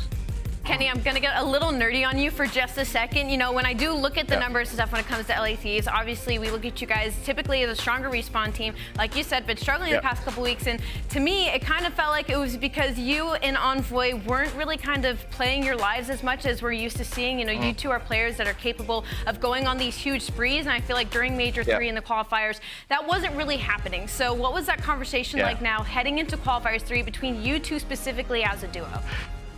Well, for one, I had lots of talks about not taking long-range gunfights with a sub. That was number one. And then, me and Dill was working the map together and like taking some new routes, kind of adding new routes to our respawns, and like you said before, playing our lives a lot more. I feel like that's like one of the biggest things for us is like our teamwork. So whenever we're throwing our lives away and, you know, taking these challenges that we probably shouldn't be, it allows for us not to use our teamwork. So it was just something we had to, like I said before, find ourselves again and just completely work on, which we have been doing the past few weeks. Kenny, I've noticed like in the last 2 stages, you guys have been playing a little bit better in the online format. What has been like the change in the process for the LA Thieves camp between you guys and the coaching staff? What's been the change throughout these last 2 stages? And then what's been the change throughout this one? Because you look unbelievable in that match. Definitely just the mentality, just because like we know how much online is like a big deal, but at the same time, like I said before, when our teamwork's on, like it doesn't matter like 1v1, you can lose 1v1, you can get joked, you can do this and that, online ping, whatever, but whenever you're shooting together, I mean, anything can happen and it's always good. So whenever our teamwork's on and then we go to LAN and obviously it's even playing field, it just feels way much better. Kenny, we all know that you look good as a Jedi, but I want to know, who's your favorite superhero? Favorite superhero? Thor, probably. I'm a big Thor fan. That's a good answer. I don't know why. Probably because I love Loki as a villain, so it's probably like the brother, like revenge type thing. You look good with a hammer too, my friend. Thank you for joining the show. We gotta let you go as we have one more match. That is Kenny and the LA Thieves. They take the second win of the day, and you can still win tonight. Before we go, want to quickly remind you all to pick up your Upper Deck E-Pack, the trading cards from the 2021 Call of Duty League, available right now. Scan that QR code and start your collection today. You can end up with an autographed Scum card. It's possible on your computer. You can have it. We're going to a break. When we come back, it's the final match of the day. Subliners taking on Atlanta. It's a battle between our Major 1 and Major 2 champions. You don't want to miss it right here on the Call of Duty League.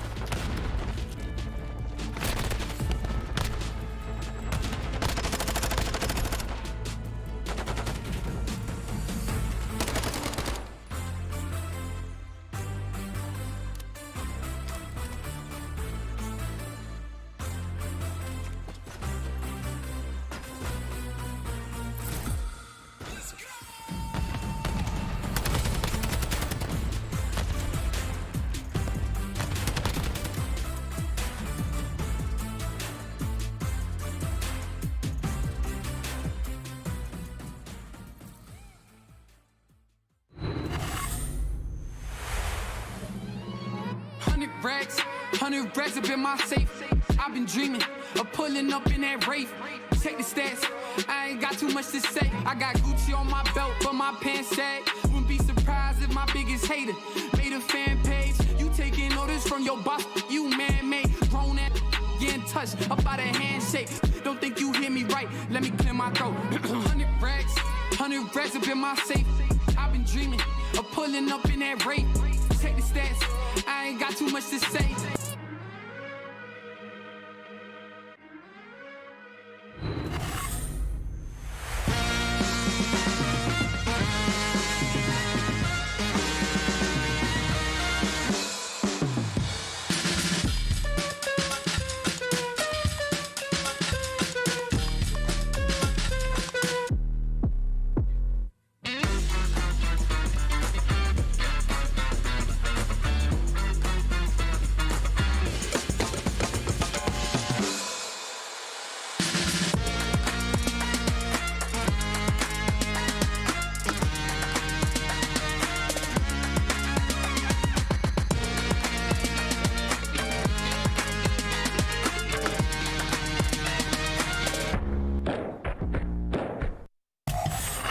Welcome back, everybody. We have our third match of the Major IV Qualifiers kicking off right now. Chris Bucket, Alley, Cat, Nameless in the building. And let's break it down, Alley, because this is a good one. If you've been watching since the start of the season, you saw the Subliners win our first event. Then we saw Atlanta taking home Boston. Now we get to see our two major champions facing off online. Yeah, and it should be a great matchup. I mean, the last time these two teams went up against each other, it did go to a Game 5, and Atlanta FaZe did end up on top. But kind of the biggest conversation when it comes to the series is that New York has been struggling as of lately. Not just struggling, they got sidelined by Florida. My bad. 9 through 12, from first to the bottom position for the Subliners. But when it comes to the qualifiers, this is a squad I always expect to pull off at least 3 victories along the way to the major. Yeah, you know, I expect them to figure it out going to the major because I feel like during the qualifying stage, they put a lot of work into their search and destroy. Now, it wasn't the greatest qualifying stage by all means, but this is a team with so much talent. You expect them to be taking respawns. They also had some maps going into the major where you're like, okay, that's a lockdown map. It's been good for them all season. It just didn't go their way. With this New York team, I feel like they had themselves an excuse when you look at Major 2 and the travel schedule that they sort of clinged on to. Like, oh, well, we just figure out our search and destroy and we'll be fine. Well, no, they were ahead at Major 1 and they dominated in respawn.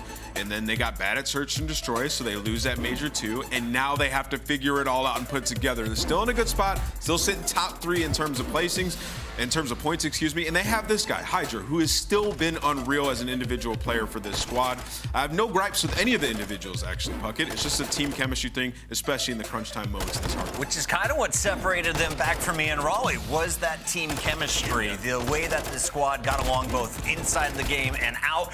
They, of course, struggled on land, but this is a brand new day. But you're going up against our Boston champions, a team that hasn't finished outside the top 3 when it comes to land. I mean, what is the key to success here for Atlanta to keep it rolling? Because I feel like they're the favorites on paper, right? oh, absolutely. They're definitely the favorites on paper right now, simply because those maps 2 and 5, I mean, it's how they closed it out last time against them. It was in that nose-low fashion of the 2-3-5s. And Atlanta FaZe, they have not slacked in their search and destroy. They are 30-9 record in search and destroy right now. So that game mode is basically locked up when it comes to Atlanta FaZe. But here's my gripe, and here's where they need to succeed in this series. Drop it on me. And that's going to be in the hard points. It's something they struggled with for the past 2 years for some reason. It's Atlanta FaZe. They have the talent, so they're always pushing these series. But I feel like if they just figured out that hard point, they're getting to those hills and they're not breaking and they're not rotating. That is their biggest problem right now, is they can hold. I mean, you have Cellium with a 78% non-traded kill percentage. You have aBeZy and Simp, probably one of the best sub duos in the game right now. And you have Slasher for your search and destroy, but you are not getting to these points. You are not getting your fundamentals unlocked. This was a problem they had last year. This is a problem they have falling into this year. They're still a top 3 team. That's what's so frustrating, is if they fix that one thing, they'd be a dynasty. Yeah, I feel you on that. I still feel like in a lot of these series, though, they're going like 50-50 when it comes to the hard points, and it's like, okay.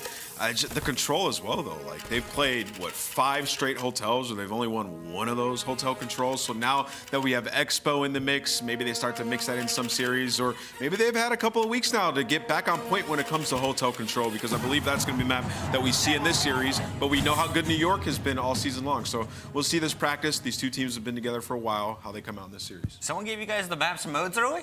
I got Well, I got them right here for everyone else at home. Don't worry, you can be just like Nameless if you write this down on your notepad. Embassy, Hotel, El Asilo. Let's talk about who has the strengths, though. Allie, I know you've been diving into the numbers.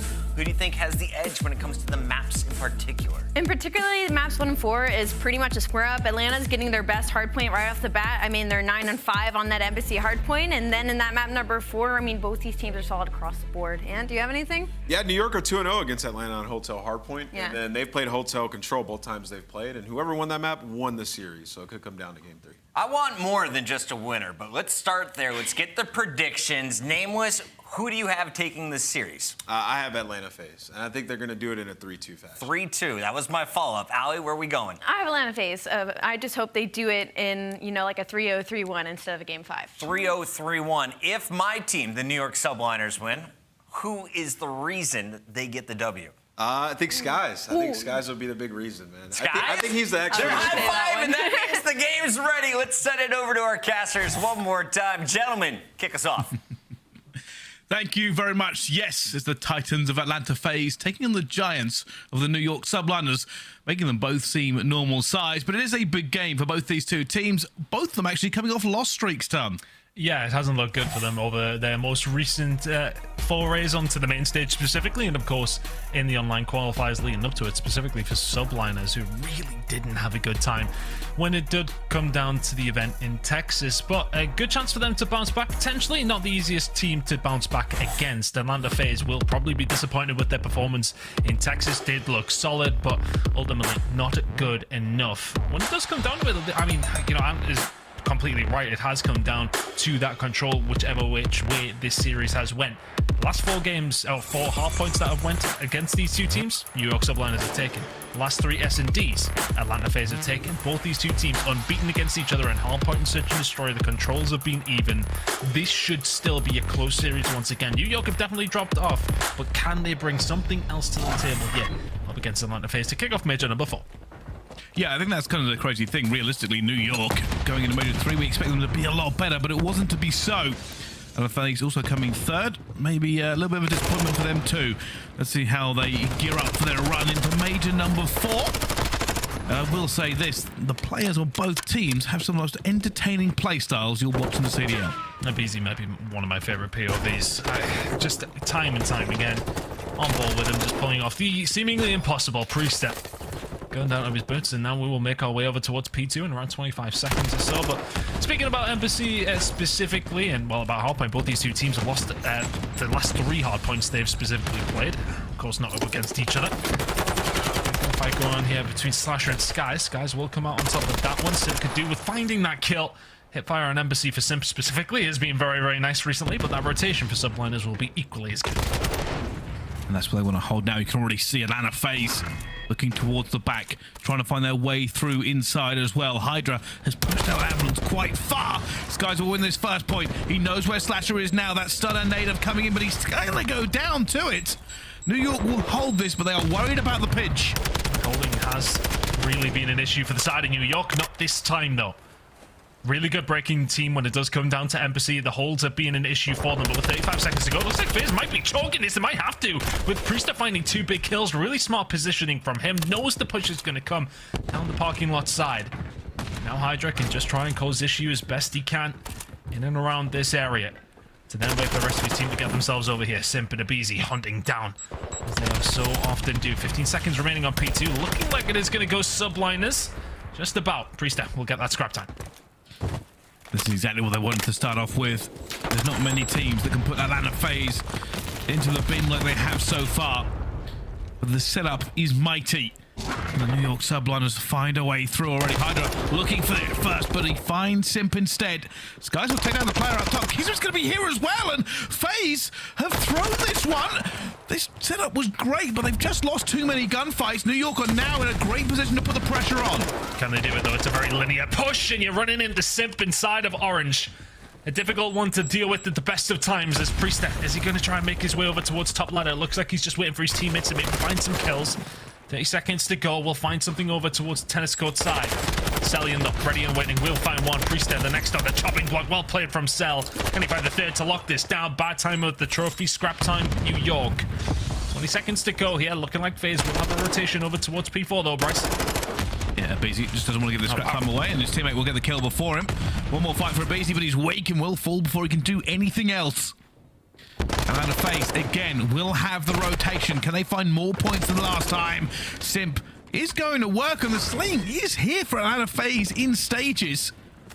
But it only really counts if they can find the points. And I want to say that, you know, we've seen these two early rotations to a certain degree from Atlanta FaZe. They've been here in numbers and set up very, very quickly. Their whole percentage on this map is so good. So they've been relying on that working for them, and Simp finding a couple in the mid-map is going to help that whole percentage just rocket on up. 2 kills though for Subliners, potential break on the cards. There they go, that's a huge stack. You don't normally see 4 players piled down a corridor. Don't know whether that was a miscommunication or just a plan they had, but they line up. And out of FaZe, that is shooting fish in a barrel, but it has been broken just a few seconds as the teams look towards the rotations. And aBeZy may have just caught Skyz napping. He knows he's here.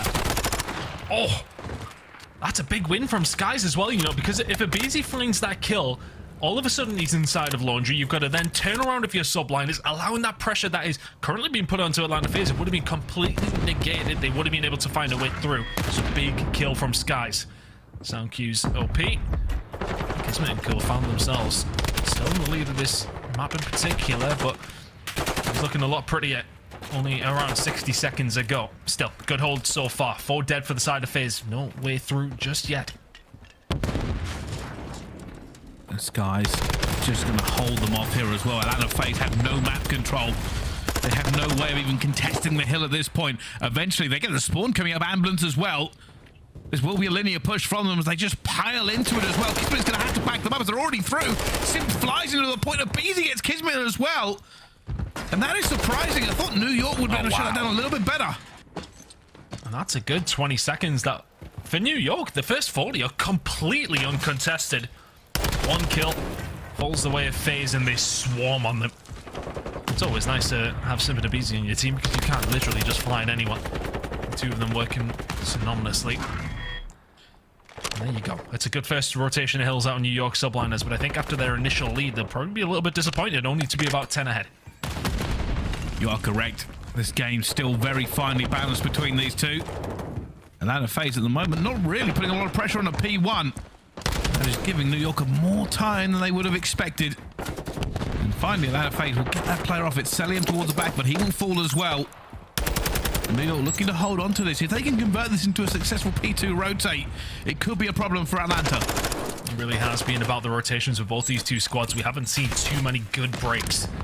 Outside of that one on the final hill on the first rotation from Atlanta FaZe, it really has been about who is here first, is picking up the majority of the time, which is, yeah, how it usually is. But in terms of breaking, it has been good for the side of FaZe. It's been great for the side of New York. Haven't seen a great deal of an example of that so far. HyDra towards the back will get taken down. FaZe looking like they're going to win this row though, Bryce. They certainly are. In Atlanta FaZe, while they are behind, they can always fight back. Let's find out how they are feeling though. For the FaZe, listen in.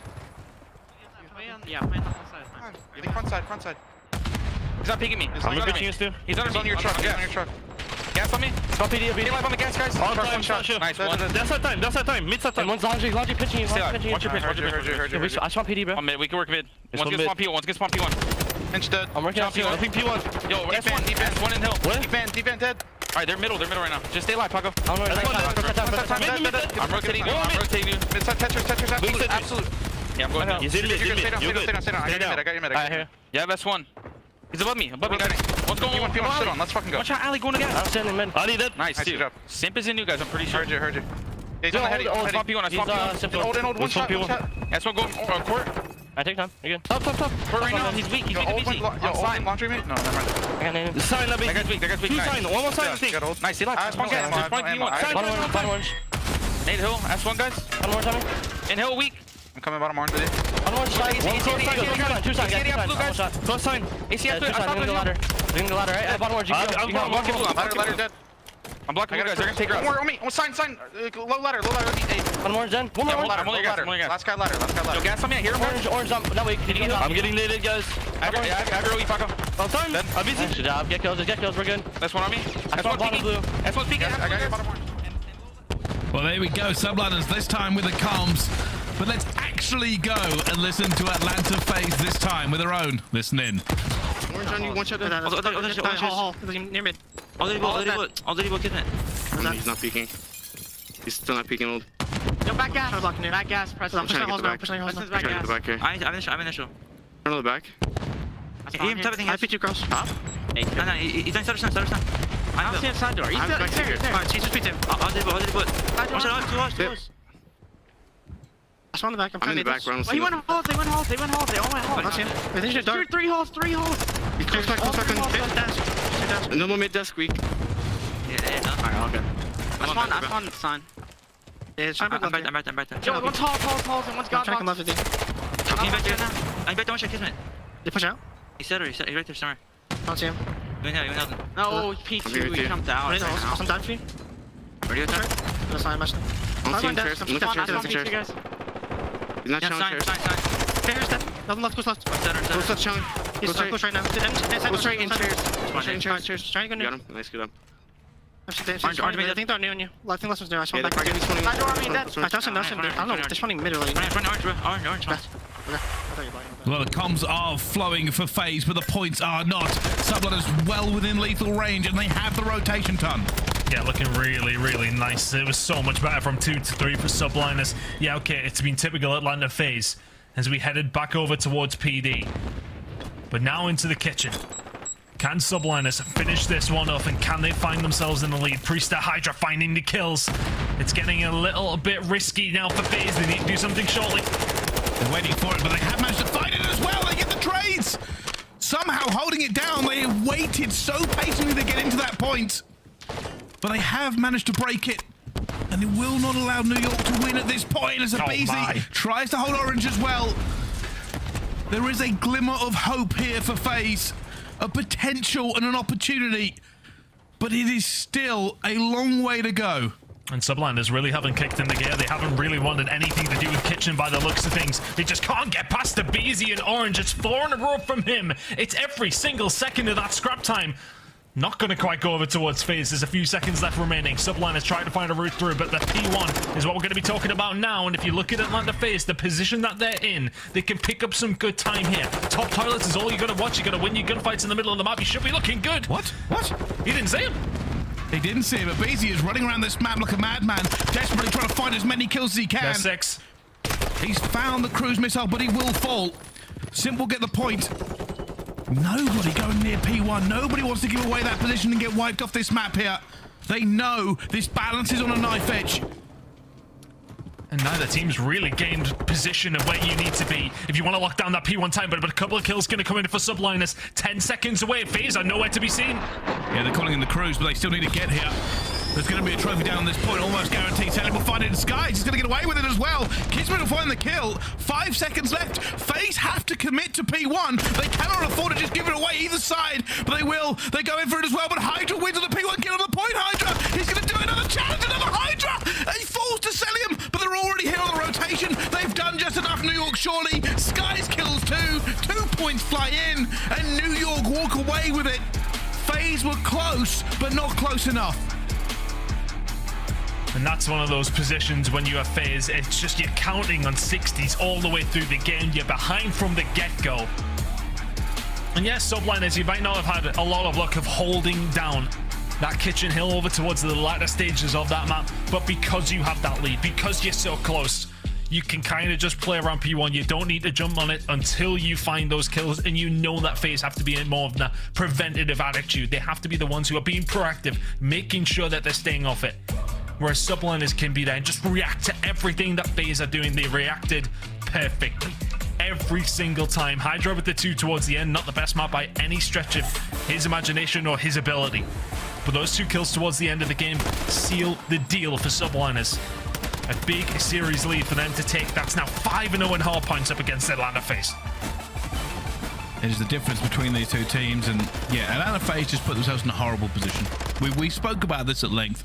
P1 to P2 could be the dagger for so many teams, because realistically on this map, normally you can afford to bleed off some seconds on P1 and say, hey, it's all right, as long as we get P2.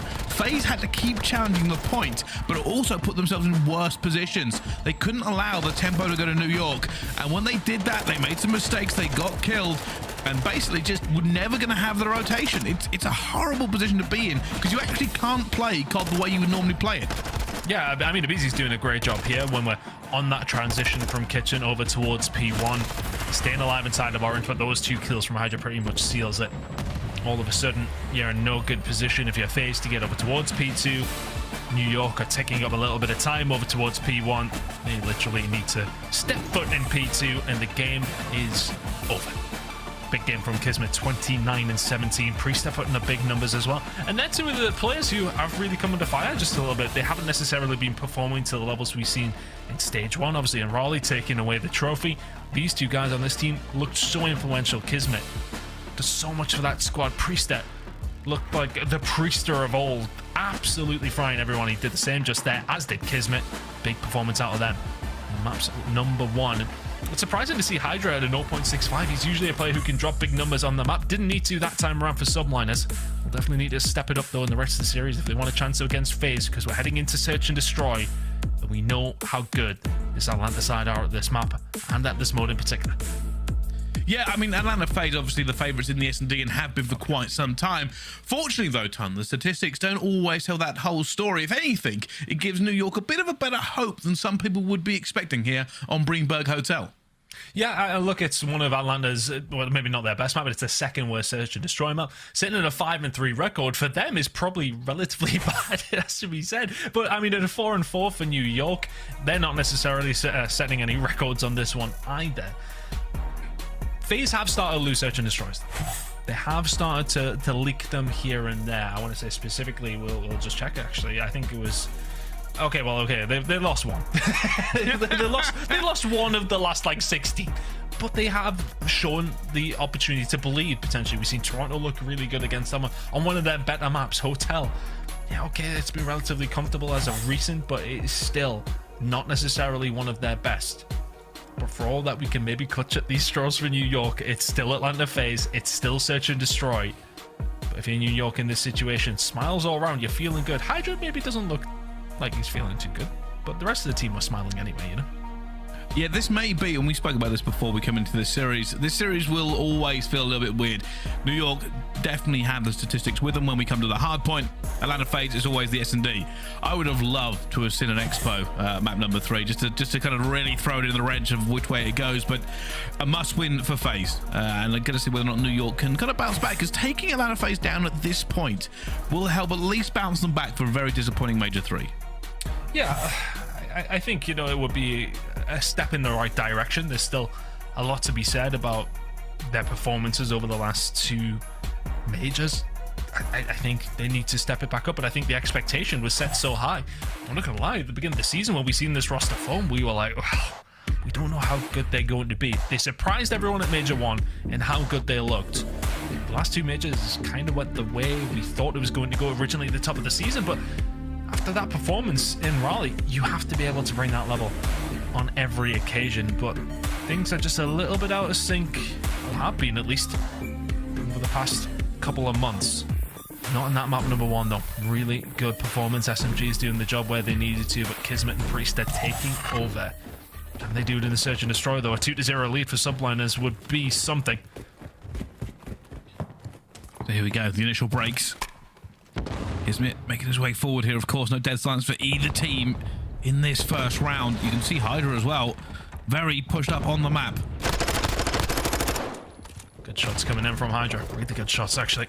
Priestahh will find another as well, and this is something that FaZe comparatively have struggled with. 51% of the time they are finding those first bloods, but they are #1 in terms of first bloods on aBeZy, Mikado, and Elasilo. Hotel, it has slipped them by just a little bit. Now in a 2 versus 3. Subliners looking to get this bomb down. Not an easy job for Simp and Cellium here.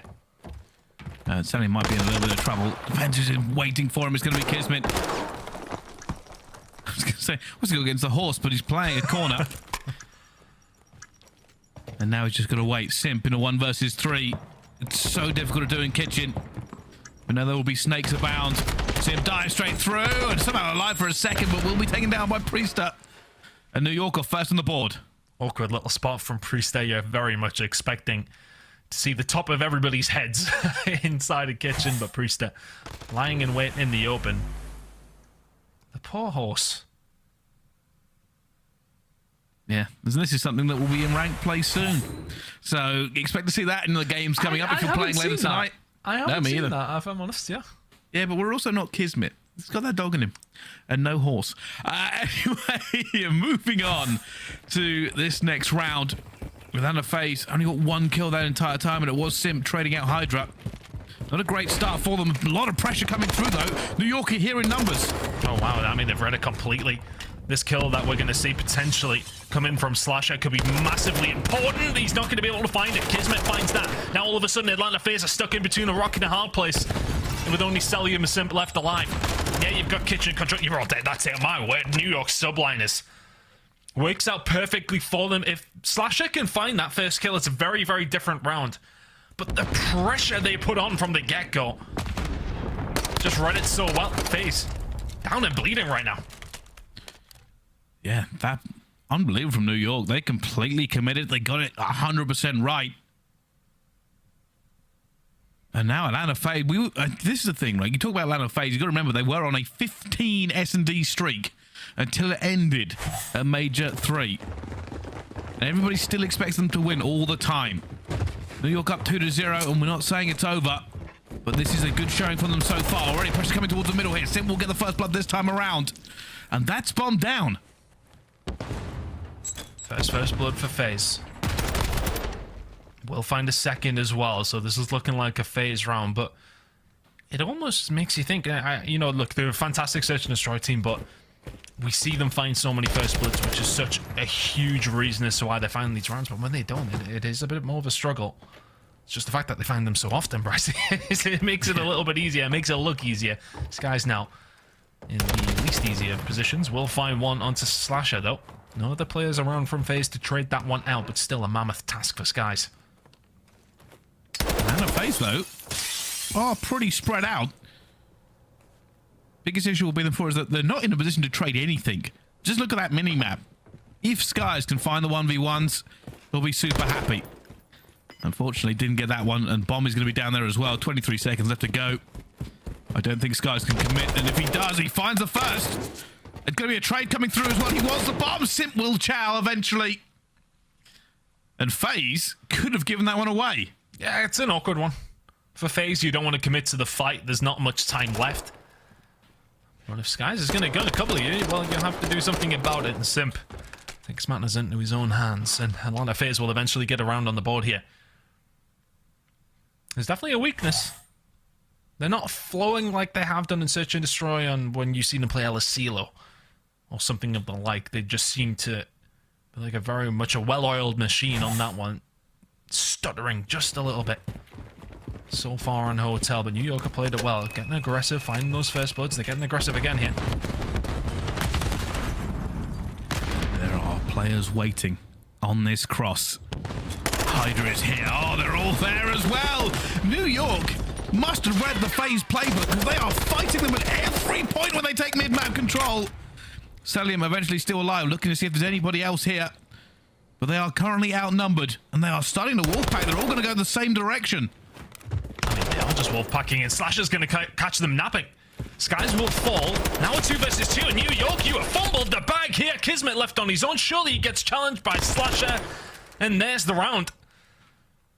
New York. Crazy. I mean, that's just too linear, though. I understand go around in a wolf pack, but you got to check your corners as well. I was going to say, the biggest issue is when you wolfpack, what you're doing is playing trades. They didn't find any. They had the wolfpack going through reception, and when it fragmented, they were able to pick it up just a bit. They actually threw themselves into a pinch. And New York will not be happy with that. But Atlanta FaZe hold their nerve and get away with it. Good job from FaZe to bring this one back. I honestly feel like that was not necessarily the best of plays from New York Subliners. Looking like they're actually going to go for a bomb because we've seen very little of this so far. Good snap from KiSMET. Going to need to find the second. Tries to get the util out. Can't quite get it done. Simp to find 2. Not in the best of spots to do anything here. Will back down. As will Subliners. They really did go for that bomb plan, and it's something that's really worked for Subliners on this map, specifically something that FaZe struggle with as well. When those bombs are down, their retakes are low on the percentage side of things. Not going to have to worry about this time around, though, you would think. 3 versus 2 in their favor. Priestahh flies out, but will go down to Simp. Skyz tries to make something happen, but it's peekaboo, and eventually will fall as well. And we were definitely talking too soon, and FaZe have figured it out. And they're just matching aggression with aggression here. New York have been happy to just send it down the middle of the map for the majority of the rounds, and yeah, alright, it might work a couple of times, but Atlanta FaZe are very much reading into it a little bit better now. Sim says, yeah, alright, you want to get aggressive against us? Just remember who you're playing against, boys. And New York with a great start. Not a great last 3 rounds. Can they find something here on the attack, though? They've been calling it quite correct. They're going to get mid-map control. They've done it again. HyDra straight through the middle. They've left the bomb. Bomb left in spawn here for FaZe. I don't know if that's a big brain tactic. I don't think it is. Because, I mean, it would be wonderful if they had it over towards A right now.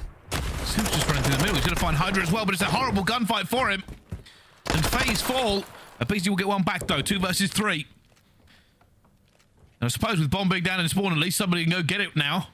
I mean, it would have been a great... This final 35 seconds... This previous 35 seconds would have been a fantastic time to have that bomb, and the Subliners are going to be walking through like, oh, wait.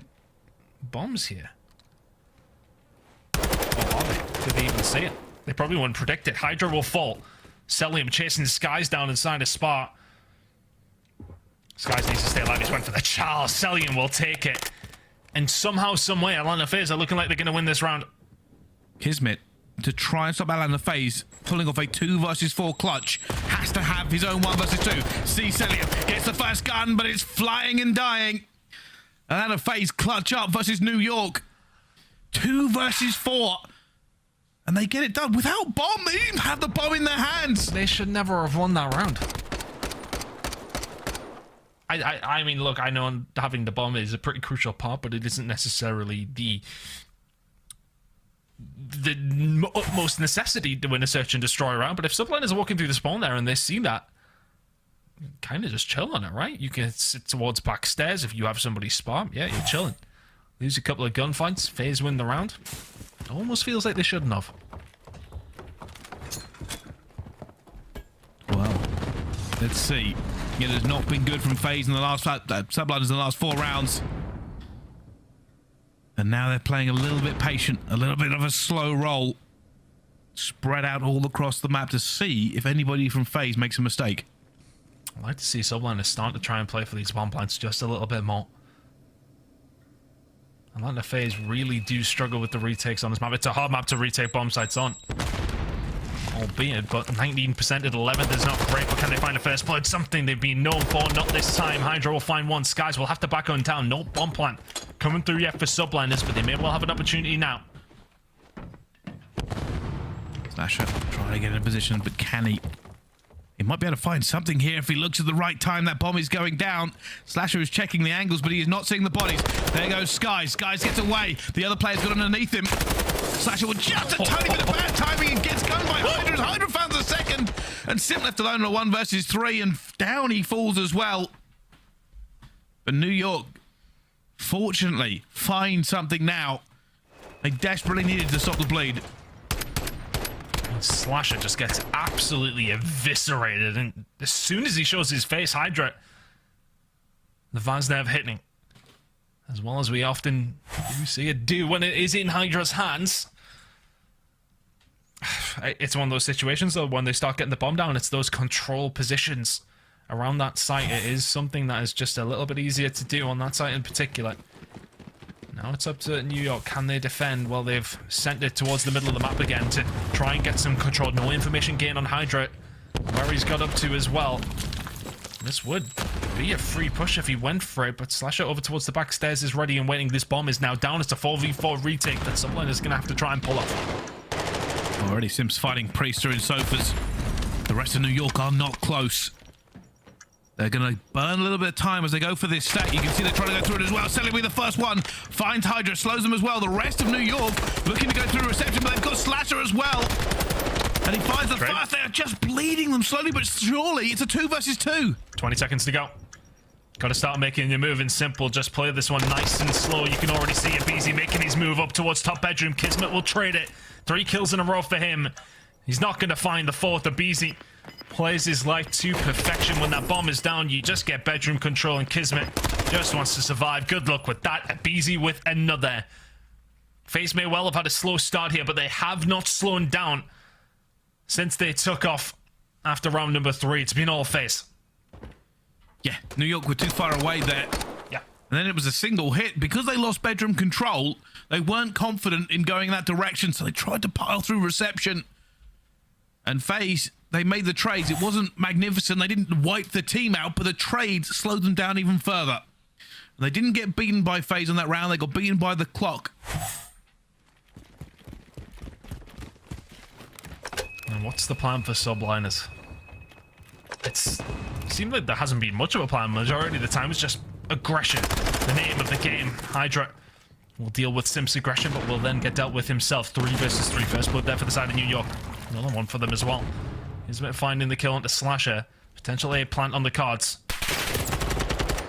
Oh, has to get away with it, but aBeZy, they've opened it for him. Finds the first, finds the second as well before he falls. Down to a 1 versus 1. The bait for aBeZy.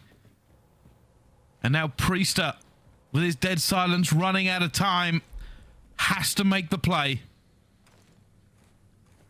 Feels like he's walking into the lion's den here. Cellium. Has he turned around at the wrong time, or is he just quite happy to chill down back luggage? Yeah, Priestah's seen him.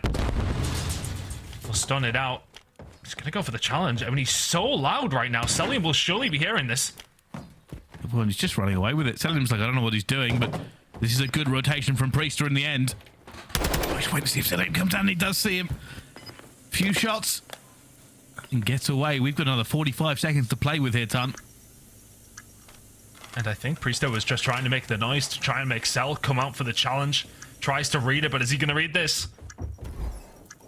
And there he goes. Back door. Fight through it to wall. Bang the lay down, but Priestahh snaps. And manages to get him. One of the longest 1v1s of all time. But eventually Priestahh does win. And it's those first few bullets in that meant that Cellium had no health remaining. Just nicely played from Priestahh. Cellium in that position without dead silence. It is a very tough task. Priestahh, as soon as he gets over towards that B site and the bomb is down, already has a pretty decent read on where Cellium is. And as mentioned, no dead silence in that situation. It is a nightmare scenario. So Subliners very much in this search and destroy. I like to see them just maybe slow things down a little bit, but I tell you who hasn't slowed down, that's FaZe. This is a 4-man hit over towards B. KiSMET's here. They're going to be here as well. Looks for them as well, but aBeZy dances through him. Skyz has to back off as well. And now a 3 versus 4 on wallbang. Spot those Skyz. Finds him already. Shatters the brickwork. But doesn't shatter FaZe as they still have numbers and bomb down. I think if you're Subliners, you maybe just forget about Slasher here. You know he's nowhere to be seen. aBeZy now looking to try and hold this down. HyDra will find it from the backside though. And all of a sudden, Cellium needs to stay alive. Slasher on the flank. Atlanta FaZe tie the series. And as we thought it might be, Atlanta FaZe the better team. There was a little bit of hope there for New York. They made some mistakes going through. That's something in the VOD they will have to look at because there was a potential of taking down FaZe. 100%. A couple of fumbled rounds in my opinion. Especially the one where they kind of just send it through reception. There's so many different spots that FaZe could have been in that scenario, and they certainly were. They found the kills relatively easily. But Subliners had a chance there. It feels like they had a chance to break that streak of search and destroy wins that FaZe now have upon them. That is now 4 search and destroys in a row, alongside the 5 hard points in a row that Subliners have against FaZe. Both these two teams very well matched in terms of the series overall. In terms of the actual modes, it's lopsided one way or another. Hotel controls what's going to be coming up next though. 1-1 between these two teams in the control is the only real thing. We have to regulate them and to see which way the series is going to go. The hotel control could very well decide it. It really could. And we're kind of expecting an awful lot from both of these two teams as well. It is essentially two incredible teams. And Tan, a lot of people are kind of saying, hey, is this going all the way to map 5? What do you think? I think it could. I honestly, with the way that FaZe have been playing as of recent, if they can step it up here in the control, then okay, yeah, you're heading over map number 4. If you can't win the hard point, you've got a search and destroy coming up. And if it's Atlanta FaZe, you've got every single chance when it does come down to it in a map 5 search and destroy. It certainly is. All right, well, we're going to go to a break. But before we do that, we actually have a new section here on the CDL. Spylights is presented by Citadel, our sponsor on Prime Video. So you can catch that one out. So here's how this works. Here are the statistics for the pro. And you've got to guess who this pro is going to be. There's the statistics. There's the silhouette. And you'll have your answer coming up right after this break. So don't forget, have a go. Spylights, the new segment by our presenting sponsor, Citadel, on Prime Video. We'll see you right after this.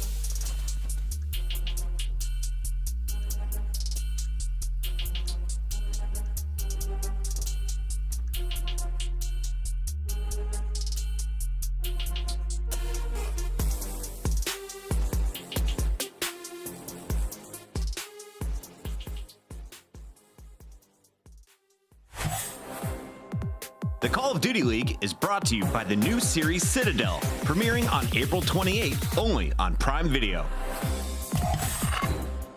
Ladies and gentlemen, welcome back to the Call of Duty League. When we left you with a little bit of a puzzle to solve here. Of course, it's our new segment, Spylights, which is presented by our new sponsor, Citadel, on Prime Video. We left you with some statistics and a silhouette. Here it is.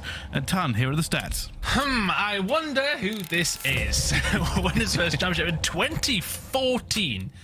I think I was probably still in my 30s at that stage, maybe not quite. 3 CUD Champs Grand Finals appearances, 1 championships with 5 different teams. It is, of course, the Litter Goat himself, Slasher. I mean, you wouldn't even need to give me the stats, to be honest with you, but, you know, I mean, I argue I should probably know who it is. I mean, we all sort of talk, but that's besides the point. Yeah, I'll be honest with you, I'm enjoying this new segment as well. I want to keep going with it, but we are talking about Slasher currently involved in the current game. And if you are just joining us, Atlanta FaZe and New York Subliners are going head-to-head. It's a tale as old as, well, this season, really. New York win the hardpoint, Atlanta FaZe win the S&D. As we go into the control, basically who wins this could very well take the series. We'll have to find out. Well, I mean, I was saying before the break that Atlanta FaZe have got a good chance to, of course, force a map number 5 here. But I tell you what, this is not necessarily the best of reading for them. Yes, okay, 10-9 record. Yeah, that's not that great either. But for the side of Subliners, 8-4, the best defensive team on the game. You're going up against a FaZe side for the last 5 on hotel control are 1-4. Recent form tells you the story that Subliners should be able to take the lead in this series again. But when it comes down to Atlanta FaZe, sometimes stats really don't matter. Let's see how they play. Oh, let's see if these two teams can find a difference in that control. And it's going to be aBeZy already, trying to be super aggressive. And they're making a big point of it. Gotta watch bedroom, gotta watch mid. And I like that because they actually just pushed through the middle of the map and all the way through reception. They clear that as well. Now they know that somebody is inevitably going to be behind them because they didn't cut through towards B. So they still do need to clear that bedroom side. The Lions have done a really good job here, actually, of retaking this back. Nicely done, but FaZe already transitioned over towards A. Getting a good amount of time here already. HyDra on the flank. Here he comes, the French Phenom, ready to break everything down. They haven't really got him locked in yet. And already Cellium and aBeZy find 2, but here comes HyDra! And he's going to find 2 himself. Not going to find the 3rd. Atlanta FaZe stay alive at A. I think it's time for New York to give it up. Yeah, maybe just denying the inevitable there if you are HyDra. Good job. 4-1 to kick things off. That extra time, it's going to get stuck onto that minute and 2 seconds. It will now be a full solid 2 minutes for FaZe to try and find something over towards that B side. Live slightly on the side of Subliners. Setup not too bad either. Keeping FaZe in there, which is important. You don't want to allow them to stretch out. You don't want them to force and mess with the spawns. You want to keep them in over towards A as long as you can. Whittle those lives down as well would be a bonus, and they're doing just that here so far. Only the kill from Cellium is the small amount of respite for the side of FaZe. And now they've got to make sure that they lock this in. You can already see New York trying to get bedroom control. There's a Simp in the back lines. Can they hold on to it? Slasher, that's actually a really big kill for them as they try to lock down all of bedroom. Skyz is looking for Simp. Simp staying alive. He's pushing their spawns miles away. And everything goes a little bit quiet here as it will be Atlanta FaZe who do not find the kills they need. And they haven't found any sort of control that they need, although the bedroom spawn is never a bad thing to have. HyDra gets caught with his pants down just a little bit there, but Priestahh is there to just pick them back up. Finds the kills. And now that bedroom control we talk about so often belongs to New York Subliners. It's so important that it remains that way. 50 seconds to go. FaZe not really with the lives to mess with Subliners too much. KiSMET finding that kill as well will slow things down. HyDra with another. They are really covering every single base they need to so far. Brycey looking good for Subliners. It only takes 1 break though, and they're looking for it. KiSMET, I think he's heard him as well. Gonna win that gunfight. Huge. Still hunting in bedroom. HyDra is gonna be a problem towards the mid map as well. Will fall, but it doesn't matter. 28 seconds left. Atlanta FaZe cannot find any semblance of map control. New York are just winning gunfights in key areas. They still don't have bedroom. They do not have the flank. And with 16 seconds left to go, they don't have the kills or a hope. Yep, Subliners very much playing with Atlanta FaZe here. Takes 1 good break, but Subliners are not offering even an inch here. Wonderful, wonderful defensive round. That's going to be 4 ticks for the side of FaZe. A small positive. Not very many kills, though. 16-2 on the lives front when that round ended. Yeah, and that just couldn't get anything going. Sent Simp on the flank 2 times, and just nothing. They couldn't get bedroom control. I think that was probably the problem. Yeah, that's always the problem. Is they were being quite hesitant to get into it, and when they pushed forward to try and get a little bit of pressure onto that B site, they weren't finding the kills either. And the problem for FaZe now, they're going up against a New York Subliners team who win 70% of their attacks. Slightly leaning towards the attack when it does come down to hotel control and the overall statistic side of things, but 70% is impressive. Very impressive. Oh, if HyDra could have found that, it would have been an impressive way to start the round for Subliners, but they may well have to lick their wounds and move over towards A. But the kills coming in for FaZe, pushing Subliners back, yet to really get a foothold in this round. And then a FaZe want revenge. They want to give them no ticks at all. But it's a dangerous game covering this much of the map. aBeZy on the flank as well, and this feels slow. It will go down. This is the chance, the opportunity. Only one player standing in the way. Slasher. And it's such a weird round of control at the moment, Ton. Yeah, I mean, Subliners kind of had a free route over towards B, but finding these kills is easier said than done. Simp. Or Simp, I should say, finding one, can't find the second. Bedroom's been cleared. Opportunity for Subliners. They've given an awful lot away here. Gonna have to try and back into it. HyDra's also going to be in reception. Cellium staying alive. The rest of his teammates are now flooding behind him, but it's a choke point. It's a horrible way to get through. And now they go for it. Priestahh will find the first slasher, and KiSMET going for the trades as well. Looking for it. Priestahh will find the second. And only one player on the flank. It's aBeZy. Is he going to be the hero they need him to be? I mean, the boy's good at Call of Duty, but he would do very well to do much about that. That progress is just going up so fast. FaZe throw absolutely everything at it. Are they going to be able to get there in time? KiSMET locks it in. There's 3 ticks on the board, and importantly, it's B. KiSMET goes to the chalice. Well, the snap was good. Not good enough to deal with Cell, though.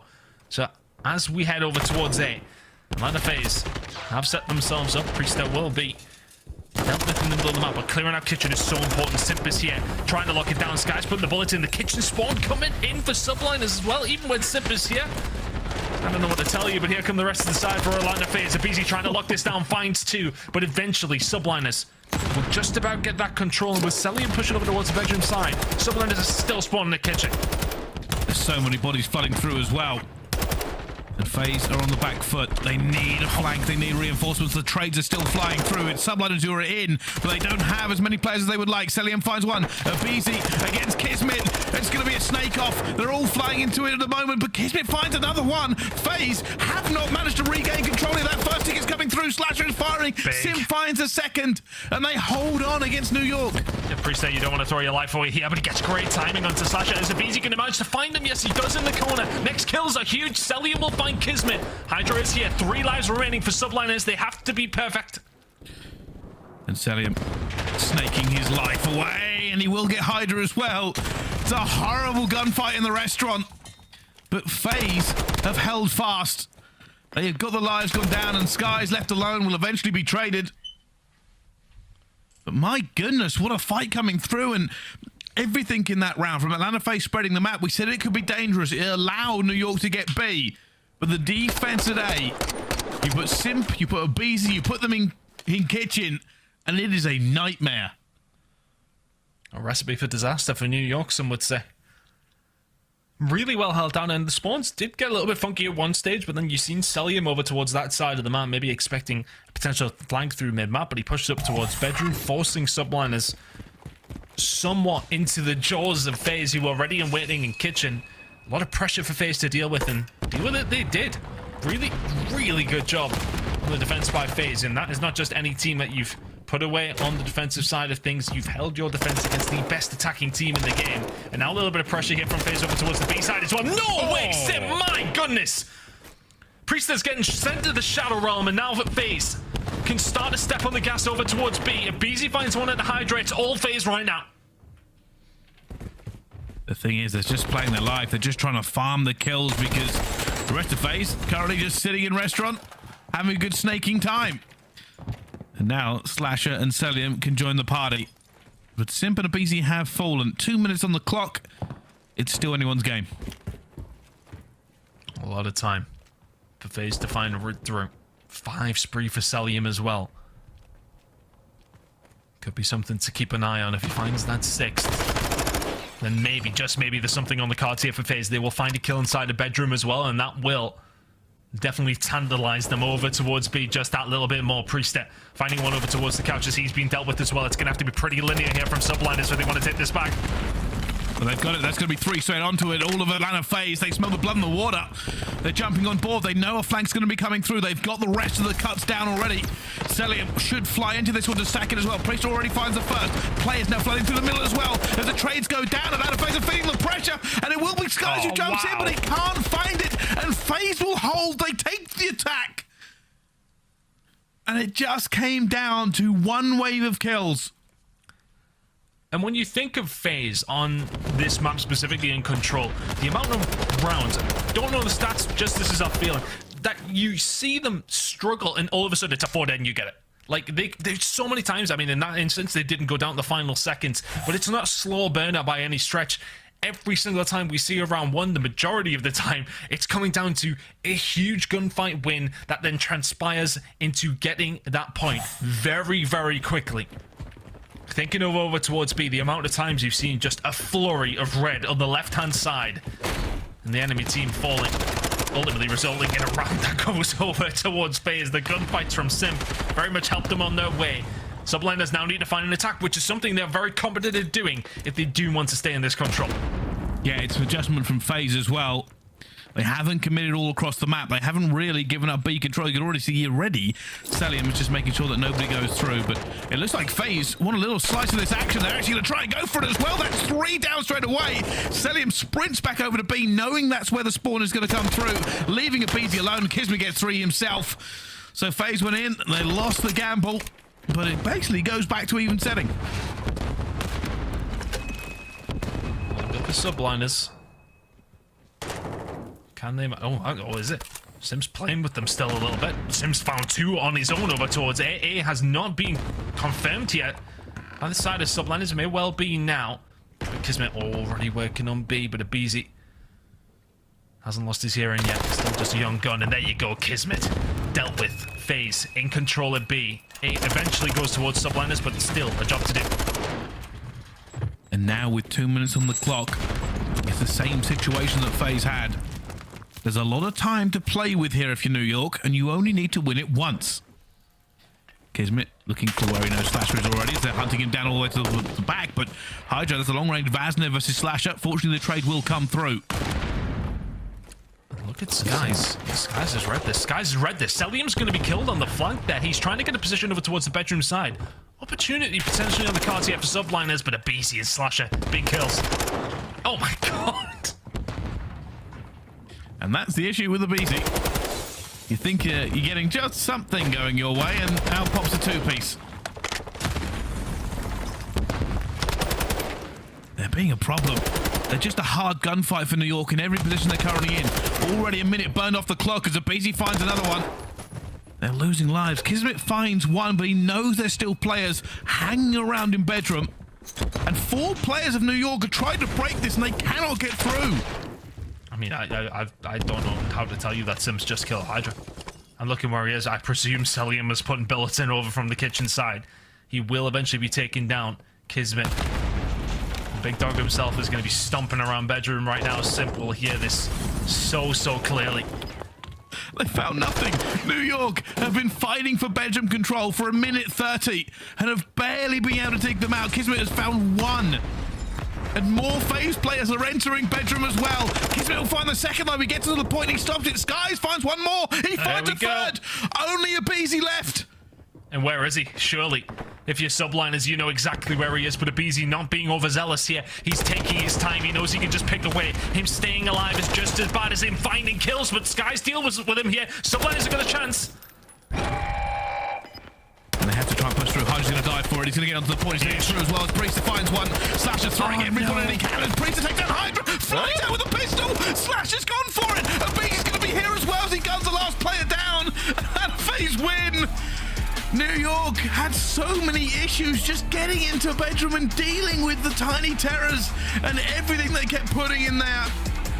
It wasn't clean, and there was a dream, but Atlanta FaZe walk away with the control. And the last 2 times that these 2 teams have met, whoever's won the control has won this series. A big scalp for Atlanta FaZe to take that.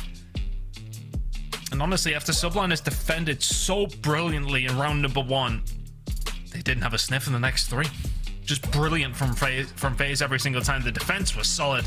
The attack was brilliant. And then again, the defense is just so hard to deal with those players in and around bedroom. Definitely feeling like they figured it out, but for Subliners, for being the best attacking team on the game, they didn't get a sniff there, Pricey. It never felt like they were going to win the attacking round. They maybe had a small iota of a chance in that final round, but the lives were just far, far too low by that stage. The time, pretty much non-existent for Subliners to try and find that final push. Atlanta FaZe just bled them dry, but very, very slowly. Yeah, and like I said, it was summed up, you know, 4 of New York went towards bedroom, couldn't find control, had to watch their own flank in bedroom. And you even saw KiSMET, like he basically had like a metal detector out trying to figure out where on earth these players were hiding. And every time you thought, hey, maybe New York have got the bodies here, they couldn't get a trade, the kill feed was all FaZe. It's one of the most frustrating things to deal with when you're playing control on the attack, is not being able to get out of bedroom. And then this was the opportunity. Priestahh finds a couple, but aBeZy hits the flank and hits them into the L. Well, interesting. This goes the way that a lot of statistics have said. It should be Atlanta FaZe to win this series by going to map number 5. That's how it's happened the last 2 times these teams have played. But I don't know. New York not having a good time on the control. Ton, are you there? I'm back, mate. I don't know what's going on, honestly. Somebody just... I wonder if there's a small mammal just chewing on my cables outside. Who knows? But I'm back. And yeah, I mean, I presume you were just saying how good FaZe were on that previous map. And yes. I agree. I agree with everything you said, as long as there was nothing mean about me. No, I would never say anything mean about you. That's just how I am. But obviously, we've got to talk a little bit about this upcoming hard point. The statistics say New York. They always say New York. We always say that we expect this to go map number 5, depending on who wins that control. But, Pan, how are you feeling? I'm feeling fine, but I don't know about this map in particular. It's a really hard one to call. You would, looking at the stats that we have in terms of the matchup that we have seen between these 2 teams historically, over Modern Warfare 2, every single hard point has went over towards Subliners. Every single search and destroy has went over towards FaZe. It's going to have to be that streak broken to a certain degree from Subliners if they're going to want to take this series here, because that search and destroy on map number 5, even if you can force it, is a struggle. But the Brimrock Hotel, I mean, it is a very strange one. New York have lost, and I'm just reading out some stats, shout out to Tim. New York have lost 4 of their last 5 hotel hard points, but have all been extremely, extremely close. Those 4 losses over the last 5 are by only a combined 48 total points. It is going down to the wire every single time. And even the one that they won, they only won it by 4, a 250 to 246 victory. So they are pushing teams to the wire here. I feel like they'll need a clean one if they want any hope when it does come down to map number 5, which, by the way, will be Ellis Silo Search and Destroy as well. They need a clean victory to feel that, I want to say, momentum to head into a map number 5. If this is close, if you're really having to dig deep for this one, Atlanta FaZe will still be feeling abhorrently confident heading into map number 5, because why wouldn't they? Well, we will see. We will see. Here's the records, here's the stats. Not a good look for Atlanta FaZe. A pretty good time, though, if you're a New York fan. Last in rotation, 7th in hold rank. FaZe are last in rotation in the CDL. Last! This team is last. I mean, it's because they don't tend to rely on it, do they? It's when you're speaking of this map specifically as well. Maybe they should. Maybe they should. Maybe they should, yes. But their break percentage is pretty decent, sitting at 5th overall, but it's not as good as New York's. The rotation, not as good as New York's. The hold percentage, not as good as New York's. Everything points towards a New York win on this map. Will we see that map number 5, Bryce? Looking for it in a moment, you can already see a bit of a push coming through, and that's all going to be New York in the kill feed. Every single kill. And points to benefit, and that is chaos spawns coming in from every corner of the map. What was it, Bermuda Triangle? That ultra call it? What was that? That's a 4-pointer. That one is. Try and guess which direction they're coming from. It's every single one. Where have they spawned? Yes. Here we are. HyDra now. Trying to get this rotation over towards P2, which is looking a bit more predictable from Subliners. Look at the hold here, though, from a beat. I love that hold of the angle, but HyDra is here to maybe clean it up. Slasher will deal with them. Final kill towards Skyz. Final fight towards Skyz. Nicely done. Subliners just about holding the P2 rotations. Where is Slasher spawning? Well, I tell you one thing they need to figure out is KiSMET has figured it out himself and taken him down. Atlanta FaZe could have done with the rotation here because they are being locked out completely. Here comes the push. They're stacking all the way towards double desks. Can they get through? KiSMET staying alive. HyDra will find aBeZy before he can do anything. KiSMET backing up furiously. Cellium will find 2. And now KiSMET has to use the stairs to try and stop this flood coming through, but it's going to be Priestahh regardless. Atlanta FaZe, it looked good for them, but Priestahh is just cutting them down. Oh, big win from KiSMET as well. And honestly, when you are FaZe, when you spawn that close over towards the bar side, it's so tempting just to be like, screw it, everybody through here, and see if we can break them down. It's not easy to do so, and now FaZe will spawn back over towards P2. It's a bit of a split of the map. Subliners in between the Atlanta FaZe players. Not a position you want to be in. And again, FaZe are spawning out. If New York know this, they will start to move, and because they've seen Cellium in the middle of the map, I'd imagine Subliners kicking the gear here now. Yeah, they know they've already got one down with Simp. There's going to be a problem in here as well. Priestahh, though, gets it down. They're going to flood this player out. They're going to look for him, and while it will be Simp, he will fall. Cellium finds 2 more. Priestahh gets terrible timing and falls to aBeZy. HyDra last alive here for New York, but he is fighting against a flood of FaZe. And New York had that in the palm of their hands, but couldn't get it over the line. It's been snatched away by Cell. It's really become the man that you don't want to run into when it comes down to kitchen. It doesn't matter. Tack, Vaz in hand, gunning everybody. Maybe that challenge was a bit over the top. He's thinking a montage, but aBeZy will clear that one up. Kitchen, lock it up. FaZe have got it. 15 seconds to go. We're heading over towards bar. FaZe haven't slowed down. Excuse me?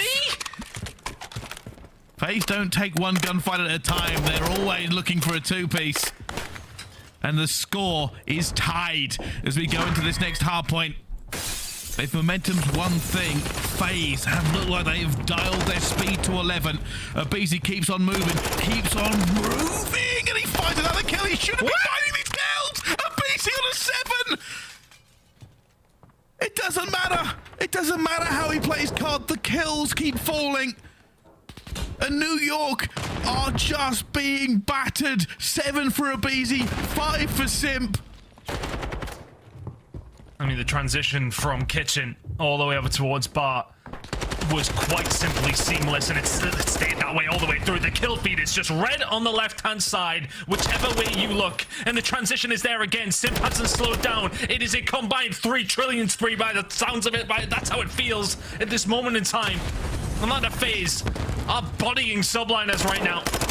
I want to say this has been an uncontested 80 or 90 points because Subliners have just fallen off the map to FaZe here. And finally, they get something. They are here first in the rotation, but waiting. In wait. Dead silence pop. aBeZy flies up, finds Priestahh as well. Gonna look for him. Knows HyDra's gonna be there. Of course, he wins the gunfight. The rest of the FaZe just rock in, saying, all right, we've got this. Time to reinforce. And for Subliners, where do you start to regain here? Because that's been 2 hills in a row. You have been beaten around Hotel. I mean, Simp even challenging that is absurd. But here we go. Subliners find a breakthrough. 30 seconds remaining here over towards the restaurant side. This 30 seconds gets you well and truly back into this game. It is only a 60-point game. This is not insurmountable for the side of Subliners by any stretch of the imagination. FaZe now. Got to make sure that they lock in. Yes, okay, it was a good spree, but it hasn't got you out of sight. Big plays from Priestahh. Subliners can now start to find their push through over towards the kitchen side. Glass is coming up in 10. But still, even with that craziness that FaZe have pulled off, it is not their hard point yet. They're in a position right now. New York need to find a way to break this. Will they go from both directions? You can already see Skyz. He's going to try and put pressure on towards Kitchen, but nobody in the hill at the moment. They've got the pressure, but it's so difficult when you don't have that kitchen side, because you know there's always a player like Simp, like aBeZy, like Cellium over towards this backside, and it's just so difficult to deal with the gunfights from this angle. KiSMET and Priestahh falling. And now finding their way back over. You can already see Slasher setting himself up on that cross. Skyz will get gunned across there, but HyDra has somehow slipped the net over towards the backside. Now he's shooting his teammates. The gunfights come through. Now, after all of that, it is Subliners who are going to walk away with this final 20 seconds. FaZe still challenging here, though. They're going to go for it. They know going into P1, just might as well keep challenging platform for as long as possible. And a few more points go their way. But as we head into our second set of rotations, this game is still close. It's still just one hard point between these two teams. Skyz finds the player already coming through, and maybe they can get a few points off P1. It's got to be the setup here for Subliners. They have reduced that gap quite handily as well. Killed over towards the kitchen, so aBeZy will start filtering his way through the restaurant side of the map to try and start flipping these spawns. KiSMET reading that so easily, but Cell behind over towards the couch's side can find one, can find two, and now this is where things maybe open up for FaZe. There's a lot of time being done here by New York, and HyDra can try and find it. That's a long-range Bance shot, will fall to Slasher in the end. But it has been a battle between these two. New York will continue to have to put at least some pressure here on the P1. KiSMET looking for Cellium. Cellium still alive. Cellium with a knife! Not going to get it. But that is scrap time. They needed to rebuff here, but it will be Atlanta FaZe on this rotation. They actually have it first ton. Big fights here coming up through the front door as KiSMET, he gets dealt with, and over towards the backside. HyDra will find the kill. Spawns, though, crucially for New York, not where they want them to be. The reinforcements are on their way, but HyDra still towards the backside. The pinch is what has to work here for Subliners. FaZe are within touching distance of 200 points. Well, HyDra's just trying to play his life the entire time. Not going to work out for him. KiSMET laying down, not going to find the two-piece either. There is so much time here for FaZe. New York will have to restack and re-attack from all the angles. You can already see them stacking for as well. HyDra will find one towards desks. Slasher's laying down. He knows this push is coming. And HyDra will win it regardless. HyDra again! HyDra just bounces into the point. He's just taking them out of it. How on earth? A bouncy HyDra is taking FaZe down. FaZe will, fortunately for them, have that rotation over towards P3. It's just too easy for HyDra to find those kills, but he's lighting up at the right time. Subliners finding someone transition, and that's going to be a spawn out for FaZe. They start to sit mid-map waiting for the kills to fall their way. You don't win the gunfights, you don't get the benefit of the spawn. You may well get a couple of seconds over towards Old, but you need to lock down Kitchen like you did last time. Can Cellium go big again? Here we go, they have the numbers here. New York, they're going to get the first kill as well. Slash is going to get nothing, and down he falls. New York are in, and Skyz will get another one. This is New York now. They're into the point. They've broken it. They get this one. They fly back into it. But aBeZy finds one. What? aBeZy? No! That shouldn't be legal. It should be outlawed by the CDL, but Priestahh finds three. Cellium will get the trade. And now FaZe are in again with a spawn as Cellium finds another. And Skyz will get back into it as well. aBeZy was going to fly in. He finds Skyz with another trade coming through in the kitchen. It's chaos in here. This usually is the money hill, but it's just the broke hill right now. Teams after each other every single time. Finding these huge breaks, it's good information for Cellium because we've got to talk about this rotation.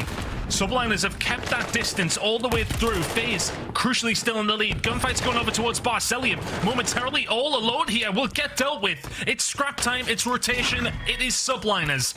They're around 20 points away from tying this one up. Can't quite win it here. FaZe of course can. New York have fought like lions back into this.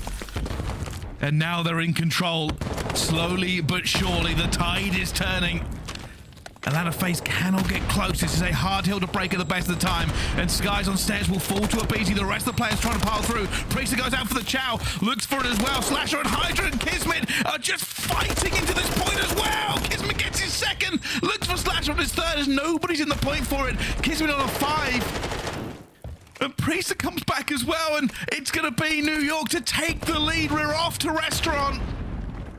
We're heading over towards what could be the final hill, and for the first time, New York Subliners will take the lead. The spawns are not there from FaZe either. This needs to be huge plays from Simp. He will be able to find one. Slasher and Co actually managed to find a few kills over towards Old. That scrap time goes to FaZe. The kills in the middle of the map go towards New York, though. FaZe should be spawning over towards the kitchen side, but here comes the cruise. They don't have the bodies for this one as well. They're going to challenge. Priestahh finds the first. This is going to come rocketing in already, and it gets taken down. New York are going to be in. They have the opportunity to lock this one as well, but Slasher finds a two-piece. KiSMET goes for the chow. The nade's going to come through. They're going to challenge him. Simp flying through at the same time. HyDra's going to be into the point. Both teams are stacking this with everybody they have. As Skyz finds two, Skyz finds three. HyDra is still alive. KiSMET is here, and FaZe are outdone. 10 seconds to go, but Subliners know exactly where FaZe are spawning. Can you lock down the kitchen once more? It's been a hell of a comeback, but here come FaZe. I think Simp's watching the flank, but he actually hasn't seen it as HyDra just works every single angle that he can, and New York have made the comeback. They will not fall. The songs are still the same. It's hard point for New York. Can it be S&D for FaZe? We are going to a map number 5. And it just felt like the impossible task for Subliners. With the way that FaZe came out in that first rotation, it was P2 to 3 to 4 from FaZe, and it felt like they were unkillable. But Subliners turned it on some way, somehow, at some point in that game. And when they did not look back. FaZe were just getting that lead slowly clawed away. Subliners do brilliantly to bring that back, and it's the transition from bar to restaurant that works out so well. They kill them on the way back. FaZe then start spawning towards Old as the restaurant then pops up, and HyDra and Skyz go huge for the Subliners to force that map number 5. And you have to give credit there to New York. There was a period in the middle of that game where FaZe looked unstoppable, but they weren't going to let them have it. Priestahh, unbelievable plays there in the end. But will this be a change of fortune, Ton? Every time these two teams play, it's hard point for New York. It's S&D for FaZe. Whoever wins the control wins the series. It is unreal. But before we find out how this one ends, we of course have to go to a break. But before we do, it's more Spylights. We have another one for you. Get your guessing hat on. Try and figure this one out yourselves. Of course, we need you to guess who that pro is. Spylights is a new segment by our presenting sponsor, Citadel, on Prime Video. Here's the statistics. Here is your silhouette. Get your thinking cap on, and we'll see you right after the break.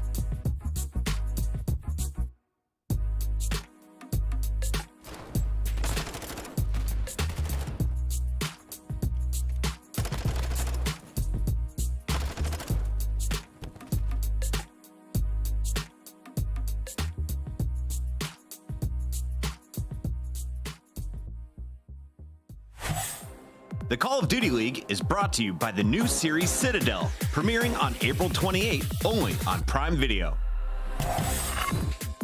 Ladies and gentlemen, welcome back to the Call of Duty League.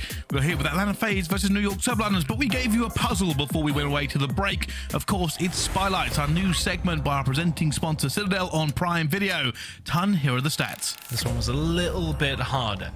Grand finals on each of his first three CDL years. Team with two of the greatest players of all time. That's obviously not necessarily a stat, more of a subjective fact, but has been on the same pro team since his debut is the French phenom himself, HyDra. I didn't think that one was too bad. Wasn't as easy as the slasher one. You know what the problem is that week in, week out, we look at obviously these players on the screen, so their silhouettes are actually really recognizable to us. But I hope you enjoyed it. I hope you liked that. That was Spotlights, a new segment for the CDL by our presenting sponsor. It is, of course, Citadel on Prime Video. But we have a map number 5 winging its way towards us. New York and Atlanta FaZe have fought to the bitter end.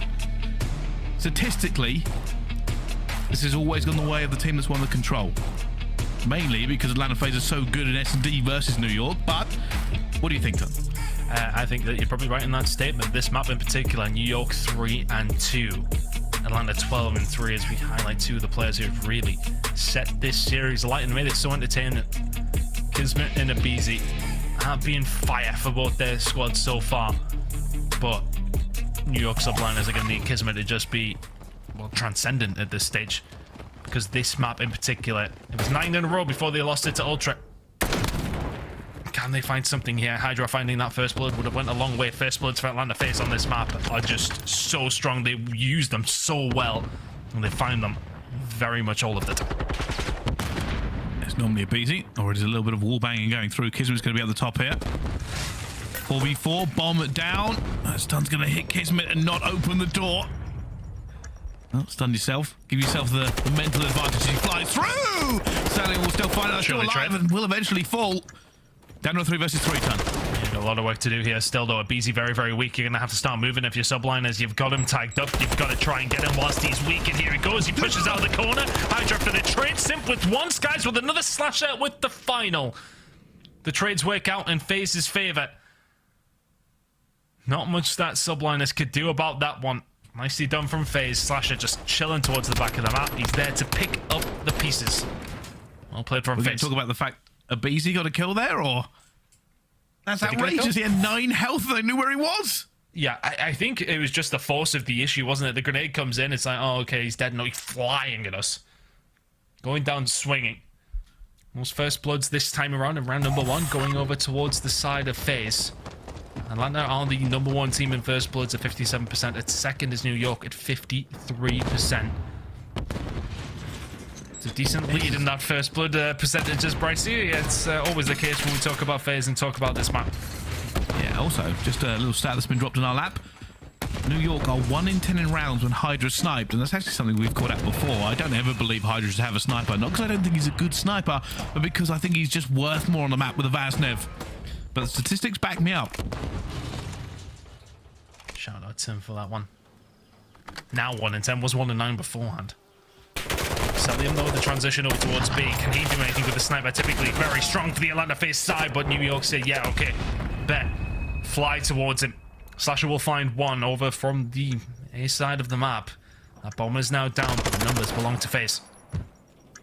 Or made him a bit weak, and they're trying to figure out, are both players heroes? One on the flank. I think they now know where they both are, but KiSMET will find 2, and it all pays out for New York. Atlanta FaZe had the opportunity to pin them in, but they found nothing. A look at confusion on the face of FaZe. 50% of the time they're finding these retakes. They didn't even find a gunfight there. Well played, especially from KiSMET. Just because of, well, maybe a bit of fortunate timing. And FaZe maybe not quite strong enough on the communication in that scenario. Subliners will happily take that one. Walk away into round number 3. Things tied up. Keep this up if you're subliners. Long way to go.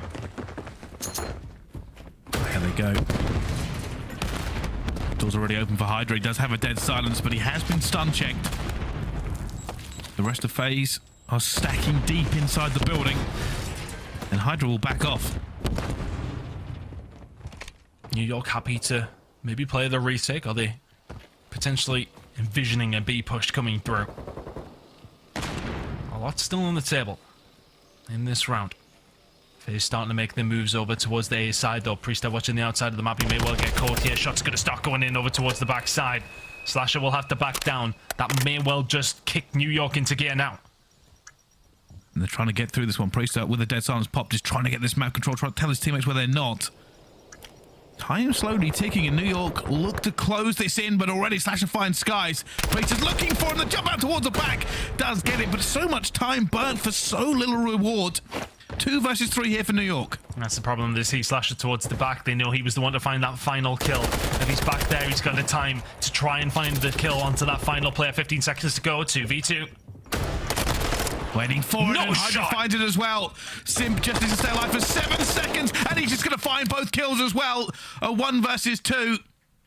And that is the issue with time burning away. They had to rush in. They had to be aggressive. Look at this one. Nobody ready for the gunfight. Oh, you know, if HyDra pops his head round that corner just 0.1 second earlier, Simp starts firing there, may well find HyDra, but the trade probably would have been there. Timing working out well for Simp. It always feels like it just works out well for Atlanta FaZe on this map. Apart from when they played Toronto Ultra, they were the one that broke the 9 straight spree on a silo for Atlanta FaZe in Search and Destroy. Can it continue here? Tell you what, a 10 out of 11 isn't bad by any stretch of the imagination. New York waiting to see if anybody moves a little bit crazy. And speaking of crazy, KiSMET is going around looking for players. He looks the right direction. He could find somebody, Ton.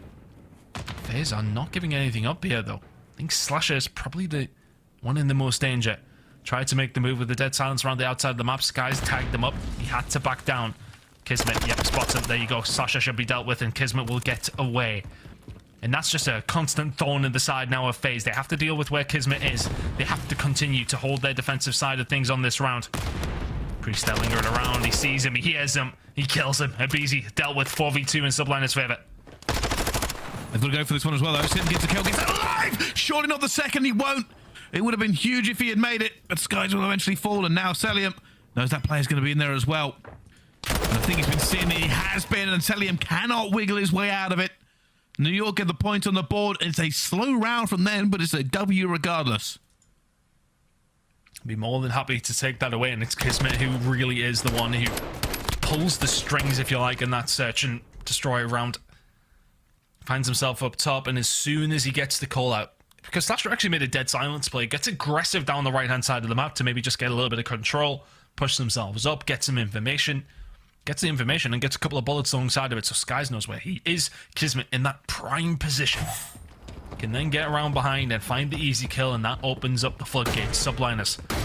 Good job. Aggression here from aBeZy down the B side. He's going to meet HyDra here in just a little second. Did he see him? Did he hear him? I'm just going to try and get away now. That sun will allow him to do so. Desperately. Even with, I mean, just that's aBeZy, of course, he chows that. One of the hardest gunfights to make in this game. HyDra, though, deep into enemy territory. Sneaky, sneaky. Trying. There's aBeZy. Does HyDra pick correctly? He's going to see him as well, and he does get it. The patience pays. And now, FaZe with no map control have a man down. And now they've got to be worried about HyDra. They've got to be worried about that position. In the back of your mind, you're always thinking HyDra is going to be flanking. The gunfight for Priestahh is going to be simple. Is the second going to be there? Not quite. Cellium can clean that up. KiSMET doesn't move an inch. Dashy for a 1 versus 3, but just not a lot of time to do it. He's hit the dead silence. Careful to not bang any doors as he goes through. Even not going to bang that one either. He's going all the way around so we can get this plan off. They're going to know something's up, though. They're going to slowly but surely get here. You can see it already. They're going for the chow, and he tries to get away. He won't win the gunfight. Skyz takes him down. That's an easy cleanup, Ton. Yeah, nicely done. Subliners very much in this Search and Destroy. And honestly, it just comes down to the kill from Priestahh. Big dead silence play. Slasher not able to find much in this one, and he has really been a staple for FaZe. He's been one of the players who stays alive towards the end of these rounds. He's been the one cleaning up these kills. Can't get much going in that round in particular. Always tends to play on an island, but Subliners are dealing with a lot of what is being thrown at them by FaZe so far. Still a while to go, but a lead for Subliners in this search and destroy. Be a hell of a time to break that S&D streak that FaZe have been running on New York Subliners in this game in map number 5. Yeah, it's kind of been their unbreakable thing, right? Atlanta FaZe win the S&D. That's why they've been so good recently, but if they walk into major number 4 straight away in the qualifiers, they lose an S&D. Well, it kind of changes how we think about this entire split. I'd have to believe that would be 2 in a row on LSELO. Oh no, sorry, it would actually be, well, 2 out of the last 3. In terms of losses, if they do go on to lose this one. Obviously losing it to Toronto, then beating Texas before losing the series. Tough times for Atlanta FaZe still. 3 versus 2 now for Subliners. They've got such a good chance here, Bryce. They do. They keep losing players, though, every time they get that number advantage. Cellium and Slasher versus Priestahh and Skyz. But New York making a move into the bomb site now with 40 seconds left to go. And this could be a tipping point. Will New York go 4-2 or tie the series up? With bomb down, it's heavy advantage now to New York. The retake percentage, though, for FaZe. Better than anyone else on this map. The statistics on this map will just be above and beyond everybody else in the CDL because they're so goddamn good at it. They're going to need to be at their very best here. Priestahh just playing their time. 20 seconds to go. Subliners haven't blinked yet. FaZe haven't found anything, but they can find the first onto Skyz. Now the predictability of Priestahh's position is just going to be so easy to think about. But the problem is for FaZe, time is not on their side, but neither is the angle for Priestahh. You can't get there, and the defuse is in from Slasher. How on earth did they win that? And I thought New York did such a good job. They held away from the bomb site for so long. But Slasher stretched it enough, and Priestahh acting like Batman coming out of the rafters. But it was going to be no good in the end. That was planted for top. They played around it. And Atlanta FaZe, with that time left, shouldn't have been able to do that. It always just seems to be the way, though, doesn't it? Through thick and thin, through come hell or high water. I mean, FaZe just seem to pull search and destroy rounds out of nothing. Now can they continue with that? Again, though, in the first search and destroy, Subliners were in a good position until FaZe just absolutely ran through them the final 4 or 5 rounds. Let's see if that's going to be the case here on LSELO in map 5.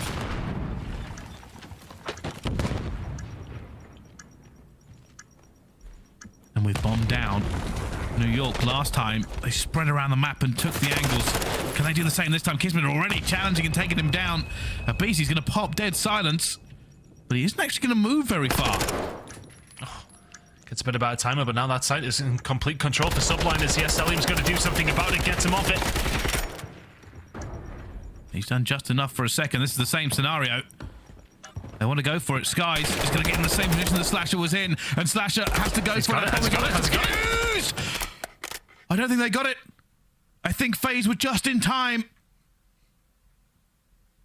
And players are learning to stretch that so well. They did get it. There's the final kill. Just round the corner and get Skyz before he can do anything. Yeah, made sure he hits the head. Needed to kill him quickly, that.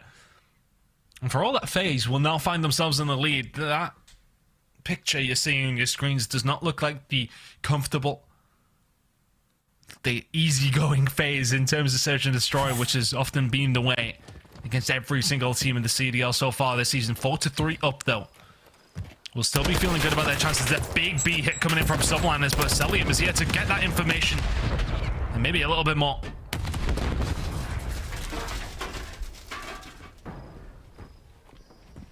And now, this is a bit of a waiting game. The pressure is on the outside here for New York, and FaZe have the bodies for it as Cellium shows us what snaking should look like from a professional. 5 streak himself, but oh, there's a little bit of a nade just tickled his cranium. And there's 2 kills already gone down. Slasher will get one back with the nade, but FaZe, while they were holding strong, have fallen. Important for Slasher to find that. Cellium though, dead silence, Nelly ready and waiting. Skyz is going to see him though, he's going to hear him as well. And Subliners now in a brilliant position to tie it up at 4-4. Slasher's going to pull something out of a hat here. Here he goes, not even going to win the first gunfight ton. Down to a 4-4 with these 2 teams. You got to say, New York finding those first 2 kills were huge for them. They played it so slowly. But hey, when they took that control away from FaZe, they managed to tie this series up, and it's starting to smell a little bit like a round 11. Absolutely reeks of it. But it always smells so good, Brycey. Round 11, give it to me now. Subliners have been very strong here. Atlanta FaZe found a few rounds in a row, but Subliners stopped the bleeding. Attack now for FaZe. It's been an uncharacteristically poor game for Atlanta FaZe in terms of first bloods, in terms of aBeZy being the one who typically does find them. It's another one for Subliners. Cellium will answer back 3v3.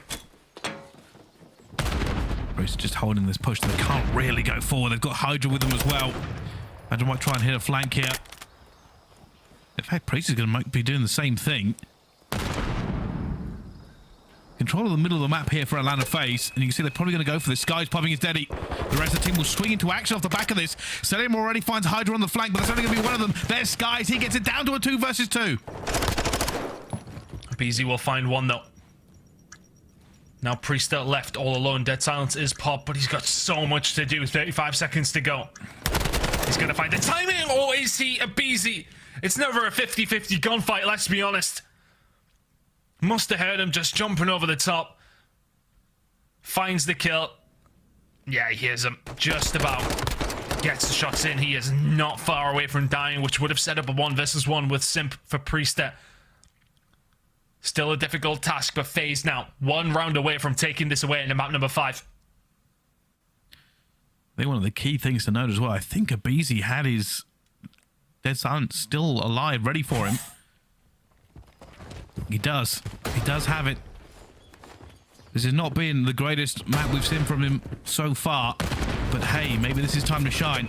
There it goes. There goes the dead silence. Does he try and make a move off the back of this? Oh, there are so many players here. So many players here, but it's an aBeZy pop, and he finds a kill. HyDra found 2! None of that made any sense.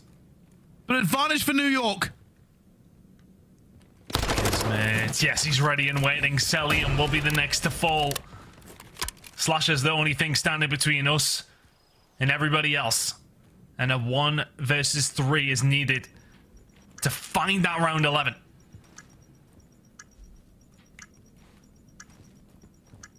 I don't know if Slasher has this. Can he dig out New York, who are stacked deep?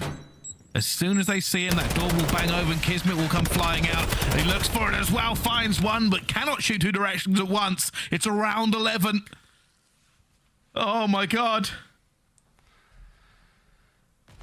Of course, Slasher trying to stop the round 11 from coming through. It was always going to be difficult. But here we are. Map 5. Round 11. New York against FaZe, and I don't know how we're here, honestly. FaZe have not looked themselves on this map today. Subliners have chipped away where they can. HyDra finds 2 huge kills in that round so quickly as FaZe got aggressive. Here we go. aBeZy with no dead silence. And many times New York have given up this A site. They're doing the same thing again. This time they are going to be stacked on the outside. Simp going to chat it. Door goes banged open. And he's cleared it. They're going to go for this plant again. They go for the plant, but aBeZy needs to stay alive. I can't tell if he's up top or if he's down low, but Subliners are making the play for top green. The bomb is down. It's a 4 versus 4. Gunfight starting to ensue. aBeZy has control of the bar. KiSMET finds Simp, though. He's let him through. Advantage for them. KiSMET gets a second as well.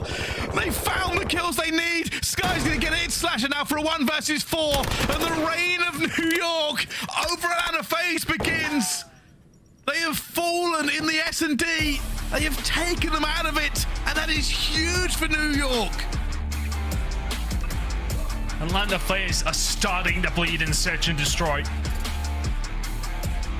And if you can't win a hard point, things are going to start spiraling. Like, this is a wonderful performance from Subliners. I'd love to see the first bloods because it's something we talked about so often. We talk about FaZe, we think about Search and Destroy, we think about first bloods.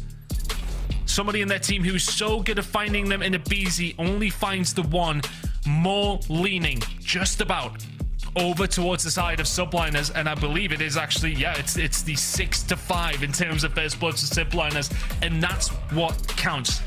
If FaZe can't find the first bloods, they look as good as everybody else at Search and Destroy. They couldn't find them there, and Subliners punished them for it.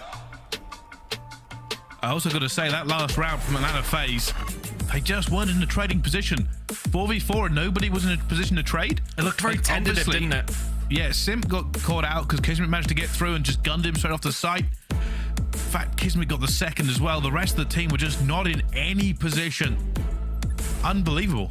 Yeah, and they, I think, weren't setting up for top green because they know New York had been hitting that so hard. So they didn't want to put themselves in that position again, because if you lose top green, you've got the bomb down in that position. It's the perfect place you want to be in if you are FaZe when you got that bomb down. You don't set up for it, but New York don't set up for themselves. They go down low. 2 kills from KiSMET, absolutely huge. And well, 3-2 was something that I think a lot of people would have thought would have been the score in this series. I don't think many of them would have leant over towards the Subliners side. Search and Destroy, for all it has been strong for FaZe, starting to falter a little bit. I wonder if teams are starting to catch on exactly what they do. Well, we'll have to figure out how that's all gone down, but fortunately we have a team of experts waiting in the wings. It's over to our desk to break down the game we just saw. Subliners, what is good? We come back and online and we walk away with a 3-2 victory. A round 11, and that was back-to-back comebacks in games 4 and 5. This should have been Atlanta FaZe in game 4 in my eyes. No, I completely agree with you. And it's that whole tangent I went on about Atlanta FaZe, and their hard point has been their biggest struggle and the reason they aren't as dominant as a team as we think they should be heading into this year. And we got to talk about the Subliner crew, though. It wasn't just KiSMET in that final round 11. This was a team that worked together throughout this series. A lot of hate after their 9-12 finish, losing to Florida. Now we see them coming in and beating one of the top 3 teams, a tier 1 squad in everyone's books. How'd they play tonight? Yeah, you know, this is why I had to go in game 5, right? I had New York going far in the last major as well. I just think this is a very solid squad that, you know, they had a lot of excuses that they could cling on to, but it seems like they put in a lot of work. When we talk about this game 5 that you're seeing highlights from, some beautiful plays, like aBeZy's the guy who's always getting first bloods. There's a couple rounds where we saw Priestahh sitting in spawn, waiting for aBeZy to just hit the corner. Blooded him 2 or 3 times in that fashion. We see them playing over towards field side of the map, throwing the stuns and nades, just pressuring Cellium, not allowing him to get pushed up to make those plays and make an impact. Just beautifully well played, well prepared out of the New York Subliners in a series that most people had FaZe winning. I completely agree, and I think the real star for me during the series was actually Priestahh. I think he matches up very well every time New York goes up against Atlanta FaZe. Even last time they went up, he had a 1.35 overall, so he showed up again in this series, especially in those respawns. He dropped back-to-back 30 bombs in those maps, number 1 and number 4, and that's what you need from him, especially because we weren't seeing what we usually saw out of Skyz earlier in the series when he usually matches up against Cellium. You can see the frustration as Slasher turns the camera down. FaZe handed a loss as Subliners will earn another 10 points towards their season total. Talking about the Subliners, though, I looked at some of the numbers there. HyDra finished on a 3 streak. KiSMET finished on a 4 streak. 7 kills in the final 2 rounds from those 2 players popping off at the end when they needed it. Yeah, I mean, your SMGs are making plays. We saw in that last round, like, they decided to straight up give up A-bomb. Just let them plant it. They hit over towards courtyard, and they just make plays and get the kills. Like, you know where they're going to be at. And be playing those corners. You know aBeZy's going to be bottom pool somewhere.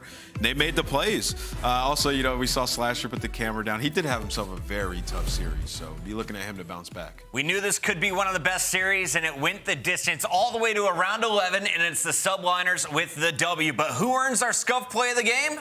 It's time to find out. Nameless, walk me through this one as we take a look at some of the New York boys in a little bit of hardpoint. Yeah, this was the end of that hardpoint. I feel like we've seen so many New York Subliners hardpoints come down to the diner here, but they applied a lot of pressure early off the rotation. We saw KiSMET go through Khan. He finds a big kill, and then he ends up challenging over towards Cat Room, and from then on out, it's just trades back and forth. The team is there, they're coming through Globe, and they're just winning the big gunfights. HyDra's up close and personal. Skyz pops a 3-piece, and FaZe are on the back foot, and a map that they had the advantage on, mind you. Yeah, Matt, they had the advantage on, and it's one of those situations where in New York, I remember one time they came back on hotel and we were talking to them afterwards. I believe it was against Toronto, and it was just like, yeah, you know, you just got to read the spawns a little bit better, and they definitely read the spawns there in that back kitchen side. I mean, Atlanta FaZe, there was only so many areas they could go. New York bests Atlanta as it's now 2-2, I believe, according to my count on this series. And that rivalry will continue throughout this season. Right now, though, we got to talk with Priestahh from the Subliners. He's joining us live. And Priestahh, what a series from you. What was it like playing against FaZe tonight? Hold on, I'm doing an interview. Hold on. What did you say? What was it like playing against FaZe Clan? Sorry, I couldn't hear. Yeah, what was it like playing against FaZe tonight? Was there any extra pressure after your struggles in Texas? I want to say extra pressure. We just started putting more work in our preparation for matches, and just like making sure our practice has been better than it was before. I think those were the main things going into even just the stage in general. Priestahh, I have to ask, like, what is it with you and dropping these huge numbers against Atlanta FaZe? Is it just like an old seated vengeance from when you used to be a part of that camp? I don't think it's a vengeance. It's just like my pacing kind of matches well against them sometimes. So I think that's just kind of why against them I play well. Preston, I want to ask you, about your guys' season. You guys have been a hot topic, on a lot of talk shows and stuff like that about where does New York stand. When I looked at you guys, I thought that maybe like you put a little bit too much focus on search and destroy, and the respawn sort of tapered off, and it's just a bit of a part of the process. In your eyes, what has been the issue with you guys over the last 2 months or so? I would say, our S&D was lacking. Like our hardpoint, it's like kind of been back and forth between hardpoint being and lackluster and our S&D. So we just kind of been trying to just prep for everything and make sure we're not like losing how good we are at one game mode compared to the other.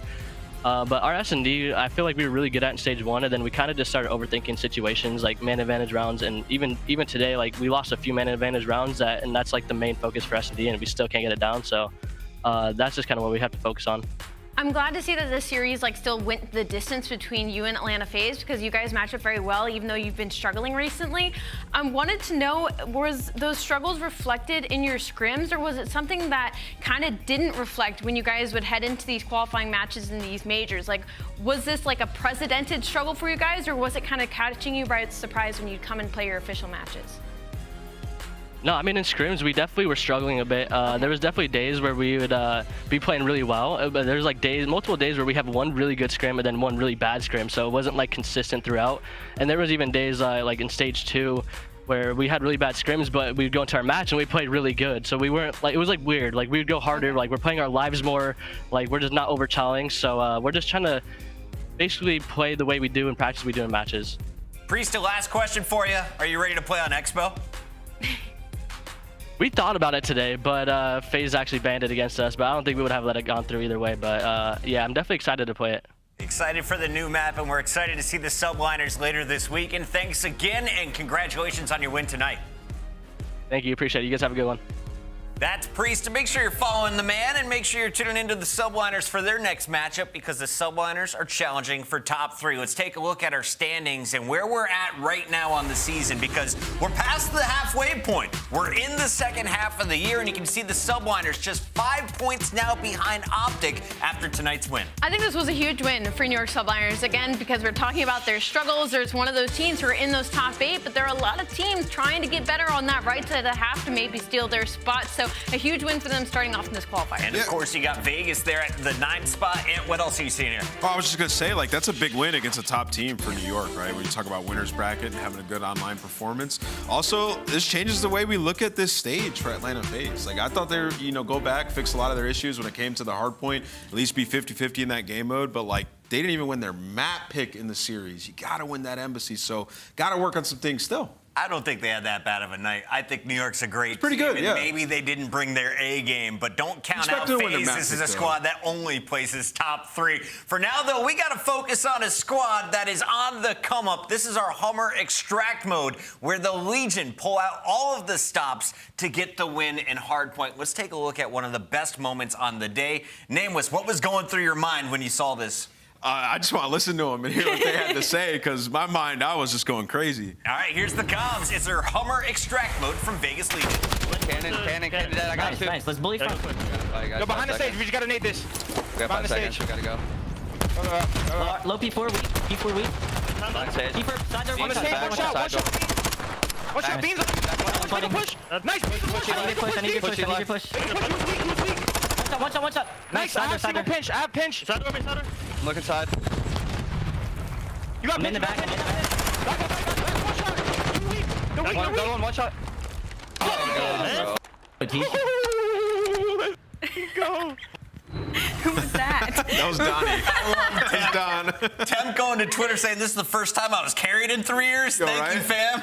Yo, wasn't that like a little sort like it was intense, but it wasn't like as intense as you would expect it to be. And it's because of what somebody called it out earlier in the map in the listening. They were like, stay calm. Yeah. Somebody was like telling them to calm down. But I think like what really makes that so like calm as well is that the fact that TJ wasn't over-chow. Like I think that is usually a player that when we're watching him, TJ kind of happens to over-chow a couple of times, but he was just hanging in that corner. You could hear in the comms, stay on, I have your push. And so the fact that he played his life so well there, and obviously the following 2-piece nade from Standy, it was good looks. As you take a look at some of these highlights, these are the final moments from that hard point. You saw the 249-250 finish. Search and destroy. How did the Legion look in this game mode tonight? They always look good in Search and Destroy. This is a team that was considered one of the best Search and Destroy teams in the game at some point, and that was kind of like their netted mode that you could always guarantee they at least win 1 in the best of 5. But when it comes to them, I was a little bit worried when they plugged in Standy, if that would affect their Search and Destroy, because it's been looking a little bit rocky heading into later bits of the stage, but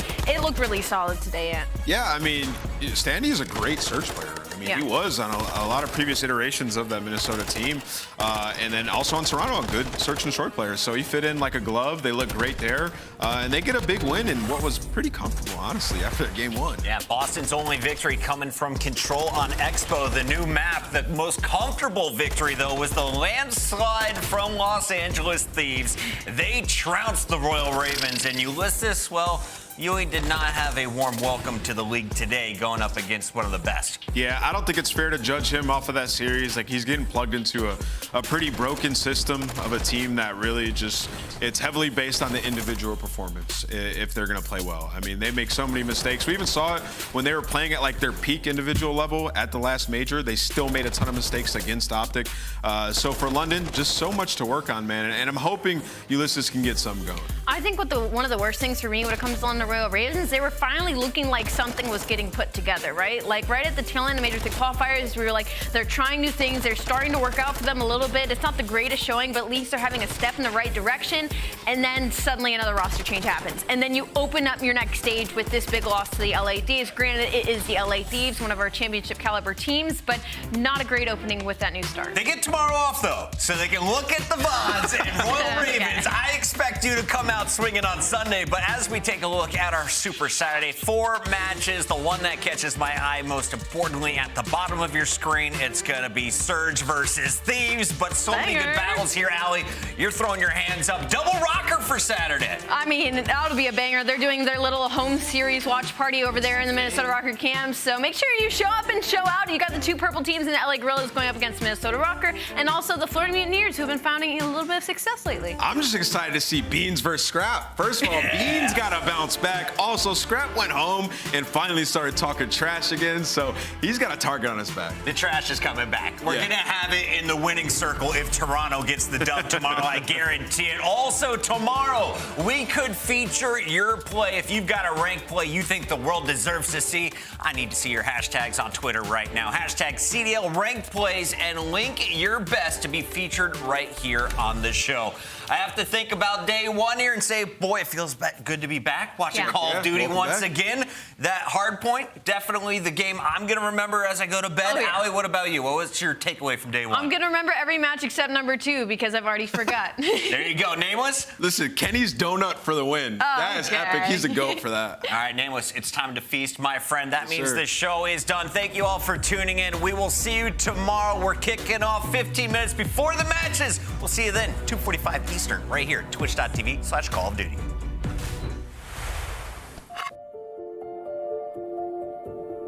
Closer than it appears, trying to take it to another tier. Prime time, yeah, my moment is here, yeah. I ride the nation for my title, do what I must for survival. By any means, yeah, I know, I can't stop, I won't fold. Might bend the rules just to break the mold. Hella high water, calm and compose. Life will get messy, but I reach the goal. Plan a totem pole, get the protocol. Yes, I had it in me after all. After penny falls and a lot of false things I can't control. My intentions come from years of rejections. Learn many a lesson, I'm progressing. Turning burdens to blessings, turning burdens to blessings. I'm in it for the long run. I'm a problem to my problems. Fighting through the tears, fighting in my fears. See my past in the mirror. Closer than it appears. Trying to take it to another tier. Prime time, yeah, my moment is here. Yeah, get a spotlight and it feels right. Never been scared to take it to new heights. I always there to dream and there to see the chance to be a better me and everything. The possibilities are endless. Odds against this tremendous. Check this, I just check fear off my checklist. You must have forgot, boy, I'm relentless.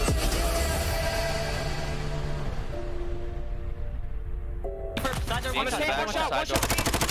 Watch out, beans. Go on, watch out.